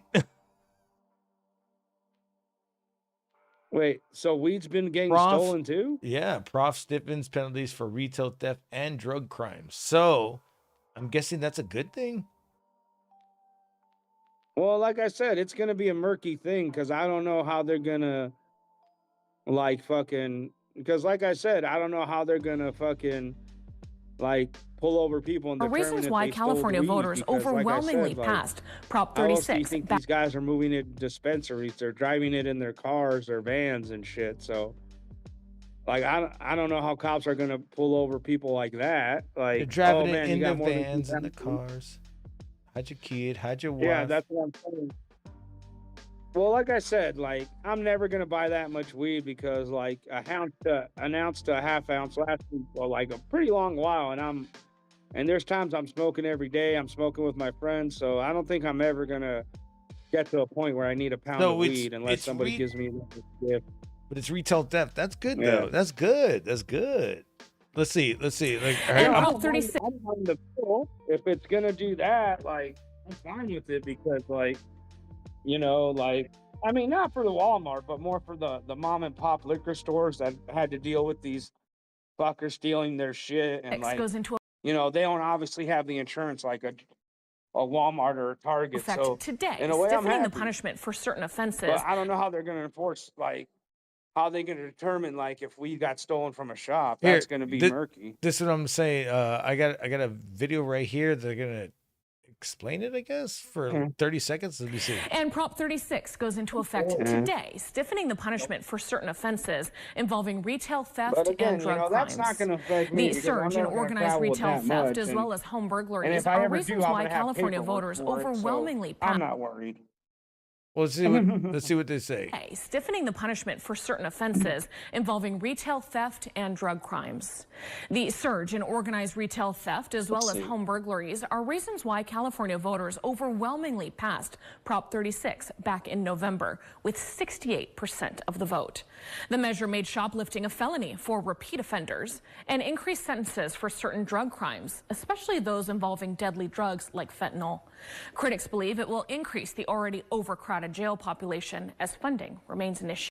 So they're just trying to get rid of these people that are just, we could steal a nickel and dime here and not be no, they're gonna prosecute. Okay, I see what they're doing. I see it. People are getting robbed too many times. That makes sense. Makes a whole lot of sense. Because I feel like they were always in the middle of. Yeah, if it's like that, I don't care, bro.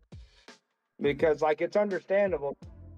Because like if it's happening to the weed shops now, where guys are going in there doing smash and grabs, then like something has to be done. But I don't know. You know, that's the first time I ever heard about the smash and grabs at weeds. No, but I'm not surprised, bro, because like, I mean, people gotta have some balls to do that, because like loot shops, like, you know, people are armed, they'll fucking shoot your ass. But like the way California is now, like, people might be more reluctant themselves with the gun because, like, you know, it's fucking, it's tough out here, bro, because like there's guys doing manslaughter charges because they shot a guy that had the intention of like harming their family, and they're doing like 6 years for manslaughter just because they didn't have a good enough lawyer to get him off on the self-defense charge. Wow. So that might be why like a lot of these weed shop guys are maybe a little less reluctant to start pulling out the guns, because like I said, man, that's the biggest problem out here, bro. Is like this fucking state protects criminals in a way, you know what I mean? Because think about it, bro. Like, I'm not condoning this whatsoever, but a guy could get drunk on the fucking freeway right now, accidentally kill a guy by pure accident, even though nobody should be drinking and driving, and that guy's easily going to do 10 to 25 years just for manslaughter. Where a rapist pedophile can go tackle a fucking 6-year-old down, do what he wants to her, and nothing's going to happen as long as the 6-year-old doesn't die, and that person's going to serve less time for a violent crime. So like, yeah, shit's back here in California. So I see why a lot of these shop owners and shit pass that law, because like, bro, like, because these smash and grabs ain't affecting Walmart and Target. They got insurance, bro. They're multi-billion-dollar companies. Where it's affecting is these little weed shops and these little liquor stores. Of course they're going to pass that law, dude. Because like, out here in California, that's why, like, I don't think a lot of guys go for the open carry and shit, because, like, even if you defend yourself, you could be catching a case, and it's bullshit. You know? Yes, I hear you. Yeah, so that's why it's like, I see why these guys, like, jumped on that fucking proposition, because it's like, dude, like, because, like, every person should have a right to defend themselves and defend their business, but if these guys are just going to go back out in the street and do the same thing again, like, you know, what's even the point of going through all that shit to defend your business? Just going to try to catch you again. And the way the laws were, it's like, yeah, you could, as long as you stole within like with under $1,000 worth of shit, nothing was gonna happen to you. That was 950 So like, bucks. yeah. But now it's that they passed this law. We're like, oh, hopefully this helps. But I mean, at this point, I think Californians probably had no choice just because the way gun laws are out here, the way self-defense laws work, it's bullshit, bro. It really is. You know. Another guy who was another guy that I was going to say that connected this. We're talking about like cannabis, and now it's Christmas coming up. Jim Belushi, who played the Santa Claus in Jingle All the Way. Jim Belushi, yep. Jim Belushi, he had a huge cannabis farm, didn't he? Yeah, he had a reality series a few years ago about his huge cannabis farm. I never got to watch it, but I know the interview of him talking about it. He's like, yeah, cannabis, yeah. He's all for it. Christmas tree, and we call weed trees. Yeah. If we get northern lights, what do you think that looks like? It looks like a Christmas tree in snow. The Christmas spirit is alive. There was this one weed strain that I had. It was called Mikey. It was a mixture of Northern Lights and like some other shit. I don't fucking know. But I remember getting it. And I was like, I looked at it and I was like, I can't even see the green in here. It's all white. Mm-hmm. Yeah, that's Northern Lights. That's why they call it that. Yep. The thing is, Northern Lights has more of a pungent one when you smoke it. This one had a minty one. I was like, what the fuck is this? So, I like that part, but maybe the Northern Lights I was getting was probably like mixed with OG. Holy shit, what is that noise? Oh, no, that's me. I'm washing my hands. My bad. No, I heard myself talking back. What's the chat saying? The chat is going off. Mark, let's see what chat's going off. It's perfect weather to be drinking. Yes. Can't drink all day, though.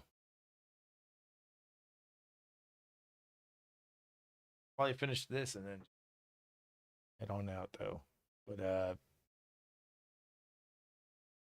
it'll be a while. Mundo's also saying it's trying to rob the stores. What happened to the music? Where's my music? Hit my music. Hit my music. Now, King Mundo asked if we believe in all the UFO stuff that's going on. Yeah. There's probably a lot more than they're releasing, to be honest. I'm pretty sure I've shown you guys my UFO footage. Yeah. So in my opinion, I think there's a lot more out there. Oh, definitely. Let me see. If y'all don't remember my UFO footage, I'll show it to you right now again. Fuck it. For anybody who hasn't seen it, show it. That was pretty cool.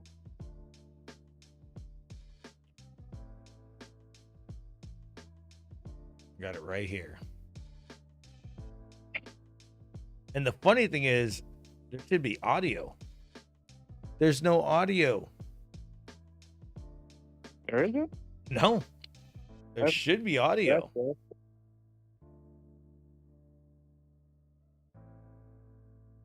What the fuck is going on? Okay. Trying to play it. Oh my god, I gotta reset it.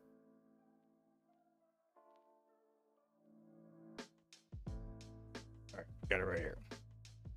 So, funny fact is, this is right above the Alamo.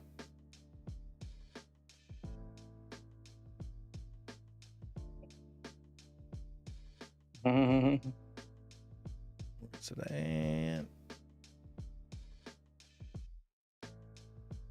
Nope, not that one.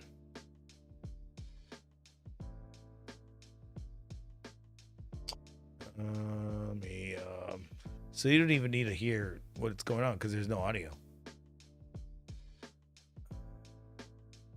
That.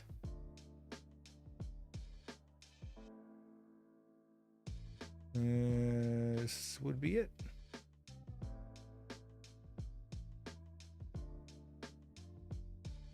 Let's see. Take off the filters.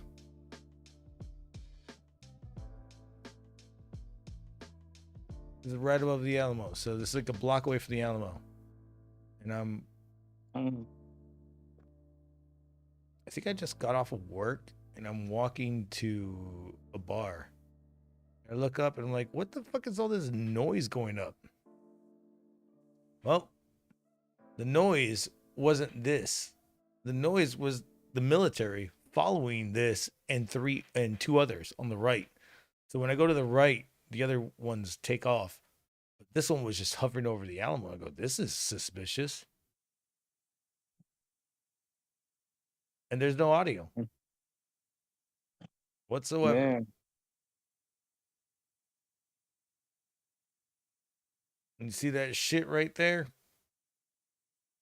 Yeah, I see it. That's crazy. And then I take off to the right and the other ones go away. They're like, dude, the other ones took off fast as fuck. And so if you heard the audio, the afterburners, dude, they hit them. And it was like 2 or 3 fucking fighters going after them. And they couldn't keep up. They were just like, dude, they're gone. They went after. I was like, what the fuck is this? So that's why I turned to the right. Because they were just chilling on the right as well. Damn. That's some insane shit. I got shit when they were in the dark and shit. It would be like 3 o'clock in the morning. I would look up to this one certain point in the sky and I'm like, yeah, that's not a star. I just saw it fucking move in and just stop and then make it bright as fuck. And then when I would see it and they would dim it like it would be a star. Like, this is hilarious. It's just a spacecraft up there. It's probably us. Whatever.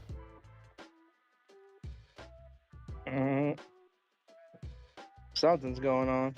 But yeah, the whole drone thing that I heard about in New Jersey, I'm just going to be realistic about it. They have FAA lights on it. Right, left, and collision lights. Those things are FAA approved. If they weren't, they'd be like these UFOs. Even the UFOs sometimes have FAA approved with their lights on the bottom.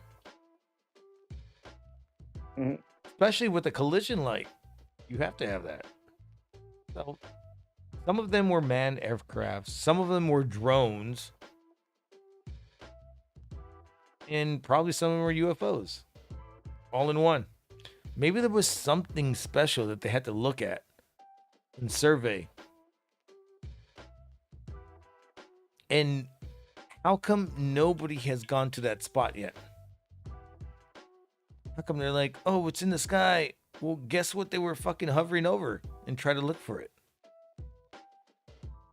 Maybe you might find treasure.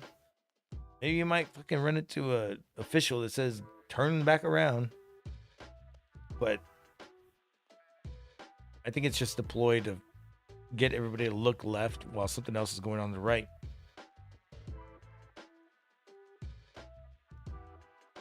Well, that's how I feel. Do you now? But what would be the ploy? But what would be the ploy, though? Like, why would they get us to want to look at aliens now more than ever?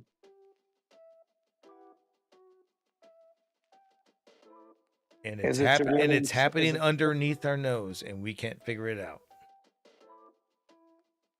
Doesn't that fuck you up though? That we cannot figure it out, and it's underneath our nose. But is it as simple as that? we're more than likely closer to World War III than we know, and we're refusing to accept that reality, and they're throwing What this alien shit we're being distracted from it. what's the apocalypse clock at now? 2 minutes, probably. Mhm. Probably. I No, doubt so I definitely doubt it because it'll be reset in when in January when Trump comes in. Yeah, man, I don't know. Let me I don't reset know. this by 60 seconds. I don't care. Nothing's gonna happen. I'll fuck him up. I mean, I don't know. I feel like they're doing a lot to keep this guy out of power. I mean, who knows? I hope he makes it to the inauguration. I hope he serves his full term. The motherfucker said he I don't uses know, this. man. He knows the system works because he uses the system to cheat on his taxes. That's fucking hilarious. Forget about all the shit he says. Look at all the actions that are being done against him. Like Democrats are all fucking pissed off. They're like, "Oh, no, yeah. we're gonna use that January to fucking make sure he doesn't go into power." And it's like, what the fuck? Yeah, and look at Clinton got his dick sucked and they couldn't impeach him. And I remember the day I was trying to look at fucking Saturday morning cartoons, and what did I fucking find? The impeachment. And I remember it started off with like the president, the great presidents and it was like in drawings and shit. And it was like la la la la la la, like stupid shit. And then goes to the impeachment, and I go, so I'm not gonna watch cartoons tonight? Well, fuck this. Start playing Nintendo 64, and then I got bored and I fucking started playing music. Yeah.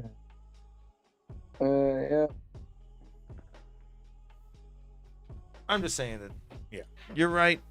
Something is trying to happen, but dude, these things are drones. The one that I showed you was not a drone. It had no lights on it. Yeah. White object in the sky that was shining against the sun. Because the sun was setting.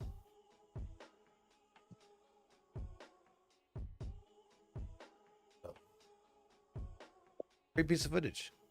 I should send that in to like, I don't know, like one of those shows and get money off of it, right? You probably could. Definitely. Telling my story.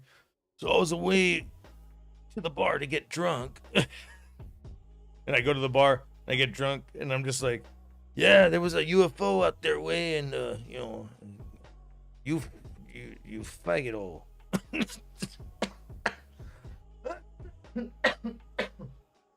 Oh shit, I'm dying.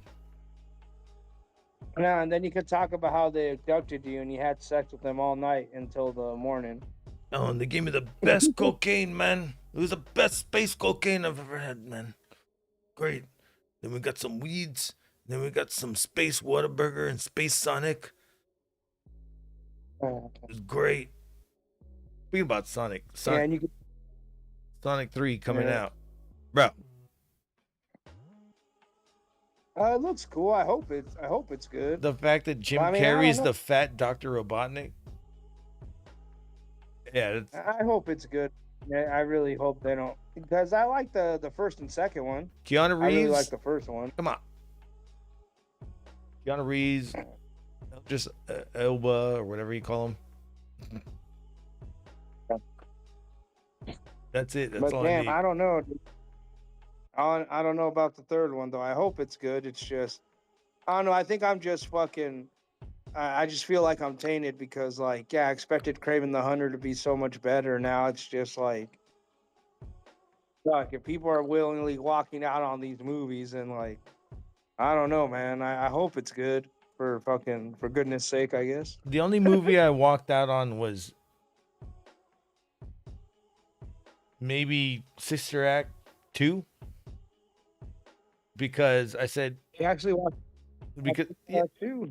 because what do you call it? House Party was being played next door.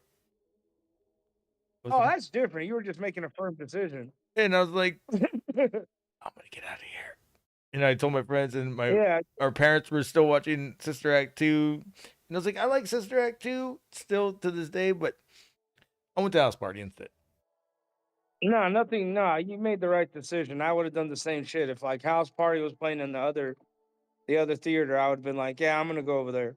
I mean, shit. There was times where, we would go to the drive-in, and I would have my what do you call it? Walkman that you can turn in the radio signals and everything.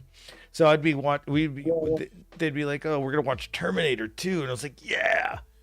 But you have to watch Flintstones. I was like, again? So I had to watch Flintstones. Then eventually we got Terminator 2. But before that, I would tune into the other. There was like about 8 other screens you could watch in one area, and I was just watching them. And I was like, "This is great. I could tune into any of these movies right now."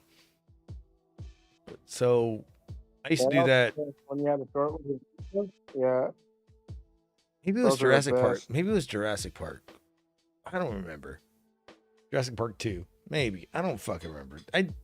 Drive-in theaters were so grindhouse. They would play a movie with another movie all the damn time. You didn't know what you were gonna get. Oh yeah, they're playing them all day until they close that night, which would be like around midnight or 10 or 11, the earliest. But dude, midnight, dude. It would be like 1 o'clock in the morning. We'd be leaving. It's like 1:30. By the time we get home, it was like 2:30. I was like, God damn. No wonder people barbecue outside. Well, dude, because I mean, I don't know how drive-ins were at your fucking place, but when we had the drive-in theaters here, when I was like, fuck, I was a young kid, but yeah, like, because my buddy Giovanni lived by one of the drive-ins. Well, one of his cousins did. And like, when we would go to his cousin's house, fucking, bro, like fucking the only people who had to pay at the drive-in theater were people that were taking cars. Like, me, Giovanni, his cousin, we literally walked to the drive-in and watched movies for free. Because he had a little shortwave radio with a decent speaker, and we would just sit on the benches and shit by the fucking snack bar and just watch movies. Or we'd bring out folding chairs and shit and watch movies. And be like, oh, hell yeah, bro, we can just watch movies all night. Yeah, I remember one time I watched Scorpion King and what's it called? Undercover Brother. And I was with a friend. I had a friend, and I was seeing a girl. It was her friend, and we're all best friends and whatever. No threesome. I'm just saying that one time her family came out, and they were like, we got all this fried chicken. We got Little Caesars. Oh, and we're throwing burgers on the grill and hot dogs. And I was like, a grill? And they fucking brought out a little grill. Nobody gave a fuck. After a while, they did. But back then, nobody gave a shit. So you would just you would say, fuck the popcorn and shit. And the popcorn was there too. We would have to go back to get popcorn, but I didn't really give a shit about it. But I understand. That's what was cool about the what you mean, bro. You could just walk over there and watch movies for free. Yep. And I remember there was this whole street. Every fucking week they would be there, and they would tune into the movie they would want to watch, because you could see at least like not all the screens, just some of the screens. Like maybe about like 6 of the screens, because there was like 8. And they're like, we'll tune into these because we could see these, and there's screens in front of them, but they would be there all night, fucking partying, barbecuing, everything. I remember one time I took a piss next to that fence, and what do you call it?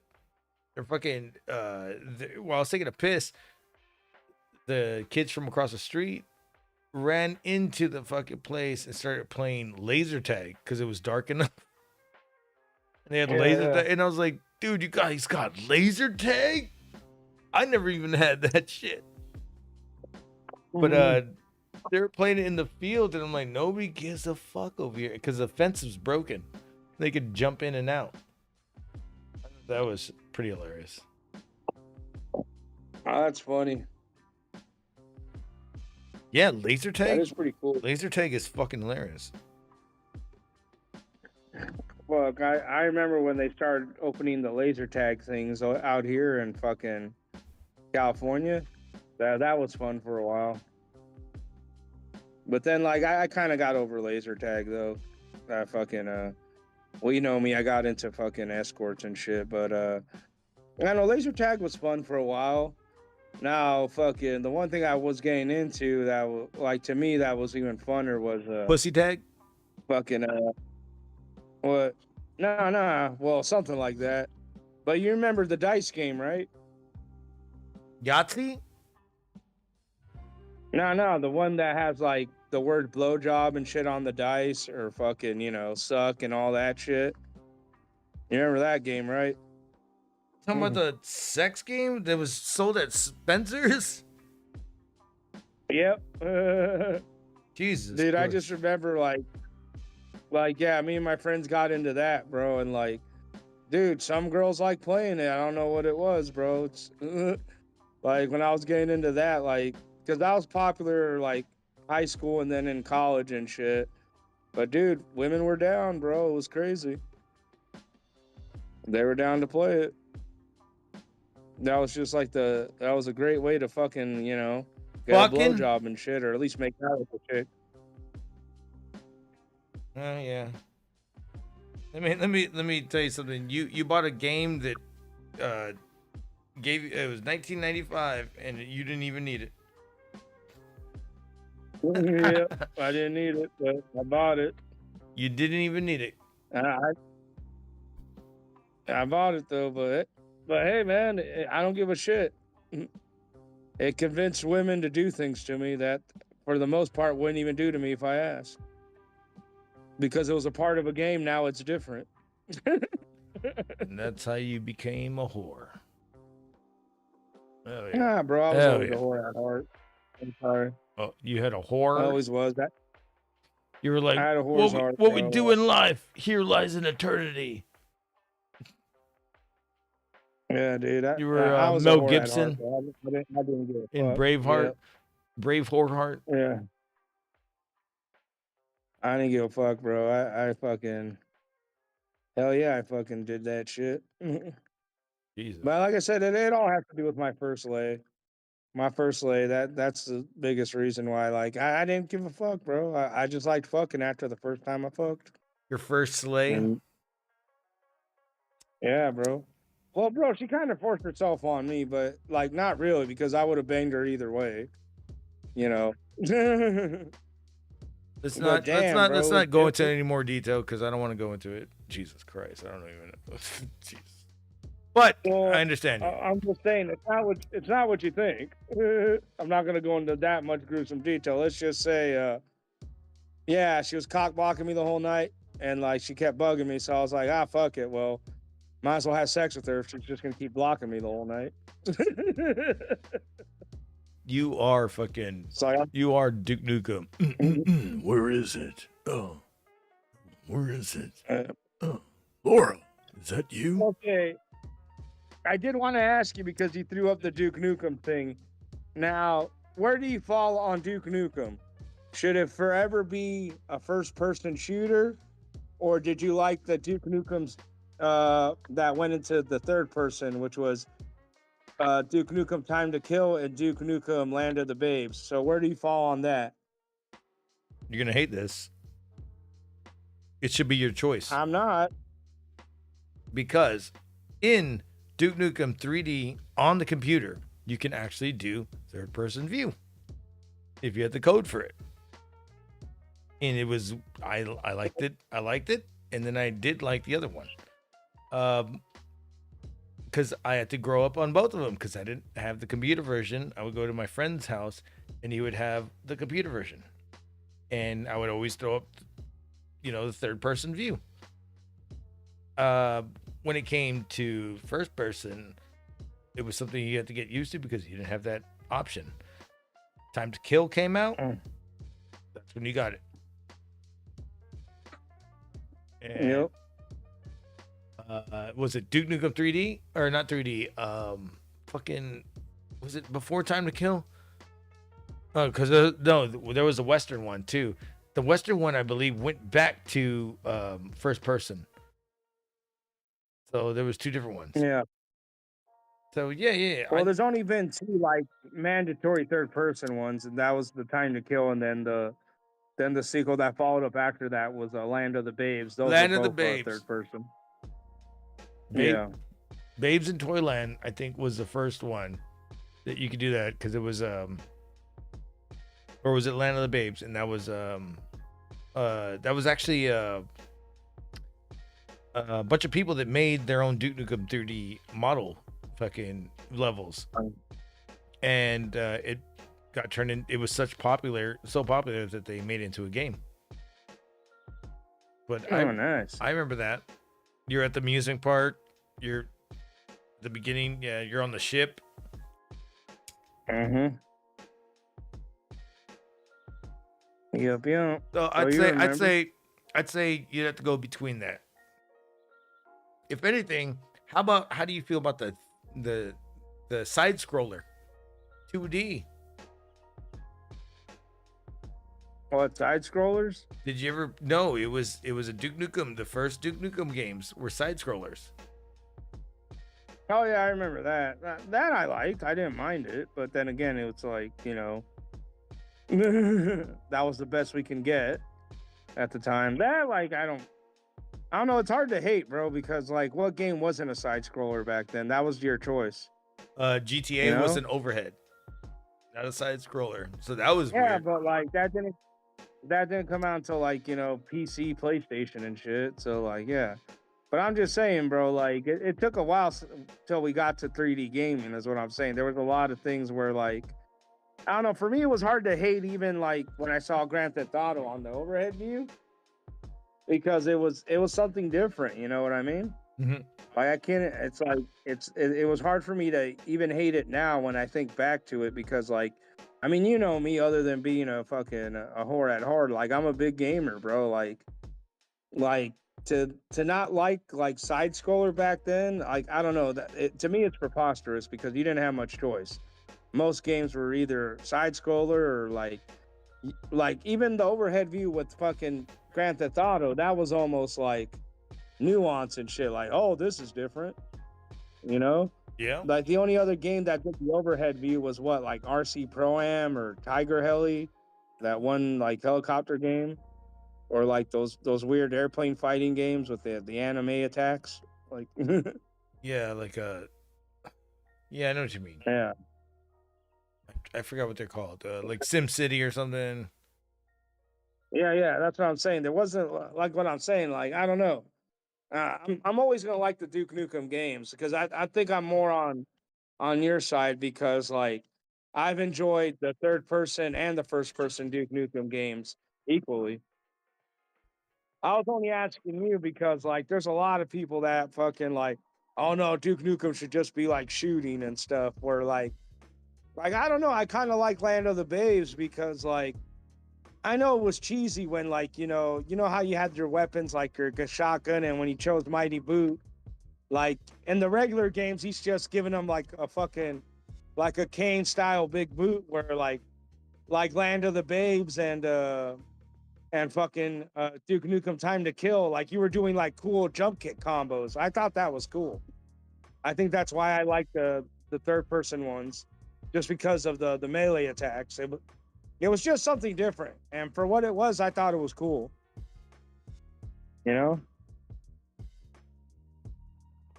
in the other Duke Nukem games, all he did was just kind of boot people in the face. Where, like, in Time to Kill and Land of the Babes, he was actually, I don't know, doing some cool shit. Doing kick combos and stuff. Hold on, I'm going to clock out. I'm going to mute real quick. Clock out with your cock out. Clock out with your clock out. Clock out with your cock out. Clock out with your clock out. Bones clocking out with this clock out.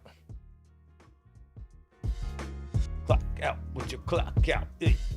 Ramon Gonna get some hookers tonight. Gonna fuck them in the fucking fat. Gonna get them in between them. Eeny, weeny, beanie. He's got a little bit of weenie in him. Oh, yeah. Clock out. Wrong, gonna clock out with the clock out. Ramon gonna clock out with that clock out. Oh, clock out. Clock out with my clock out. Got the money in my wallet.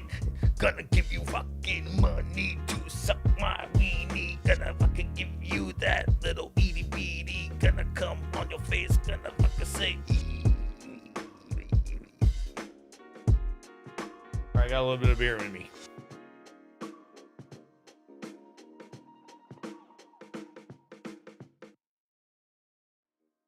Deco passed out drunk. We can only hope. He's got his head in his... You know how people put their head in their oven? He's got his head in his freezer.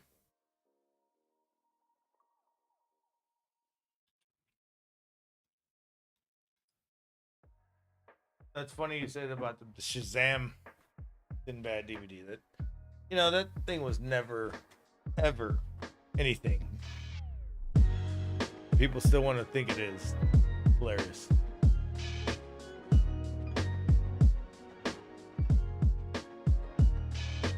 Nico won't find that fucking DVD in his collection, 'cause he only collects the little things in his section. Yeah, he's gonna find out.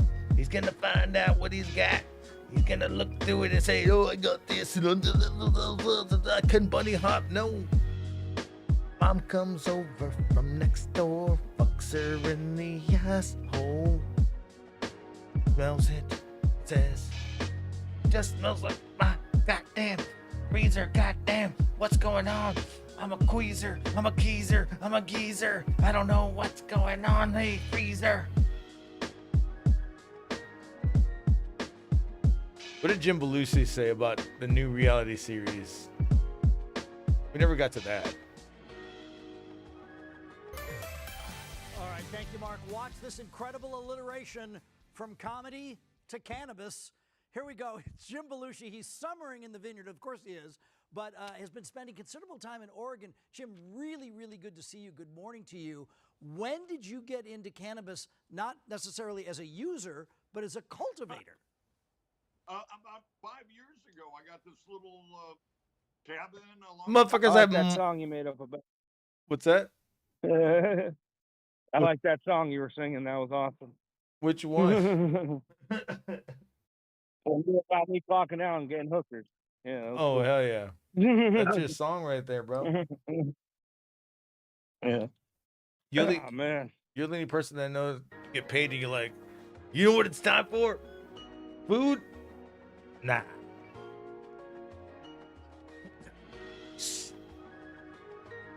Yeah, Like, man. all right. And I like how you just sound Vince McMahon. That's pretty cool. Did I? Yeah. I love it, man. You like throw awesome like wrestling promos for me. I love it. Yeah, you did sound like Vince McMahon. Oh my god. I gotta rewind that. I don't even know what I said. That was funny, but isn't that weird though? As much of a monster as he's come to portray himself, like I still think he's cool.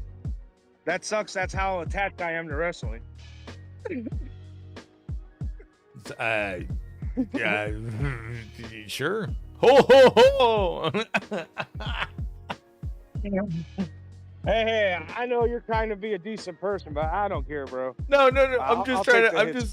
just like, what the fuck? No, I can see what you're saying. You know, he gave everybody his Christmas bonus. Yeah. You're gonna get shit on your face. You're gonna get shit on your face, and you're gonna get shit on your face. You're great. Yeah. Well, me, honestly, if I was Johnny Ace, like, I don't know, me, I would be like, well, fuck, Vince, do we have to keep shitting on him? Can't we just bang him? What? I know that would be my only. That would be like my only argument. Like, fuck, Vince. I love sex and all, but I don't want to keep shitting on people, man. Like, that takes a toll on my guts. He's just like, pal, hey, pal, how much money we can make off of this? He does have. Everybody's got a price because of him, not because of $1 billion man, Ted DiBiase, $1 million man. He is the $1 billion man, Vince McMahon. He's the real DiBiase. Everybody's got a price. Dude, imagine he sings that song as he's fucking bribing people. That's funny. I mean, I'm pretty sure that's how fucking CM Punk got there. Triple H learned from him. He was like, "Are you Vince? Are you saying I gotta play this song for him? God damn he hates on me and I hate on him but the money is where you need it my nose hurts from talking." You think that Triple H is coming back for one more match? Just because there's money in it, I can see it. It'll be a fucking 4-on-4. It'll be a 4-on-4 probably. They'll probably build up Kevin Owens for the next year. And it'll be 4-on-4. No way Triple H is going to do anything at WrestleMania unless he does. But it'll be... Bro, I just at this point, man, it could happen at WrestleMania, 4-on-4. Right there, it could. But do we really want to see a 4-on-4 match? But at this point, come on, bro. Like, creative has dwindled down their talent so much that... Come on, bro. I mean... You saw that awful fucking stunner that fucking Stone Cold threw at Vince McMahon. That was like the world's worst stunner, and that happened every time. That happened every time. Oh no, it's the worst stunner fucking Vince ever took. That last WrestleMania where he fell back. Yeah. Stone Cold was already halfway down, and he had to stand up and do it all over again. That was literally the worst stunner I ever seen. But what I'm saying is, even with that big of a botch, even that little segment got more ratings than anything else on fucking WrestleMania, that fucking show. So, like, as far as Triple H or anybody just coming back for another And that was match, a second day. Yeah. Because the first day he was with Kevin Owens. Yeah. But that's what I mean. Even when he was there with Kevin Owens, like those were the biggest pops is when Stone Cold was there.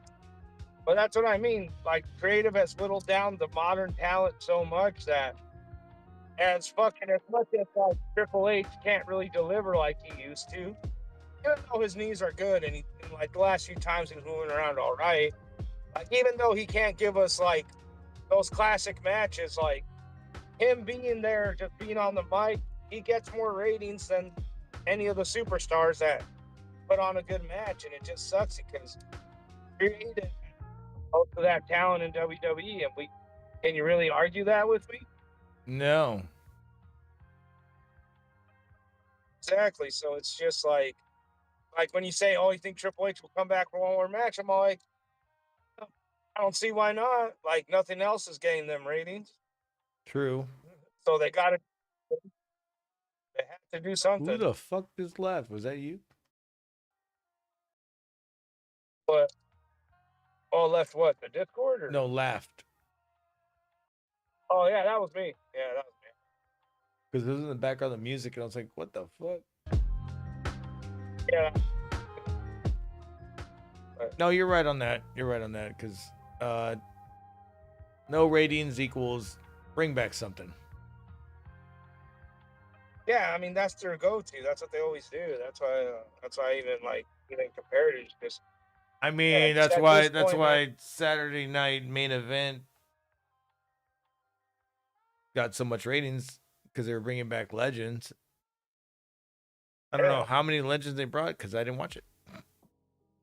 I just remember. What's his name fucking being a fucking piece of shit. And I was making fun of him. I was like, you know what's good, Michael Cole?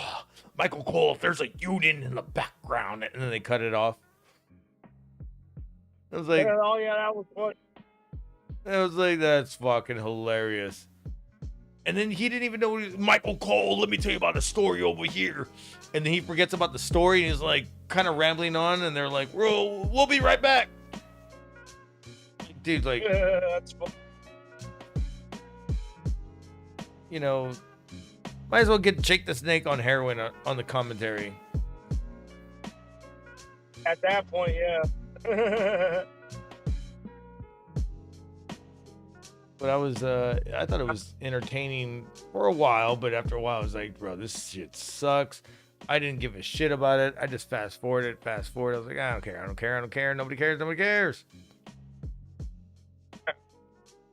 Until you see that fucking belt, and that's probably the most rewind moment in the history of WWE in the past, I don't know, 30 years or whatever. So I was like, I don't think anybody gave a shit until that. And then now Kevin Owens is running around with that belt. That's fucking hilarious. It's even better. He went to Netflix and he was like, oh, and he's got the belt still. And he pasted his own, he scotch, or what do you call it? Masking tape or whatever the fuck you call it. Scotch tape. I don't fucking care. He taped the fucking his own picture over Cody Rhodes' face with the old belt in his hand. I'm like, that's great. I like that. So then I gotta do belt for belt, and that'll be probably Royal Rumble because Royal Rumble is gonna be what, February 2nd?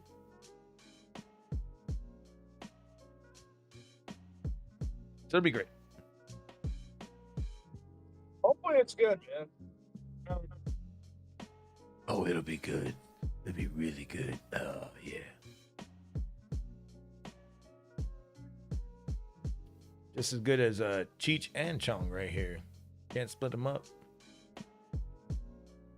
But then, man, like I said, bro, like my point earlier is like, I'm always gonna love wrestling because it's something I grew up watching, and then my friends got me into the indie part of wrestling growing up, and it's just, like I said, I'm never gonna forget it, but goddamn, like, now I see why I stopped watching, like, Monday Night Raw and, like, TNA and shit, because even though TNA is getting better, I'll give TNA that. TNA slowly winning me back. Oh, TNA has been doing great for the past 3 years. People have not really acknowledged it. Going on 4 years now. Well, I feel like you really have to go out of your way to watch TNA. Dude. I don't think they have commercials for it. Yeah, you're right on that. Yeah, bro, because I had to find them, bro. I didn't even know they switched networks because for a while I was watching TNA on the TNA Twitch channel. Or Roku. They play all. Yeah. I didn't even know that they had a fucking network for it on my DirecTV. I was like, oh, cool. Now I can record it again. Hell yeah.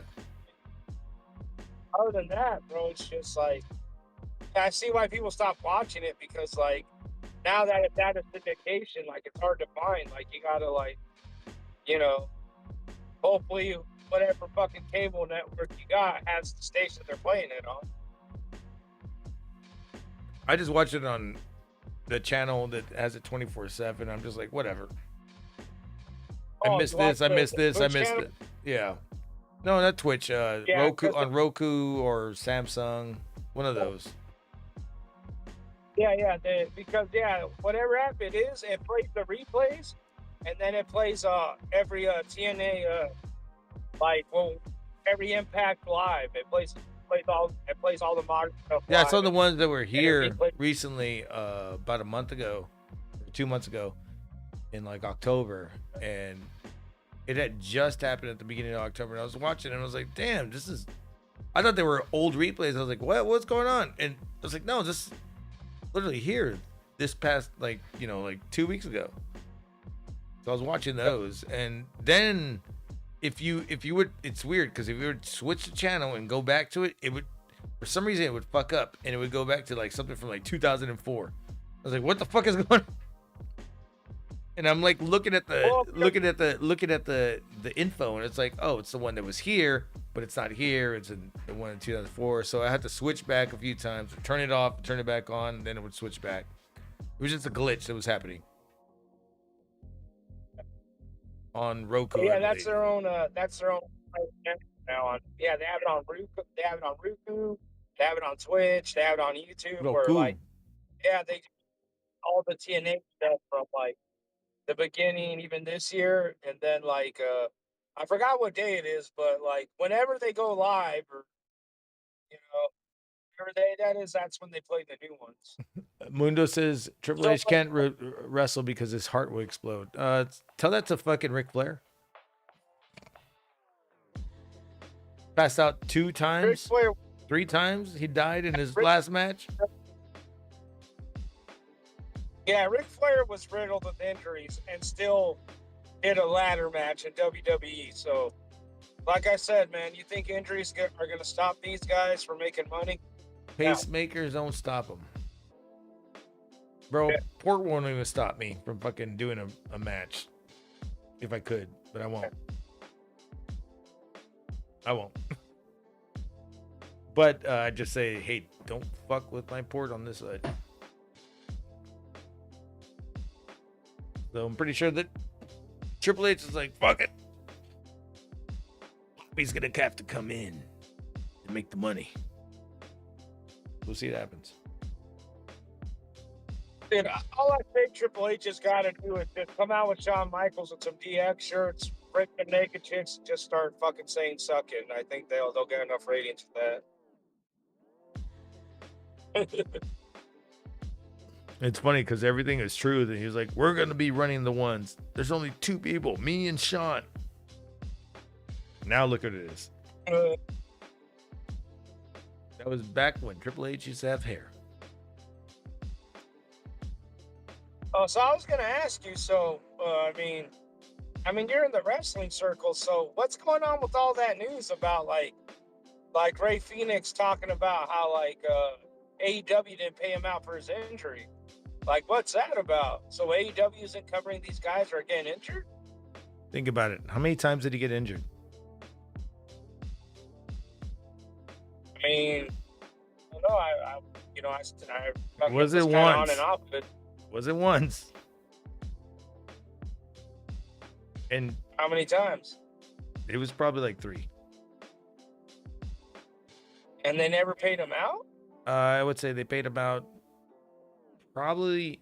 I'm just gonna guess this. I don't know the ins and outs, but if you're a company, you pay them out pretty much once, and then when they do something stupid again, you're like, you just got back. Would you pay them out fully again? And then they come back and then they do something stupid again. It's like he's trying to run his contract out by being injured. He'd rather get an arm broken or something. Or, he's doing stupid shit. Look at what Sammy Guevara is going through. The motherfucker comes back, gets injured, comes back, gets injured, but he's still sticking around with them. He's probably getting paid nothing, and he's still around. I think Pena just wanted to move around a bit, and New Japan and World and Ring of Honor wasn't gonna work for him. He wanted to taste that fucking WWE shit. I get it. Everybody does. I don't think that. So what's the difference between Kumar and fucking and Ray Phoenix? Their situation. What's the difference? Did you see the moves that Ray Phoenix was actually? He actually got injured because of accidents, not because he put his body on the line. Well, I guess he put his body on the line, but it was more of other people that were injuring him. When he got was it he went to the table and he put his arm out and he broke his arm on live TV on a Wednesday. Yeah. That wasn't his fault. It was the other guy's fault. Maybe Ray Phoenix was more susceptible to more injuries. Did I say susceptible? he probably had he was more injury prone than but they were both like that. And then after a while it's like Ray Phoenix just wanted to run his contract out. So that's probably why he got a little bad rep from that, but you know, he wants to go elsewhere, so fuck it. But shit was just that bad in AEW that he just wants to jump ship. Like, I mean, it must have been if Pentagon jumped ship. No, I'm not gonna say it was bad. True, I'm right? just gonna say it was bad for his situation. Every wrestler has a different situation. In let's say you have 300 fucking employees. You could be a very great management for 300 employees if they're all following what you want. You could be a very bad management if they don't follow what you want. Let's just put it this way. When you go to work, many employees, you might have a shift that you have to do a meeting for. How many people are against or with that? And how many people go with the terms that they're giving you? It was probably one of those things. He's like, fuck it. I don't give a shit about this. So we milked it out. So what do you think happened with Pentagon? Why did he decide to leave? Oh, that's exactly what I'm talking about. Oh, okay. With Phoenix, I think Phoenix, he just got injured too much. Yeah, I know that. I've gotten the gist of that, but I just want to know, like, with Pentagon situation, do you think it's just like? I mean, it's like the whole Rey Mysterio thing. He left WWE, didn't give a shit about it. In 2012, 2013, what was it? 2014? He was only there and he milked the rest of his contract out. He got a lawsuit going on and everything, and they just let him go. Now he's back. It's a revolving door, man. You'll always see these people coming around. They just want to fucking spread their wings in another place. I don't think it's anything malicious to a company unless they say it is, but they will always come back. That's why they said never say never in WWE. Okay, speaking of that, so why do you think Ken Shamrock never came back? Because they didn't want him back. But why though? I mean, there's plenty of reasons why he said it in other people's podcasts. I can't remember why, but they didn't want him back. There was a point where he was going to go against, I think, Matt Riddle, and didn't happen. They just didn't want him back. Well, I don't know. I got to ask you because he's only said one story where, like, I don't know if he stuck with it, but he said it a few times why, like, WWE never asked for him back, even though, like, fans wanted him back. Which I can see that. He did well when he was there, when it was WWF, but do you think that one Nasty Boy story holds water?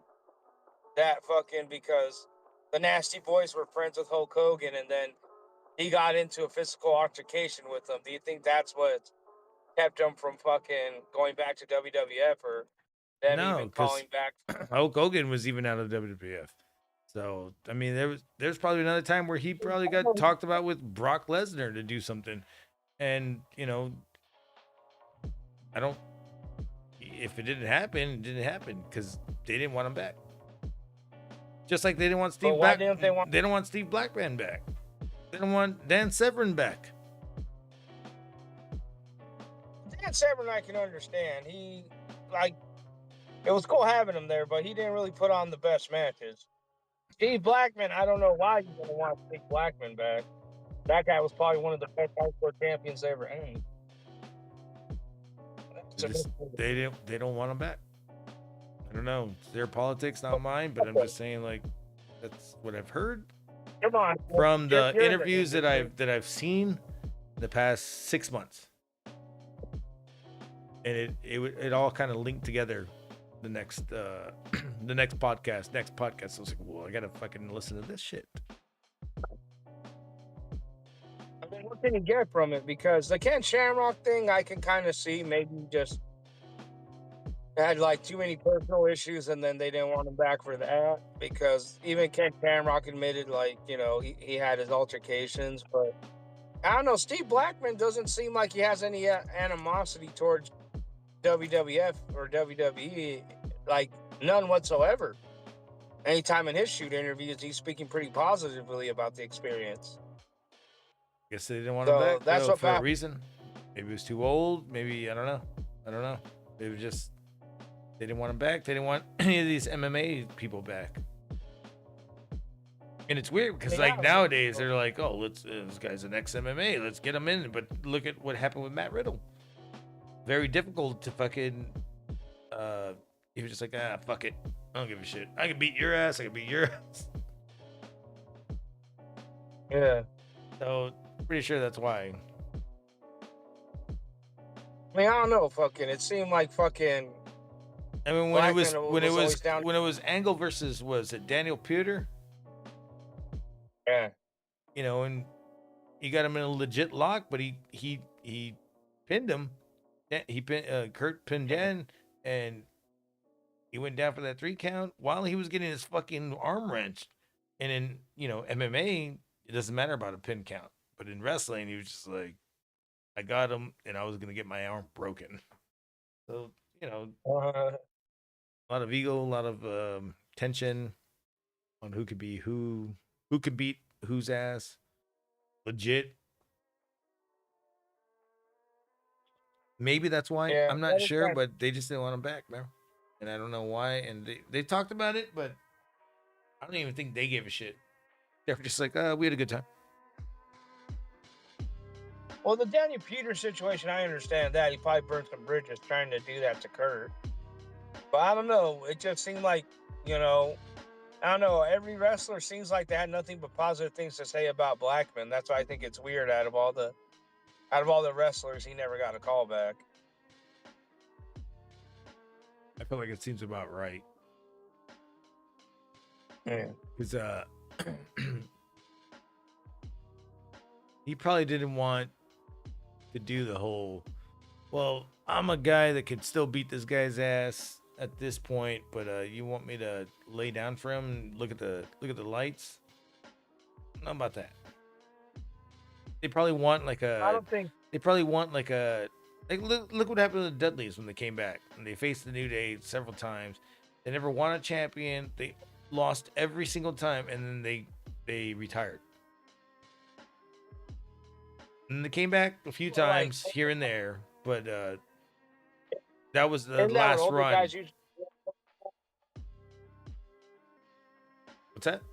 Isn't that what old guys do on their run though? Usually, like, you know, pass the torch or whatever they like to call it.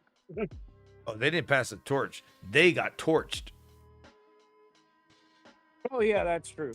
But then I don't know.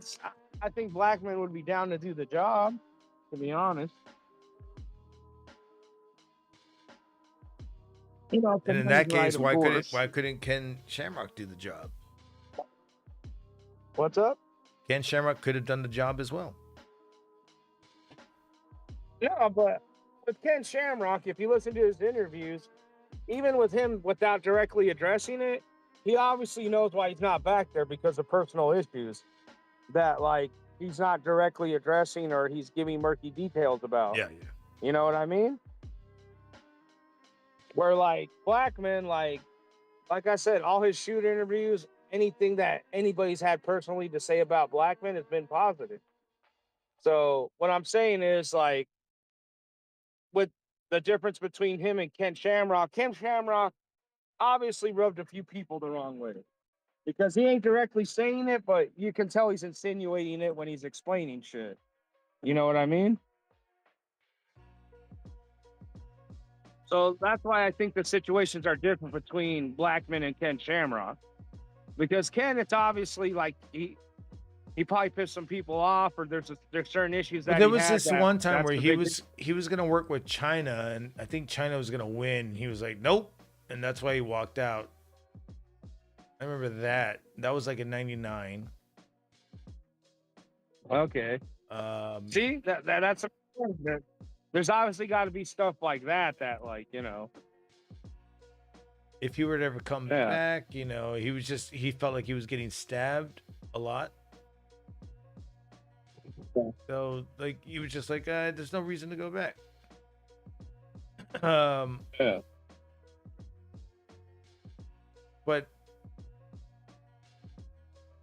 I don't know, man. Maybe Ken Shamrock can come back. I don't know. Never say never, like they say.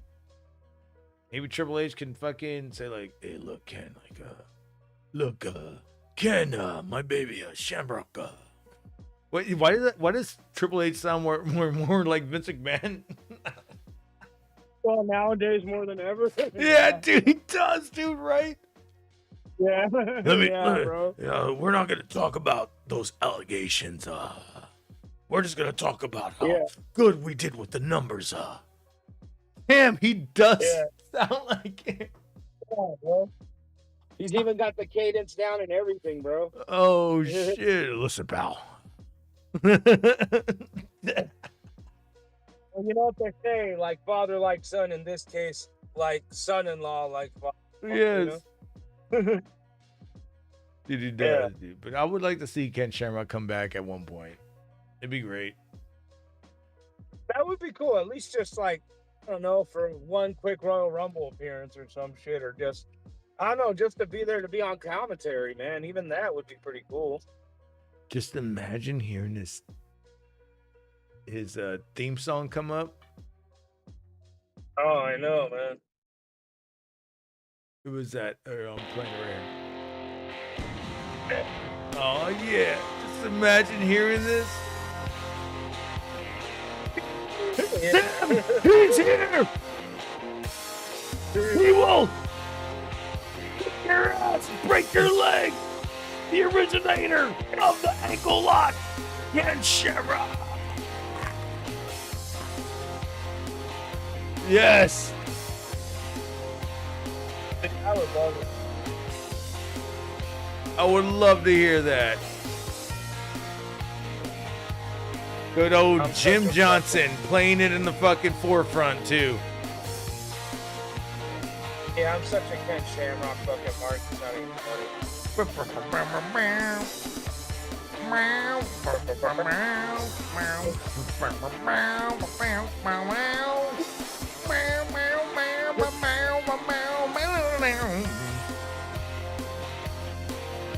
Yes.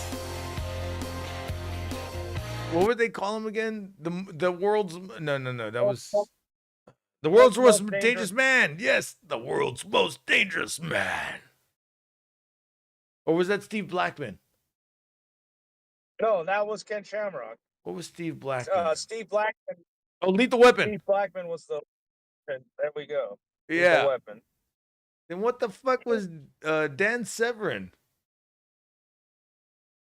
Oh, that was Dan the Beast Severn. Dan the Beast Severn.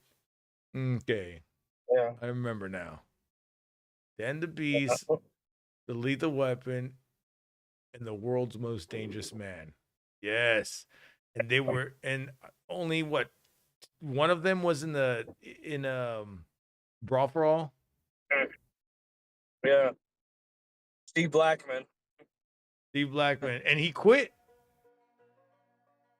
He quit. No, he didn't quit. He got No, he didn't injured.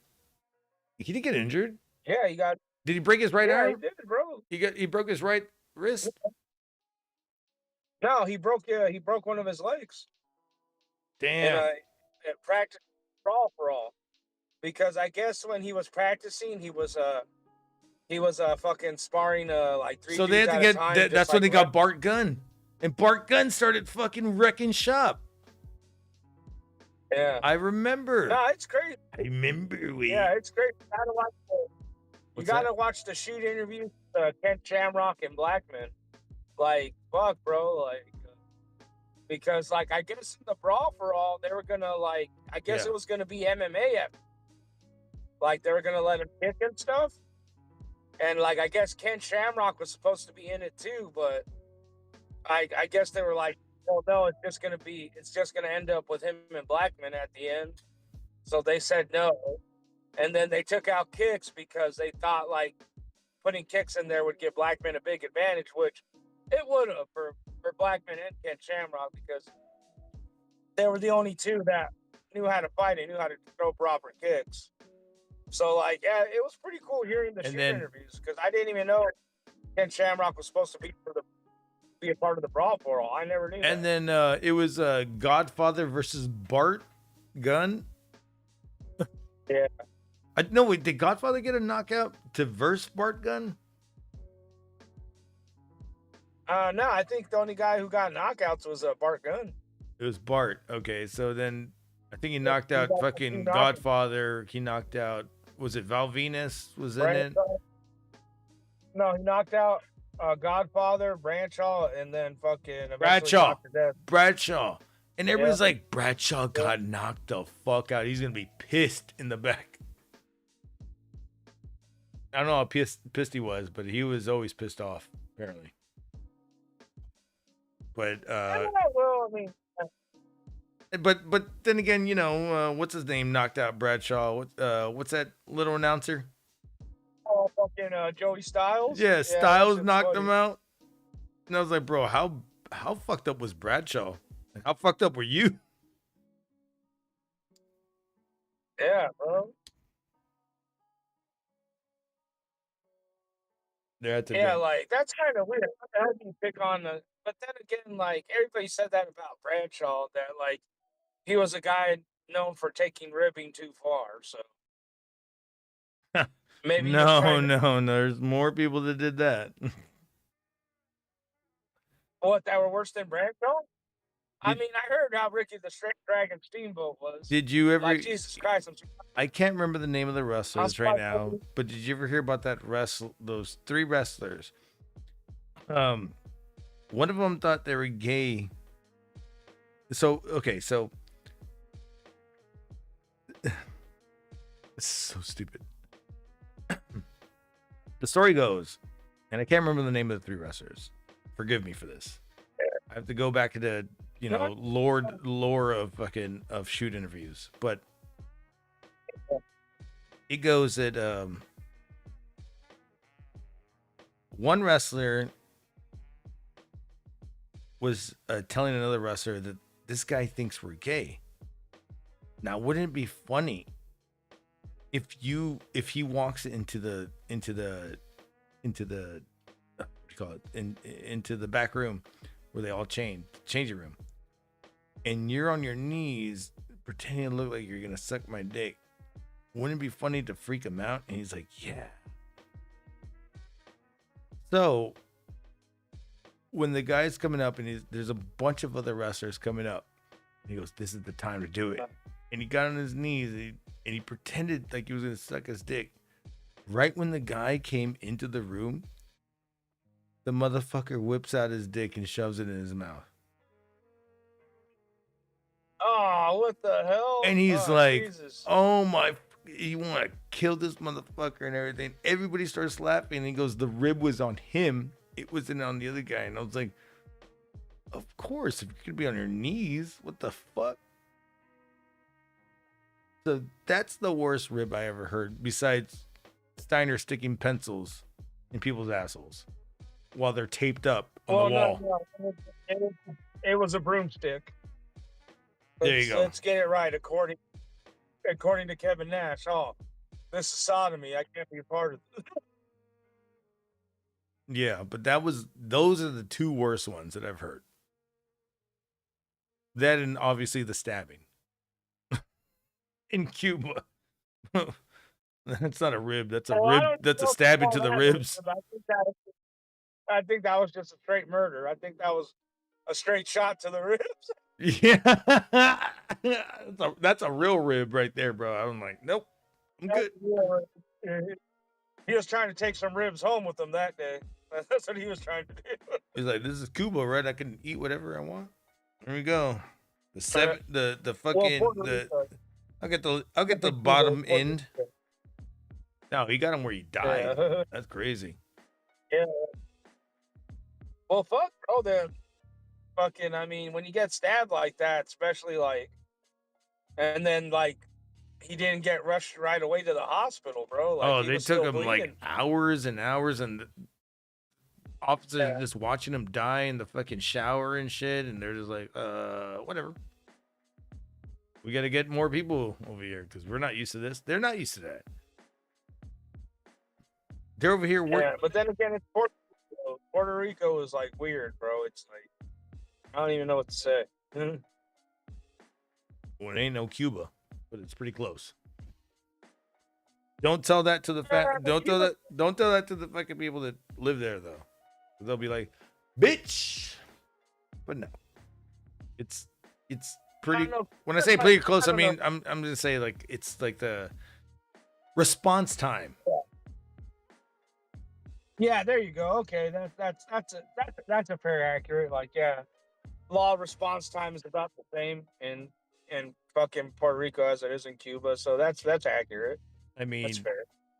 By give or take 18 minutes, but who knows what's going to be first? I mean, it can't be any worse than the response time in Mexico. I'll say that. What response time in Mexico? Exactly. It's like, bee-oo, bee-oo, bee-oo. We got something going on. No, we're picking up drugs.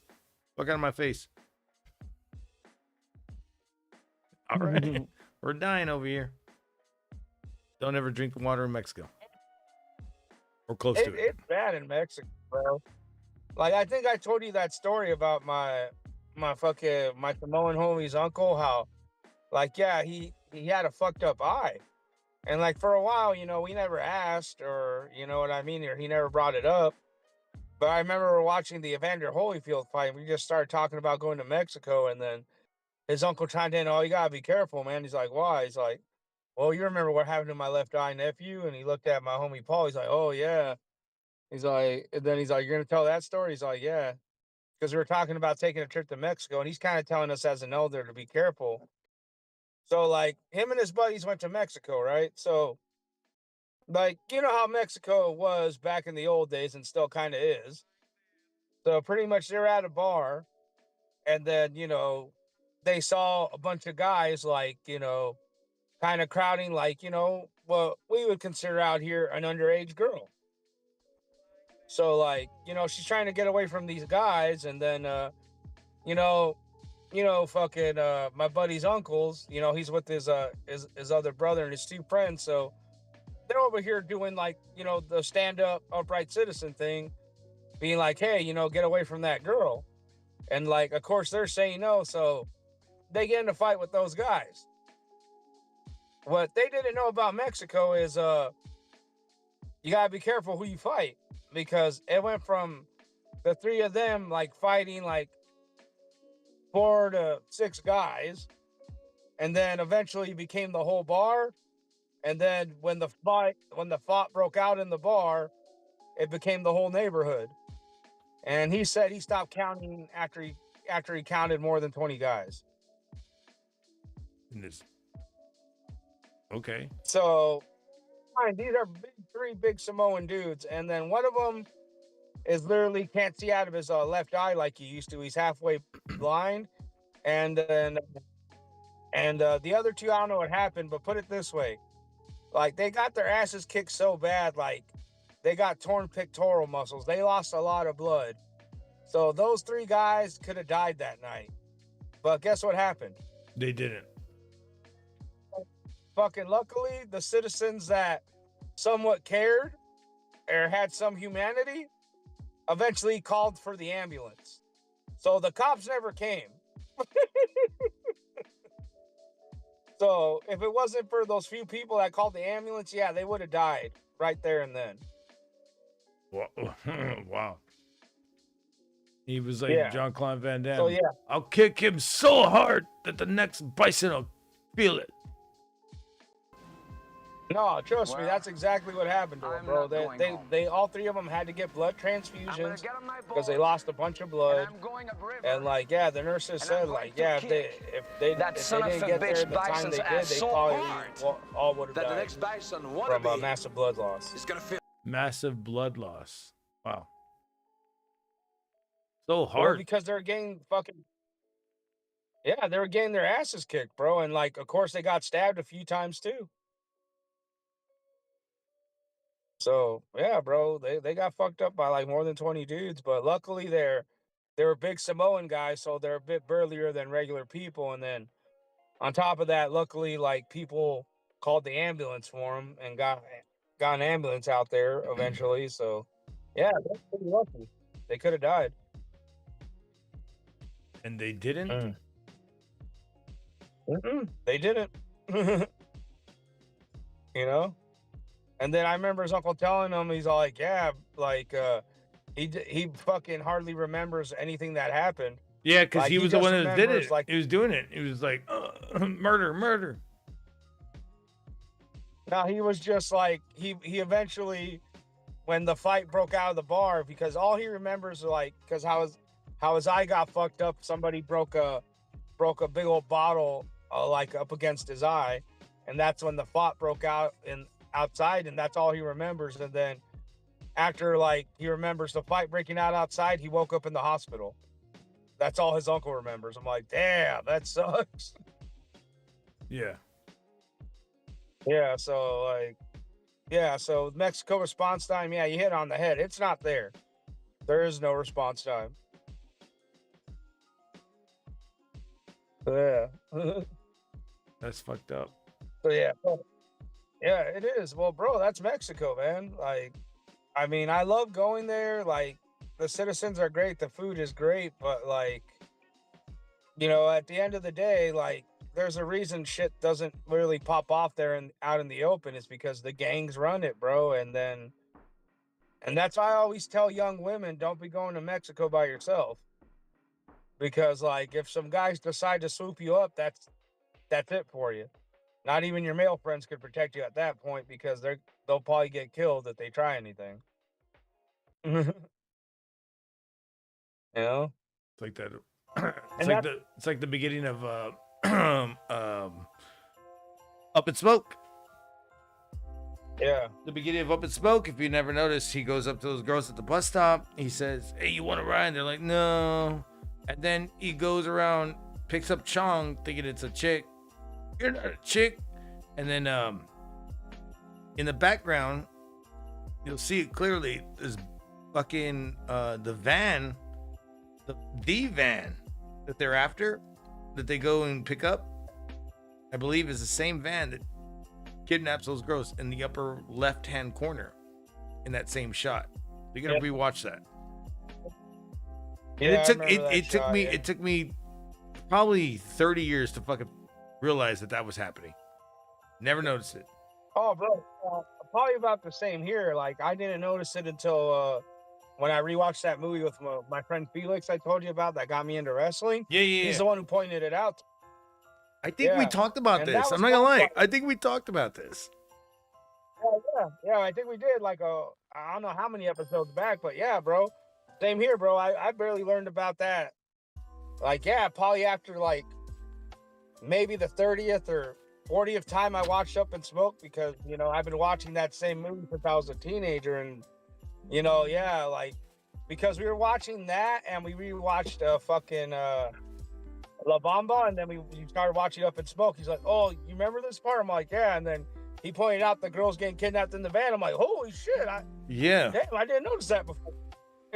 was like, holy shit. I never noticed that at all until Yeah. the last time I watched it, I was tripping. I was like, what the fuck? Okay, Yeah, so because I didn't find out the shit until like I was like, 27. When my buddy Felix pointed it out to me, I was like, wait, what the, for real? Yeah. Damn. I didn't know.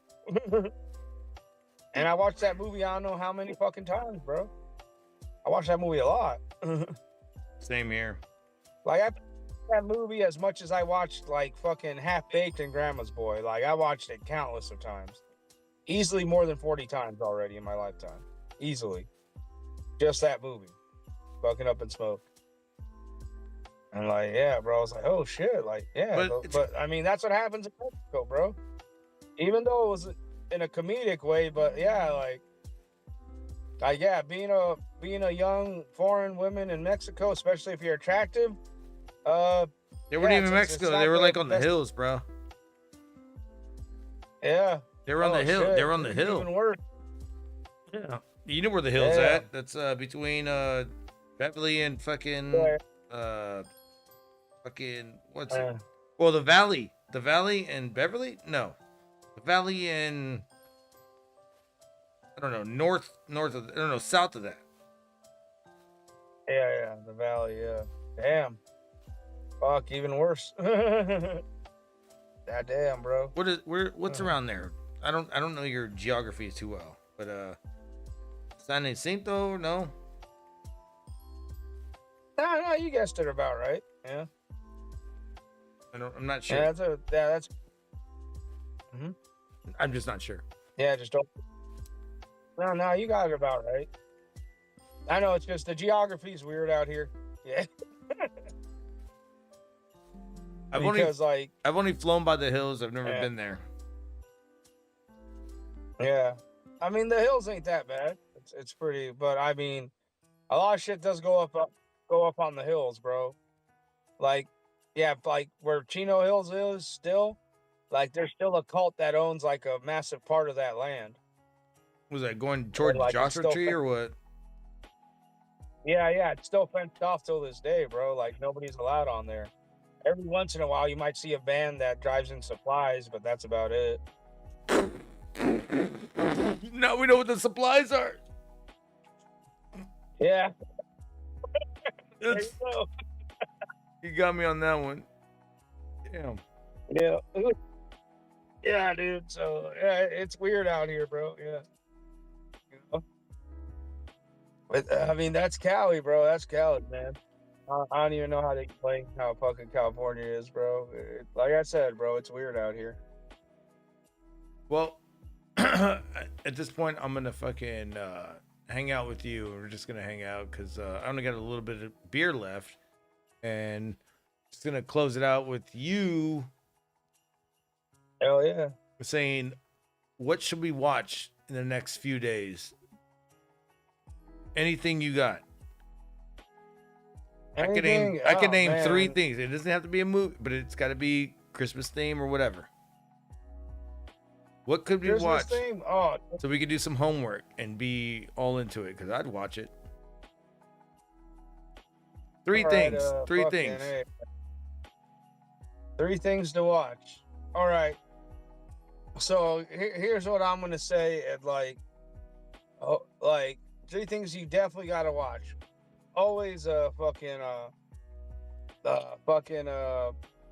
Coming Home for Christmas, because I don't feel Jonathan Taylor Thomas got enough credit for that movie, because not only was it a good Christmas movie, it was a good movie that showed his comedic talent outside of Home Improvement. So that's a definite watch. All right. My second thing that you absolutely have to watch, doesn't matter what age you're at, is watch the Charlie Brown Christmas, because the adult humor in that flew over my head as a little kid, and watching it now is like, damn, like, could they even make cartoons like this anymore? So definitely watch Charlie Brown Christmas with a close eye. Yeah. And then third, just because it's always been my dad's favorite, is Home Alone 2. Yeah, the adult humor in Home Alone 2 is pretty wild too. So, like, look out for those innuendos in there. I still have to look for some. So those are my 3 picks of definite watches. So you said Charlie Brown. Yep. Fuck. What was the second one? My bad. Charlie Brown Christmas. Fucking I'm Coming Home with Christmas. Jonathan Taylor Thomas. Who I had the pleasure of meeting one day. Yeah, that was an awesome story. Even though that sucks that like your parents kind of ruined it for you, but that's still cool. Oh, but asking about Tim, and I go, I'm in the middle of talking to him. He was just asking me where he was like, hey, is there a bathroom around here? I was like, up there? Up there? I swear there's a bathroom. I was like, there's one down here. I don't know about it. I'm pretty sure he was in the line for like 3.5 hours drinking all that soda and shit. Yep. Pretty sure there was some whiskey in that soda. I'm not gonna lie.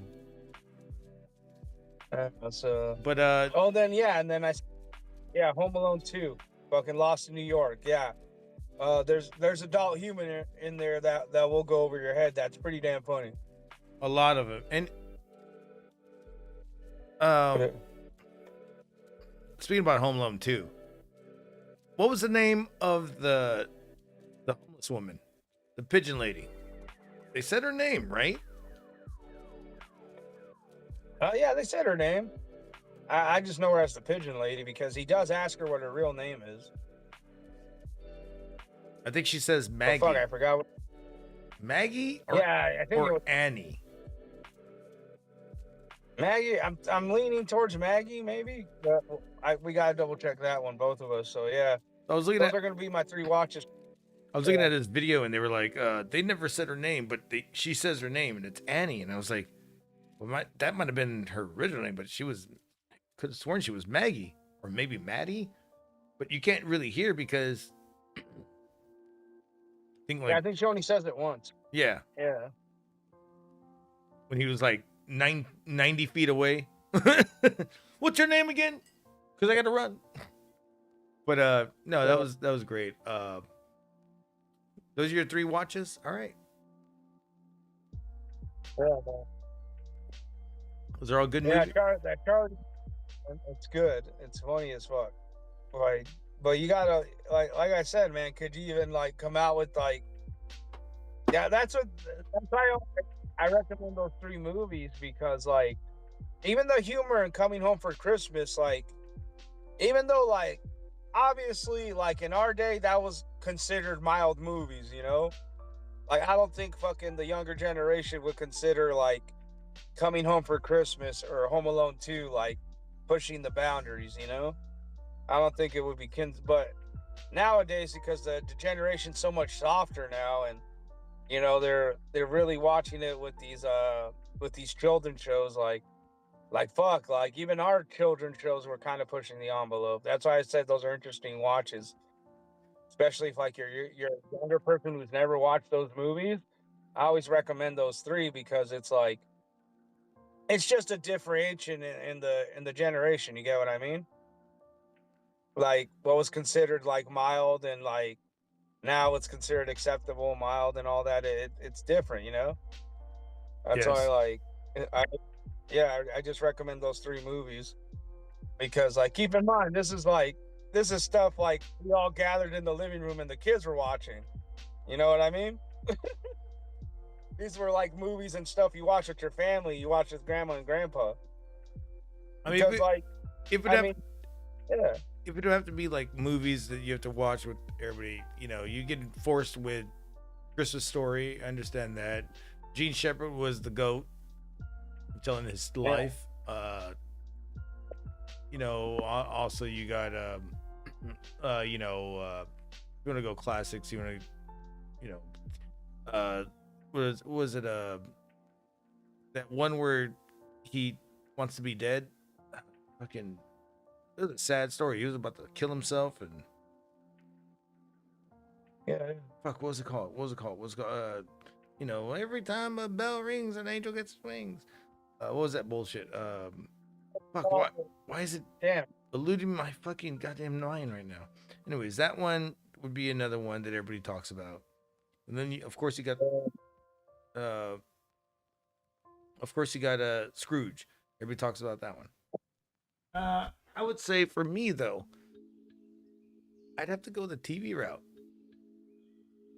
Okay. All in the Family, any of the Christmas ones. But Edith, we're gonna have to dinner with the Bunkers. That's a great one. Love All in the Family. I'd say another obscure one. It's funny. Any of the Al Bundy, fucking Married with Children ones, especially the one where Santa dies behind him. The parachute don't open and he falls in their yard. Oh man, that was great. That's a great one. And then Al Bundy fucking saves Christmas by saying that Santa's still alive, and they're like, "Oh, we're gonna give you a big fat paycheck because this happened, but you made the kids believe that Santa is still alive." Then that's all that matters. And they tear up the fucking check in front of him. He's like, "We're still poor." No, I love that fucking episode, dude. Oh man, because I remember that episode. He went back and he was drinking with all the other Santas, and like, you know, he was explaining why like he can't go home and face his family because the whole point of the fucking taking the job was to buy presents for his family. But do you remember the ending? Like, no. Oh man, Was it Anthrax? Because remember, yeah, he goes up to the fucking bartender and he goes, "So Ray, how long have you?" I was like, "How long have you had this?"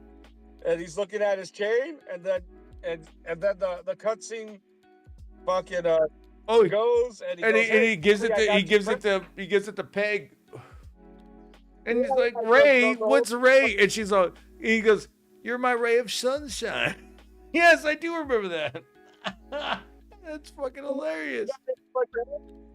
Yeah, but you remember when he got everybody else? He got Kelly a TV, but it was the bar TV. Yeah, it was the bar TV, and she's like, "I never had a TV with a wall in it." Built in. I don't remember what he got Bud, but he got the dog something, dude. I don't remember what he got. No, I need Oh, to was it rewatch Nudie but Mag? Yeah, that was the. Yeah, that was the thing. He stealing shit from the bar to give them as presents because he had no money. Yeah. Oh boy, that one was fucking great. And another good one that I would say would be, I think it was Titus. Oh my God, I miss Titus. Jesus Christ, dude. And it was the worst Christmas. Oh. And he was like, "Why do you hate Christmas?" And he started talking about all of his whole Christmas mishaps. Yeah. Yeah, that was crazy, man. That kind of think it sucks. was I can't believe Titus. his dad was gonna sue him for all the stand-up in the TV shows. Oh, dude, yeah, but he portrayed his dad the way it should have been. Yeah, Titus, A Christmas Story. That's a great one. Yeah. I mean, but I don't know, bro. I don't It think was a I'd night be before pissed Christmas, and as all the through the dad, house. man, because Not a it's creature. like I don't know. As dark as that show was, like he made it so damn funny that like it was hard not to love in the show. Where like bro, if like that was my son, he was portraying me as that, like I'd be laughing my ass off. I'd be like, damn, like Damn, I did do felt that. like an asshole, but I did do that though. yeah. Even though like I feel like an asshole, but at least he's making it funny. You know? I don't know. I don't know. Like if I was his dad and I did all that shit, then like he made it a comedic career. Like I don't know. I couldn't hate on him because it's like I did do all that, even though even if he exaggerated it, it's like it's for comedic purpose. How can you hate your son for it? Like he's literally making money off of it. You know? Mm-hmm. Yeah. I don't know. But then again, like that could be why he did it in the first place. Like maybe Fox, the show, was a milder version of how crazy his dad really was, you know? Or maybe his dad was a bigger dick than what he portrayed on the show. So literally, think about what I just said. All in the Family, Yeah. Married with Children, and Titus. Guess what all three dads have in common? Oh, they're all assholes. And that's how we were grown up on. So that's why I'm saying, like, let's put the other side of Christmas on how, you know, it wasn't so fortunate for us, but we actually still have a good time. I mean, shit. Been plenty of times where I had shitty Christmases, and probably who I grew up to be now. Am I a Grinch? No. Will I buy a tree? No. Do I love the Christmas spirit? When it needs to happen. I mean, but then I think that's why I get along with guys like yourself, because like that was just a lot of my friends growing up, bro. That's why like a lot of my friends, my sister's friends or my brother's friends would like come over for the holidays, because you know they didn't really have like a house where they celebrated Christmas or anything. You know what I mean? Oh, you know what? That's just the. I did have a house to celebrate Christmas. It was just the fact that, you know, you're a kid, you get the same old shit. You could pick it out real quick. I'm just like, oh, thank you for the sweater. How do you know it's a sweater? And I'm seeing everybody else get bracelets and shit. Like, I was like, whatever. So See me, it wasn't that like the presents, like, you know. it wasn't really about the cared for. presents, Like, because I was like, I'm gonna be the warmest motherfucker tonight. God damn it. It was more about the I guess your ranking in a family. And I was like, oh great, all right, cool, awesome. Yeah. And you just see it It wasn't even dwindle, about the and then I was just like, and then they would be like, why aren't you around for Christmas? What Christmas? I was like, I already know what I got. Yeah. Sweater, socks, pants. Thank you, by the way. Yeah, dude. Thank you, because I need all that shit But in Texas. But for me, about the present, to be honest, I didn't even mind when I got like socks and underwear and shit. At Oh no, first, I as a kid, was appreciate like, that. "Ah, man." I appreciate that. I Yeah, really at do. first when I was a little kid, I want toys and shit, but like as I got older, when you grow in out my of teen toys, years, yeah. As I got older in my teen years, I was like, you know what? I kind of like getting the socks and underwear. It's something I don't have to do now. Yeah, no, exactly. And then I remember one time, you know, I got a few But friends it's funny. that they got some great shit, and I'm just like, well, bitch, I got some new underwear, and what? What? And I got some clean socks. Oh, and look at these fake Jordans. Hell yeah. Yeah, but it's The funny, though, Jordans. because like I'd rather have that now, like because like when my fucking well- sisters ask me, "Well, what do you want for Christmas?" And like I get it, they're trying to get me cool shit, you know what I mean? Because like, you know, they got money now, they got their respective jobs and shit. I get it, but like now that I'm older, because like I have my own money, I can get my own shit. Like I don't even want like video games or anything, you know what I mean? I even tell them like as a joke, but but mostly I'm serious when I say, "Oh, just get me socks and underwear." They're like, "No, we want to get you a real gift," and it's like, "Fuck, socks and underwear is cool," like, you know. You know what Now, I mean? For me, It's just like, I look pleadingly to but for me, it wasn't even like about the presents that like I was happy. Like I was just happy that like my parents got into the spirit of it, you know, doing the tamales, like, you know, decorating the house, my dad putting up the lights. You know what I mean? Like that's the stuff like I still appreciate till this day. And I think that's what sucked about my friends' houses, because like it wasn't even so much that they didn't get presents. Like their families just didn't celebrate Christmas because they just didn't. You know? I knew people like that. And also, the only thing that I could really celebrate with them was one thing and one thing only. What? Festivus. Jenny is here with the Festivus news for this Monday morning. Festivus is coming, Might be a and we're doing it for here. those of us who know sign. Are you ready for Festivus? That's nice, Oh, dude. yeah, this might have a special. You haven't I been. gotta watch that episode. You got to be a part of that episode. I know. I gotta fucking celebrate it. Festivus. Festivus is coming. Right, give me a. And we are gonna do something with it. Yeah. Yeah, It's fucking cool. Give me a sec too. I'm gonna meet for. Yeah. I gotta hit the head real quick. I'll be back, but I'm gonna be on here. Yeah. I'm just gonna meet for a sec. Cool. The Festivus is coming. In their heart. So this weekend, I spent a little time at Talos Fitness. A little taint? What did she say? In their heart. So this weekend, I spent a little time at Talos Fitness. In the TV series Seinfeld, they have Festivus for the rest of us. Well, this gym decided to have a fitness competition for the rest of us. Great. Check Not out. a fitness competition. Nobody cares about that. New at 11 at the center of the controversy. Festivus is coming. As Festivus rules dictate, it's made from aluminum. Very high strength to weight ratio. Chaz Stevens' Festivus pole is made from the I've proper made material, my but he took Festivus pole from a lot of Lone Star 2 years ago. Coming again. Might as well do the same thing.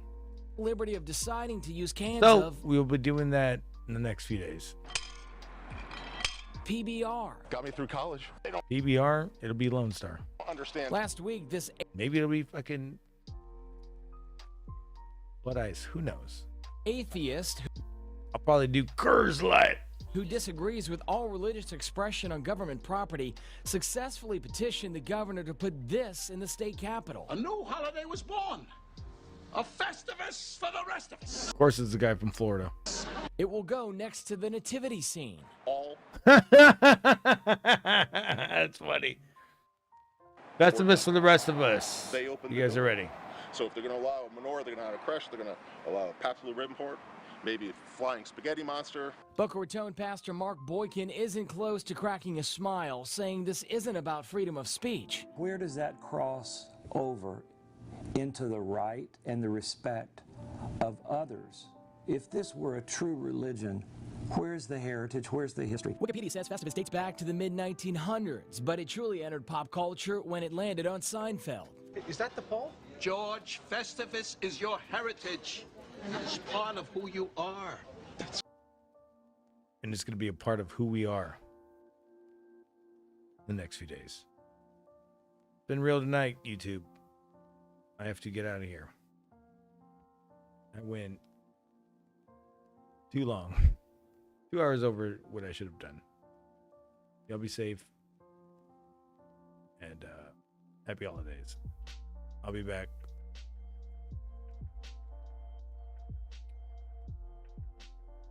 Maybe Friday. We'll see. I got a lot of shit to do. Peace out, YouTube. For bonus, I'm going to hang out. I just got to warm my burger up and eat it. That's it. Y'all be safe. Tomorrow, maybe I'll do something. Not promising.